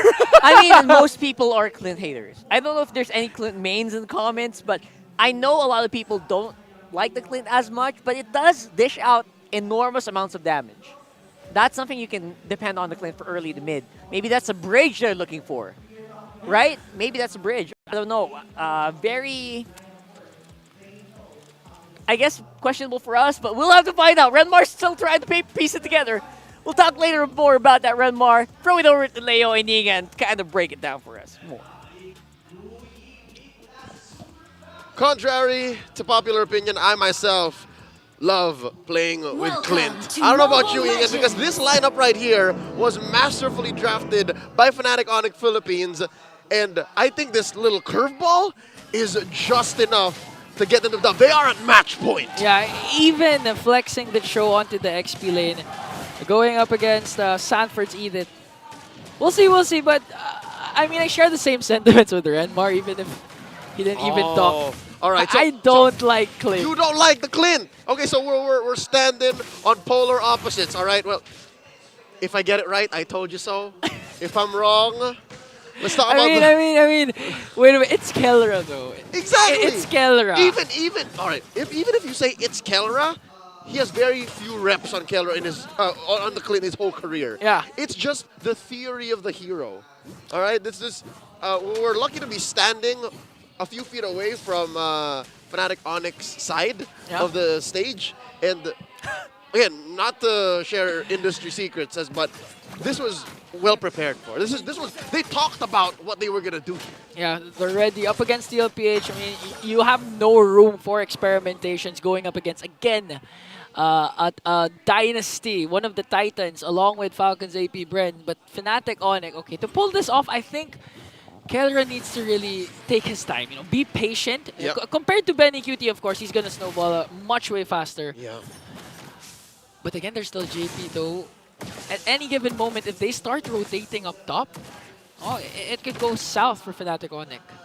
I think you're right. The fact that JP is here could change the dynamic of things, and at a flick of a wrist, you know, he could suddenly take out Kellera, take out Super Friends if he finds him, hell, even King Kong. But the thing is, the fact that it's the Cho and the Clint that close off the draft means Fnatic Onic knows that they had that weakness. And now look at this kid by Clark! Another pick off here for Fnatic Onic, and now you've been saying this all throughout, that if you have a Jawhead as much as possible, you don't want to be at the receiving end because it's not gonna work. Oh, Jose, check this out. King Kong didn't use his retry, so they can go ahead and threaten a steal here. Oh, they're gonna deprive Zayda of his necessary orange buff, but JP, okay, zoning out. This is a good start for Fnatic Onic, 1.2, but JP comes in with the implosion on JP. Wow! Brusco showing JP that he can also rock the Tigreal. All right, so far so good again. About 3 minutes in, Fnatic Onic 2 kills up, a turtle, and about 1,500 gold. Okay, so this time, even if you have the kit, even if you have Flicker, Ejector, Unstoppable Force, your Unstoppable Force is basically stoppable now because how are you gonna defend the attack of Fnatic Onic? You see what I'm seeing? That's 500 to 600 gold up on Kellera alone over Benny. But and, no and the fight didn't even happen there. No rotation happened up top, so it's just really the laning prowess of Kellera up against Benny QT. It's moments like these that really earned him the nickname back then, the Filipino Savage. He's just going to be in your face, constantly burying you in value, and getting away with things he had no business doing so. Yeah. So far, 1.7k gold lead once again for Fnatic Onic. Huge. Okay, so the thing here for TLPH is once Sanford gets in the picture, once Sanford gets in the clash, it could turn to their favor because the Earth Shatter combination from the Edith has been a game changer, even down to the very first series we witnessed a while ago, even in the hands of Kirk. And all the more, not a single Purify in Fnatic Onic PH's loadout. So say what you will about their mechanics, but when it comes down to the kit, if TLPH won a target and they have the battle, here we go! They win for the diversion up top! Going right after Benny Cutie. Zyda's gonna go in, wants to go for a kill onto Kelra, pops his Tempest and Blaze. He's going up against 4. He clears the minions. Now Fnatic Onic, I was looking at the mini-map. I was looking at bottom because I thought they were gonna go burst down the turtle right away, then rotate, but they went up top! And there's that. See, we were talking about mano-a-mano, player interaction, heroes, but there's the X factor of Super Prince's diversion. Even we were, like, luckily you were looking at the mini-map, but I would have brushed that off. That caught me off guard too. Man, this lineup for Fnatic, again, starting things off with the turtle. Here comes Sanford with the Earth Shatter, connecting on to Kirk. But look at that, Brusco onto the backline, going right after JP. Now the chase is on for TLPH. Fnatic Onic on the receiving end here. Sanford pops his Primal Wrath, Benny QT low. But look at that, King Kong's gonna fall down. Sanford is the next man down. 1-for-1 trade. No retribution holder. Now diversion play. They want to go right after Benny QT once again. Sanji in the midst of everything. A kick from Kirk and an implosion from Brusco. Zyda will fall down. And the lover boy gets away with it. Not a single death nor a flicker spent. Just off of the back of his huge courage. He went in and they're not done. A throw from JP onto Brusco. Benny finally picks up a kill. Wow, they even worked on the mid turret. That was to force the turret. Brusco came in, tried to distract 3-4 members of TLPH so that they could get the turret. And it's a sacrifice he's willing to make. And eventually it should lead to maybe another push. Can they? Will they? You know, at this point, I kind of getting confused. I thought it was Kelra with the Roger Gold, but it was King Kong. Both of these KK combinations just working on the push here. Dude, you're confused? Imagine what Liquid is going through. Exactly. Plus the Louis Super Prince factor. I think Brusco got spotted there by Benny QT. Now JP! Look at the damage! Ooh! That was Prince and Kelra. You know what's scary about this? Is he could have died if Prince flickered forward, if he really wanted to. Yeah. An aggressive flicker from Prince, or even if Brusco just spotted JP there. Just give him a little, you know, a little... Yeah. First skill, just boop. But again, Fnatic Onic, the discipline respecting still. They don't know if rotation was coming from TLPH. Again, this is still Zyda with the link that could enter any given time, so they have to respect that. As they should. Again, same story. Diversion being set up. JP does not. JP stands his ground. Again, this is the same situation as game number 1. They each got a turtle apiece, and then the last one up in the air. King Kong starting it up. Brusco holding the pixel brush. And is this? Yeah, Sanford was just right out of the brush. Yeah. He was just like, all right.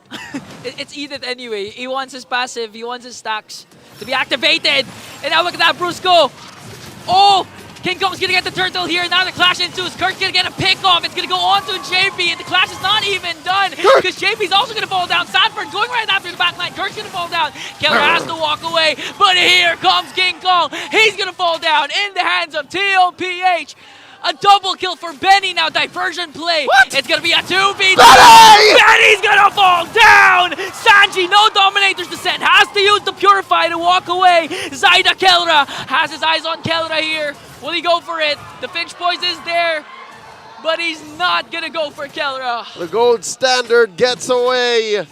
Fnatic Onic Philippines, nothing comes for free. I thought the Storm would have gone unbothered, but apparently the Sonics find a way in.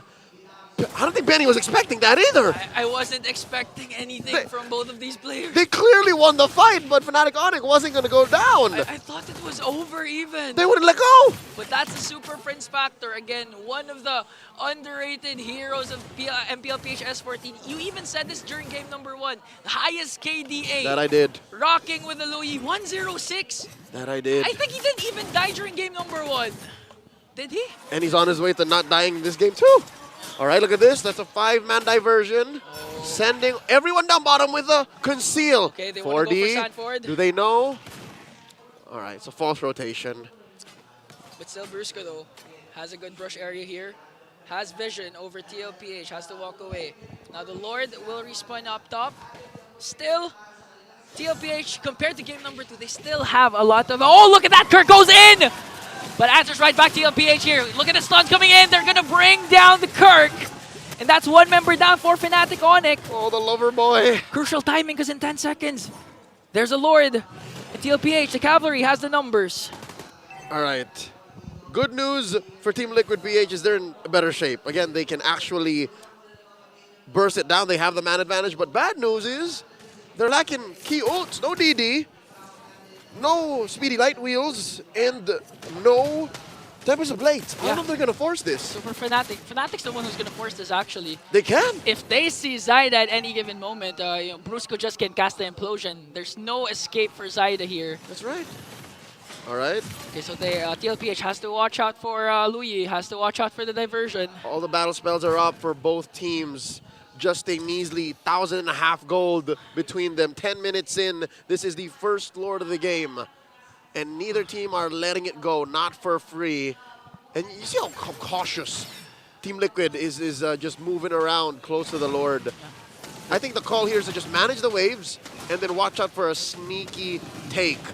Yeah, they have to watch out for the diversion, but Kirk here has a good place. Can go for any kick, but Sanford spots somehow. Now a softer reset, a conceal coming in from TLPH, but a diversion play. Are they going to commit though? JP standing his ground. Wow. Okay. All right, look at this. Oh, Lord here now has to pump the Primal Wrath. Zyda gets the Lord, but here comes the counter attack coming in from Fnatic. JP's gonna fall down. The chase is on once again. Brusco, he has the flicker. Okay, so TLPH was able to get the Lord in exchange for JP. Daddy JP for the Lord. This is definitely worthy of the trade. Liquid now going to use this Lord to their advantage, try to clear out as much of the map as possible, turn it red. Okay. So with the JP not in the picture here, Fnatic Onic can actually burst down this Lord right away. High clear. And TLPH can actually utilize this moment to just really get ground, because honestly, they still have their towers intact, at least the second tiers. So they can force a tier up top, but a diversion play coming in. They're not going to commit though. Okay. Fnatic Onic, once bitten, twice shy. JP has been so good at marking out these diversion landings. And even if no one was there, it would have been dangerous, disastrous for Fnatic Onic. And now, slowly but surely, Liquid are making ground. Great push up top, tier 1 taken down, mid in jeopardy. And so far, Fnatic Onic is the first time in, what, both games that they've been on the back foot. Yeah, they're even the one trying to, contest for King Kong's purple buff. They're securing brushes here. And again, the beauty of the Sanji Zask pick is that the Nightmare spawn can actually be the check brusher for TLPH. Yeah. And we're just talking about the baby, like just planting it in a single brush will actually help you clear out if and when Super Prince brings out the diversion. So it looks like they are now hunting as one, throwing back to their Echo days. They're actually just clearing out all the brushes. Look at this! Yeah, the Express, they have to, I mean... Just go in, check it.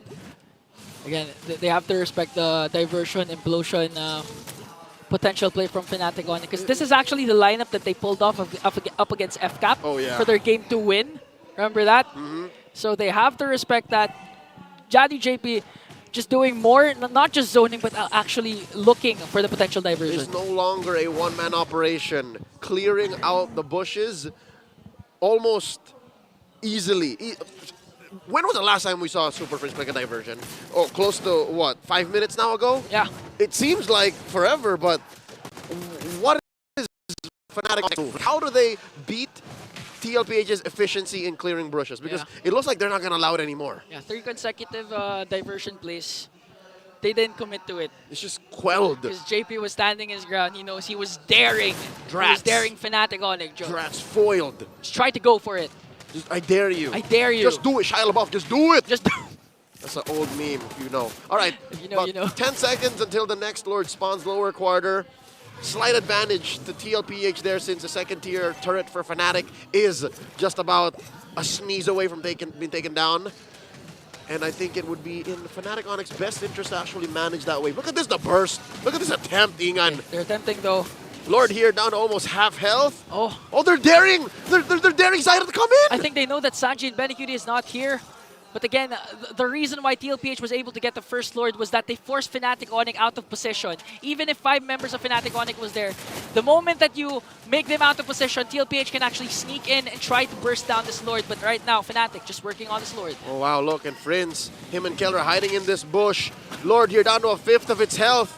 Approaching an 8th. Okay. Approaching a 10th. Might be in red range soon. Sanford goes in with the Earth Shatter combination. King Kong Lycan pounce to bring down JP. A kick coming in from Kirk as Super Friends gets the Lord. Tempest of Blade is there, but Briscoe is going to fall down also. Here comes Benny Cutie. The low pressure area can now be felt because 3 members of Fnatic are down. Diversion just to escape. But Fnatic. What? Fnatic got the Lord. Yes, they did. But at what cost? 3 for 1. And it's just JP. Another winning trade for Team Liquid Philippines. Look at the rest of the map, Ingan. That's a push-up tap left alone by Liquid. And even if this is Fnatic's Lord, they're not going to be able to use it. If anything, this is a worse Lord than the first one scored by Liquid. Yeah, huge props to Sanford. Again, the Earth Shatter from Sanford caught the whole squad of Fnatic off guard, forcing that clash, and with JP's sacrifice, he did his job. And that's he what soaked up the damage. Explains what we're looking at now, 15 minutes in. Liquid with the lead. Small as it may be, they actually worked hard to get this. Even if Kelra is ahead by gold from Benny, it's still not as easy to engage. Unstoppable force onto Kirk. Benny picks up another kill. King Kong has to walk away because Zaida. Okay, will he go? Diversion, defensive diversion, just to send King Kong and Super Friends home. Again, JP, this is your fault. He's not just clearing these bushes, he's also threatening a kill on anyone who dares cross the line. TLPH are playing with a mobile box. Yeah, and imagine, he started things off with the 0-3-0 KDA. Fnatic Onic actually pinpointed this Jawhead because they know the capabilities of a strong Jawhead. At the early game, they shut him down, but somehow manages to bounce back. Now TLPH 1.9k gold lead.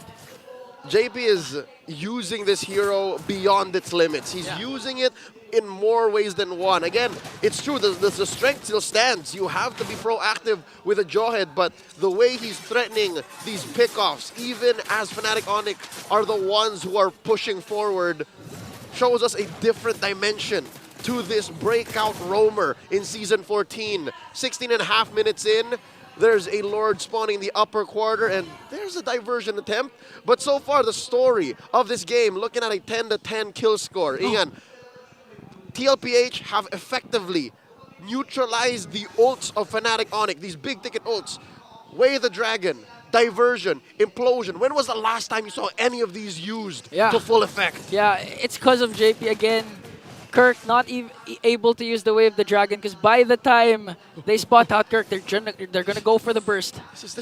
Look at this. You're supposed to be just teleporting from bush to bush. Since they can't do that anymore, they're just rotating. They're just moving. Oh, here comes the teleport. All right, where's it going? They're gonna commit 5-man. Okay. Watch out. Pixel Brush versus River Brush. And all right, here we go. Oh, Kirk knows. Now defensive conceal for TLPH as they walk away. And now looking at the KDAs of everything, 10-10 for both Tide and even Sanji and Super Friends, the 2 mid laners, have yet to suffer a death. Nope. Wow. Okay, Fnatic Onic, they're working on the Lord. The burst! Will Zaida make it in time as King Kong gets the Lord? JP right now manages to find someone, an implosion play coming in from Brusco. King Kong manages to walk away. His Immortality will be popped, but look at that, JP still working on Brusco as they make him fall down. This time, it's a roamer trade for Fnatic, but they got the Lord. Initially, it looked like Fnatic was going to get away with it. But Team Liquid, being in the dominant position that they were prior to that Lord take, takes down Brusco anyways. This is very similar a situation to that last Lord. Yeah. Now this being the third, something's gotta give. This is a Lord that is evolved. It deals additional damage, and now JP up against 3! Oh, but the kick coming in from Kirk, they're going to be able to burst him down. Look at the damage, Kirk! All of a sudden is nowhere to be found. Brusco still not in the picture. Super Friends has to use the diversion play to walk away, but here comes King Kong! Onto Benny Cutie! Picks up a kill onto Sanford. Tempest of Blades will be casted, but Benny Cutie's still alive. Kelra, the Clint pick! If you're a hater of Clint, Kelra says otherwise! I told you so, fam! I told you so!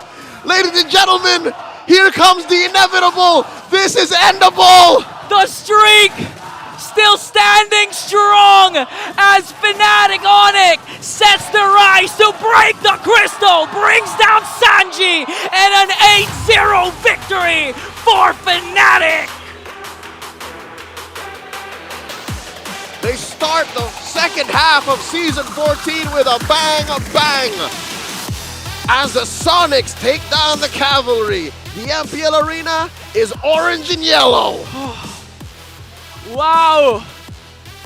I thought TLPH had it because they were able to burst the dark right away. And they denied anything and everything that Draft was supposed to do. Yeah, they didn't even have Brusco for the fight. Brusco was there for the fight push because he responded. But during that fight, he wasn't there. He was dead when it started. Wow, the Kelra King Kong connection plus props to Super Prince. I mean, amazing. Is Super Prince still deathless? He's still deathless. Y'all should start counting bulletproof games from the mid because of this young man here. Because of Prince Ramirez. GG well played though. The Titans of MLBB take their bow here. The defending champions walk off the stage defeated, but with their heads up high. Definitely still a lot to work on in the formula. But when you're facing off against a team like Fnatic Onic Philippines, they're just built diff. 8-0 built diff. Ladies and gentlemen, it's been an honor to be at your service to call the star match for you. Jose Ingan, Leo out will throw over the stage with Amara Aquino. She's with the Super Fam. Fnatic Onic Philippines! Are you aware na kayo ang kauna-unahang koponan na secured na sa playoffs? Aware ba kayo doon coming into this game? Hindi sinabi sa inyo ni Coach, ba't di mo sinasabi sa kanila na pag nanalo sila ngayon, playoff secured na? Ano kasi, yun nga, mahaba pa yung season eh. Yun nga, again, gusto lang namin i-take a day at a time. So, doesn't matter actually kung playoff secured kami kasi it doesn't mean na champion eh. Kumbaga, my job's not done. So it wasn't to relieve some pressure or anything. Para sa'yo, hindi pa to championship, ayaw mo na mag-relax sila. Yun na yun. Kumbaga parang, wala, dami pa. Madami pa.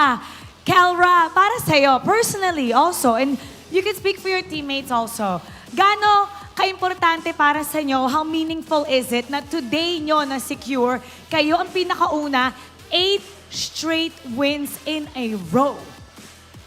Siyempre, sa lahat naman team, importante yung playoffs. Pero hindi naman kasi playoffs yung target namin. Kumbaga, yung target namin isa yung championship, siyempre. One game at a time. Did you expect na magiging win streak all throughout? Hindi po talaga, wala naman po nag-expect na itong mag-win streak kami. Kumbaga, yung every game parang tinitake lang namin na parang disiplina, tas yung consistent namin. Consistency. So wala kayong goal na lagpasan yung longest win streak? Wala naman po. Bahala na po kung malagpasan o hindi. Ikaw naman, King Kong, di ba sabi mo last time na feeling nyo nung last game ata yun, sabi mo, feeling mo hindi pa ito yung pinaka-best nyo? Pero masasabi mo ba na ito yung pinakita mo, pati yung last play mo would you say this is the best form? Para sa akin, hindi rin po. Kasi iba pa rin po yung mga nalalaro namin sa mga scrim namin. Kaya para sa akin, hindi pa yung peak ng performance namin. Eto, titingnan natin kung sino reached their peak today with the MVP. Who do you think it is? Sino? Sino? Parang they're unanimous. Sino? Let's take a look at the screen. King Kong! Nakakatuwa, your dad is like this, yes, that's my son. King Kong, ngayon tinalo nyo ang TLPH. Who do you have your eyes on next that you're really looking forward to beating? Para sa akin po yung AP Bren. Pero ano pa rin po para sa aming team, lahat pa rin po ng team binibigyan po namin ng attention kasi lahat sila mga kalaban pa rin namin. Of course, pero binanggit mo yung Falcons AP Bren. Bakit sila at ano ang palag mo? Sila po yung pinaka-nilook forward ko kasi parang sila po yung nakikita namin na pinakamagandang macro sa PH, sa MPLPH. Ano masasabi mo sa kanila? Good luck. Good luck. And now, you know who has a lot of luck? Our lucky winner that's gonna win 3,000 diamonds. Come on up. Congratulations. Narinig ko si Coach. Ang sabi, ayan na, lalaki na. Okay. Congratulations. What's your name? Torvik po, Torvik. Torvik. Turby. Torvik. Turvik? Victor lang naman pala. Tinatorvik pa ako. Victor, okay lang ba? Victor? Torvik? Okay. Sino dito yung favorite player mo? Si King Kong po. Si King Kong. Oh, katabi mo na si King Kong. Sige nga, kwento mo. Alam mo, mapaproud yung parents na nakatingin sa yung parents. Bakit si King Kong ang favorite mo? What is it about King Kong na nakakahanga? Magaling po siya mag-core. Magaling mag-core. Opo. Core ka ba? Yes po. Okay. So, hinahangaan mo siya kasi magaling siya mag-core. Nasa harap mo siya. Ano yung gusto mong sabihin sa idol mo? Ito na yung pagkakataon mo. Sana tuloy yung panalo nila. Sana tuloy-tuloy yung win streak. Yan lang lahat ang hino-hope ng maraming Sonic fans dito. Ikaw, King Kong, sabi niya, sana tuloy-tuloy. Thank you. Thank you. And congratulations. Bigyan ng diamonds. All right, team. Ay, wag ka muna umalis. Bilang lucky fan, pwede kang mag-bow with your favorite team and you get to take a walk with them. Okay? Ikaw yung pinakauna. You may now take your bow and take your walk of victory. Fnatic, Onic Philippines, undefeated. 8 straight wins in a row. Para sa kanila, it doesn't stop there. They don't want to be complacent dahil hindi pa to championship. But you know, they're always showing us what a potential champion could be. We're gonna break it down for you, so we're gonna go back to our panel. Pasok. That is Fnatic Onic Philippines. They're still undefeated, and they're raking up more wins this season. Yeah. All right. So, overall, not much else to say there. I think that game was a Clint masterpiece, if you ask me. Yep. I'm going to have to say something. Apologize, Kelra, Clint. I wasn't familiar with their game. But thinking about the Clint, I realized that there was a important thing that I was not able to take into consideration.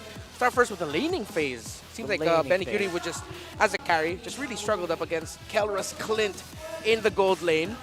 And that's why they were one of the reasons why Kelra was able to snowball really quick. At around 10 to 12 minutes into the game, he was already sitting at 4-0 and 6 with his KDA. So really, it's going to be so tough to come back from that if you're not going to be able to take that Clint down fast enough. The raw, pure damage that the Cowboy can dish out.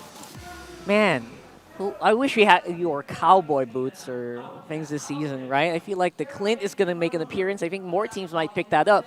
But in the draft, you weren't super clear. We weren't super clear about it. But you know what? In the game, we saw why it was picked up. The dueling capabilities of a Clint, especially against heroes even like the Jawhead, was a little bit surprising at a lot of these scenarios.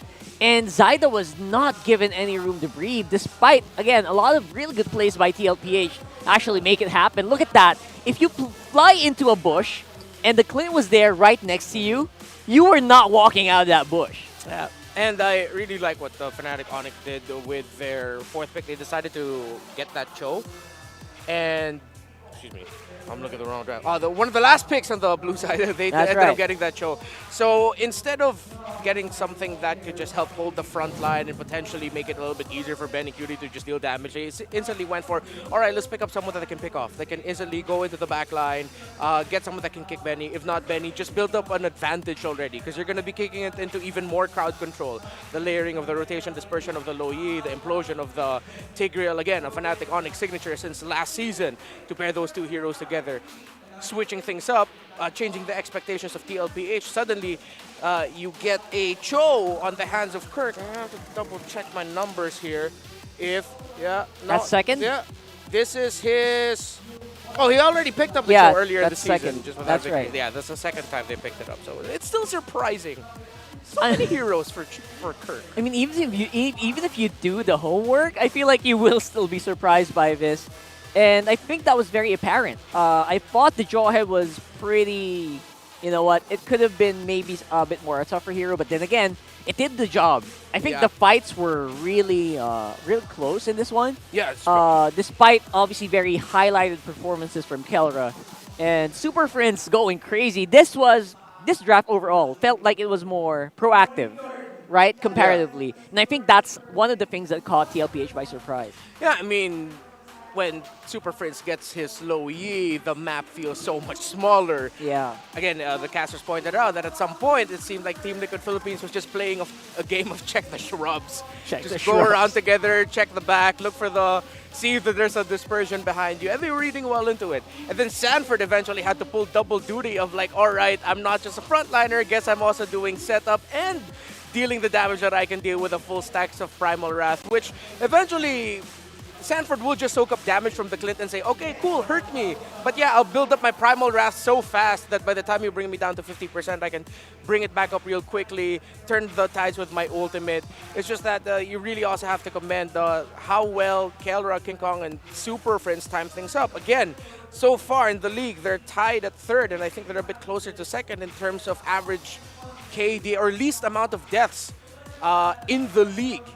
So on a per game basis. If they keep this up, I feel like they're going to start climbing up to that top, all three of them actually, I think. Yeah. Very close to it. So far, because of the Cho pickup as well, I think TLPH got caught by surprise a lot of here. Not saying that it's a close game, because look at the scoreboard. It's still 15-13. Still a pretty bloody game. You know, whatever Coach Why Not and Coach Ellie Hayes have been cooking, it's been really great. You know, Coach Why Not is an amazing cook. Oh, really? I got the honor to taste his cooking, and he is an amazing cook. And here's the chef himself. There you go. Coach Why Not. Not just in game, but also in real life, apparently. That's fun facts for you. Welcome, Coach Why Not. How are you feeling after that game? Just feels surreal, to be honest. Yeah. That's 8-0, bro. Surreal. That's 8-0, and suddenly, surprise, you're already in the playoffs. Yeah, actually, because we didn't really talk about it. We didn't have any discussions of that fact the whole week. It was just, it's Team Liquid. Last week it was Ren. Yeah. And after the win, it was like, we have 4 days to prepare for Liquid. Yeah. So we do what we have to do. Wow. So yeah, again, it's like you're just really continuing your philosophy that you've already discussed in interviews before. It's the next series. It's the next series, not thinking way too far ahead. And I'm actually super interested about what you guys said earlier. It's AP brand, but it feels like that could be the next one, right? Do you agree with I think they kind of assessed it, right? King Kong is that AP brand's probably next one. Do you agree with that, or do you think there's like a bit of a bigger threat? If ever there's any team that can beat your streak, who is it? Well, to be honest, yeah, everyone's still a threat, but yeah, ideally it's still AP brand. Yeah, They're why? not just a threat here in the Philippines, they're a threat globally, to be honest. No. I mean, Oh my the God. chemistry is there, longevity is there. We trust each other to a T. And their macro is just insane. They have a very good leader in game, which is Phil. Has a lot of experience in Season 1. And I'm pretty sure they don't have any problems with Hero Pool. Yeah. Right? So That's true. Definitely, it's still them. I'm very, very curious. Obviously, AP brand, they're a great, a team to maybe emulate. But in your team, who do you think is stepping up more ever since season started? Who's that player that you got to look out for? Do you think so far? Who's been doing the best? I mean, it has to be King Kong, to be honest. King Kong. Yeah. Even in our screens, everything, he just he never stops making plays all throughout the game. And of course, it's because of Friends as well, because of Brusco, face checking. But yeah, everyone is doing their own part. Yeah. But definitely, if King Kong doesn't do what he does, it would be way more difficult for the others. Makes a lot of sense. So he's been stepping up, and the rest of the team is good with following up. I guess that's the point, right? So I wonder if we're gonna hear some of that here. We have a mic check. I love that we're gonna include you guys here. Okay. I know you're kind of listening a little bit. Can you hear? Yeah, Okay, yeah, actually. you can hear, right? Yeah. So I wonder what part of this here, because I don't think you guys had a hard time in game one. It was very, he was on all over the map. But game two was, honestly, it was closer, right? And there was maybe some moments where TLPH might have caught you by surprise. We'll have to wait and see which one this is. Let me know what you think about this one. Let's listen to them in game right now. Let me know what you think. Dasal dyan. Patay. Wala namin yung patagal grips. Papatayin kita, pre. Gusto mo? What was just that? That's just the end right there. Wait, who was that? It's Vince. That was Prince. Why did he say that, though? I was just At that having moment, fun. it was- I mean, every single day, that's something that I really see from them. Is he a funny guy? Is he like the... Actually, he is, yeah. Each and every one of them, they've actually already unlocked, the humor of each other. It's just they may look, nonchalant or shy, but them spending time together, it's just really you're just looking at family brothers. Yeah, Just so they fun. were working out together the other day. I saw Actually, their it was actually the first night that Kirk joined them. Oh my goodness, cool. really? Yeah. So apparently he's... I did not see that from Super Prince. Yeah. So he's usually the shot call here, or who's the main shot call? Just real quick question. Well, actually, sorry. He's all right. The team play? Kirk actually does a lot for the team. there it is. And one part of that is, calling the shots all throughout the map. Yeah. You'd actually be surprised at how I'm just high IQ. I'm just in awe of how Kirk is as a player, to be honest.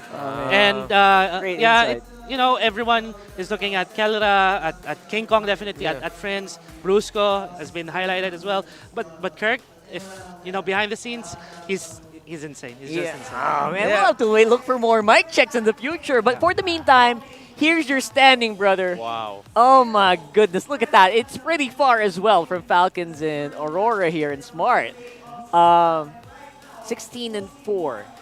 All right, what's the biggest? What could be the biggest point here for contention is just real quick. By the way, before we go, big message to people. Maybe if you have any. Well, first of all, I want to say thank you to all the fans of MLBB, especially here in the Philippines. But of course, most of all, to our fans, Onic Philippines. Thank you very much for supporting us endlessly, and yeah, just stay by our side. Apparently, they just need to stay by your side while you're going for the wins, and it's really very difficult. It does feel like it's a very difficult team to beat now. You are the team to beat, so yeah, we're looking forward to more of that, man, and pleasure having you here, man. Yep. Well, we're gonna let you go so you can celebrate and enjoy the victory a little bit more with the boys. And yeah, congratulations. Thank you. Man, Thank you very much, friend. we're really looking forward to it. So yeah, that's gonna be it for us. Before we go though, again, very big fan of the people watching outside or playing outside as well. There are people who are also representing the Sonics, so we're gonna see that here real quick. Let's find out who is ahead. It seems like Blacklist Agents actually came out on top in that last one, and wow, all right. Game 1 wasn't as close, but you know what? Game 2, it did go essentially to where we saw in game today. Oh, yeah.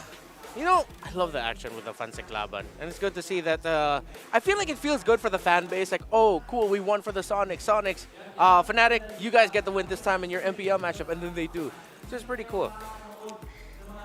And of course, we also would like to invite you guys, if you guys also want to play in these Fancy Lab and you want to represent the org, come over here and maybe join us as well here in Green Sun Hotel in Makati.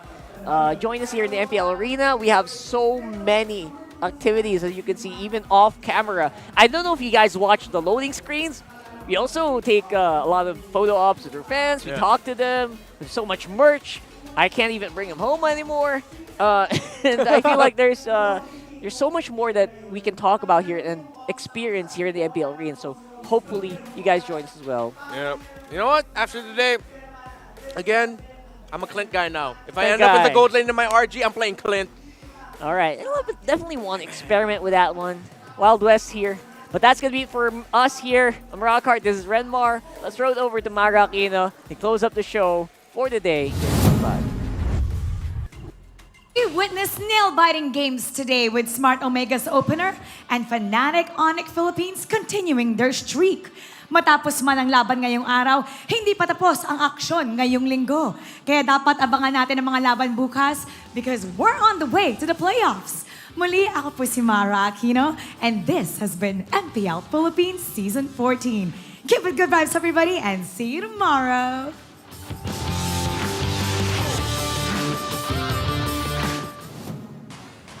The 14th season of MPL Philippines is brought to you by the following sponsors. Smart, the official telco partner of MPL Philippines Season 14. The official tournament phone of MPL Philippines, Infinix GT20 Pro. Official suppliers, EMC Asia and Index Salon. Experience the MPL-PH Season 14 action live at Green Sun, Makati City. Grab your tickets now via official MPL-PH website. Don't miss any MPL action by following our official Facebook and subscribing to our YouTube channel. Follow MPL-PH on TikTok for more content. And to ensure the equality and fairness of our games, MPL Philippines is also monitored and supervised by the Games and Amusements Board.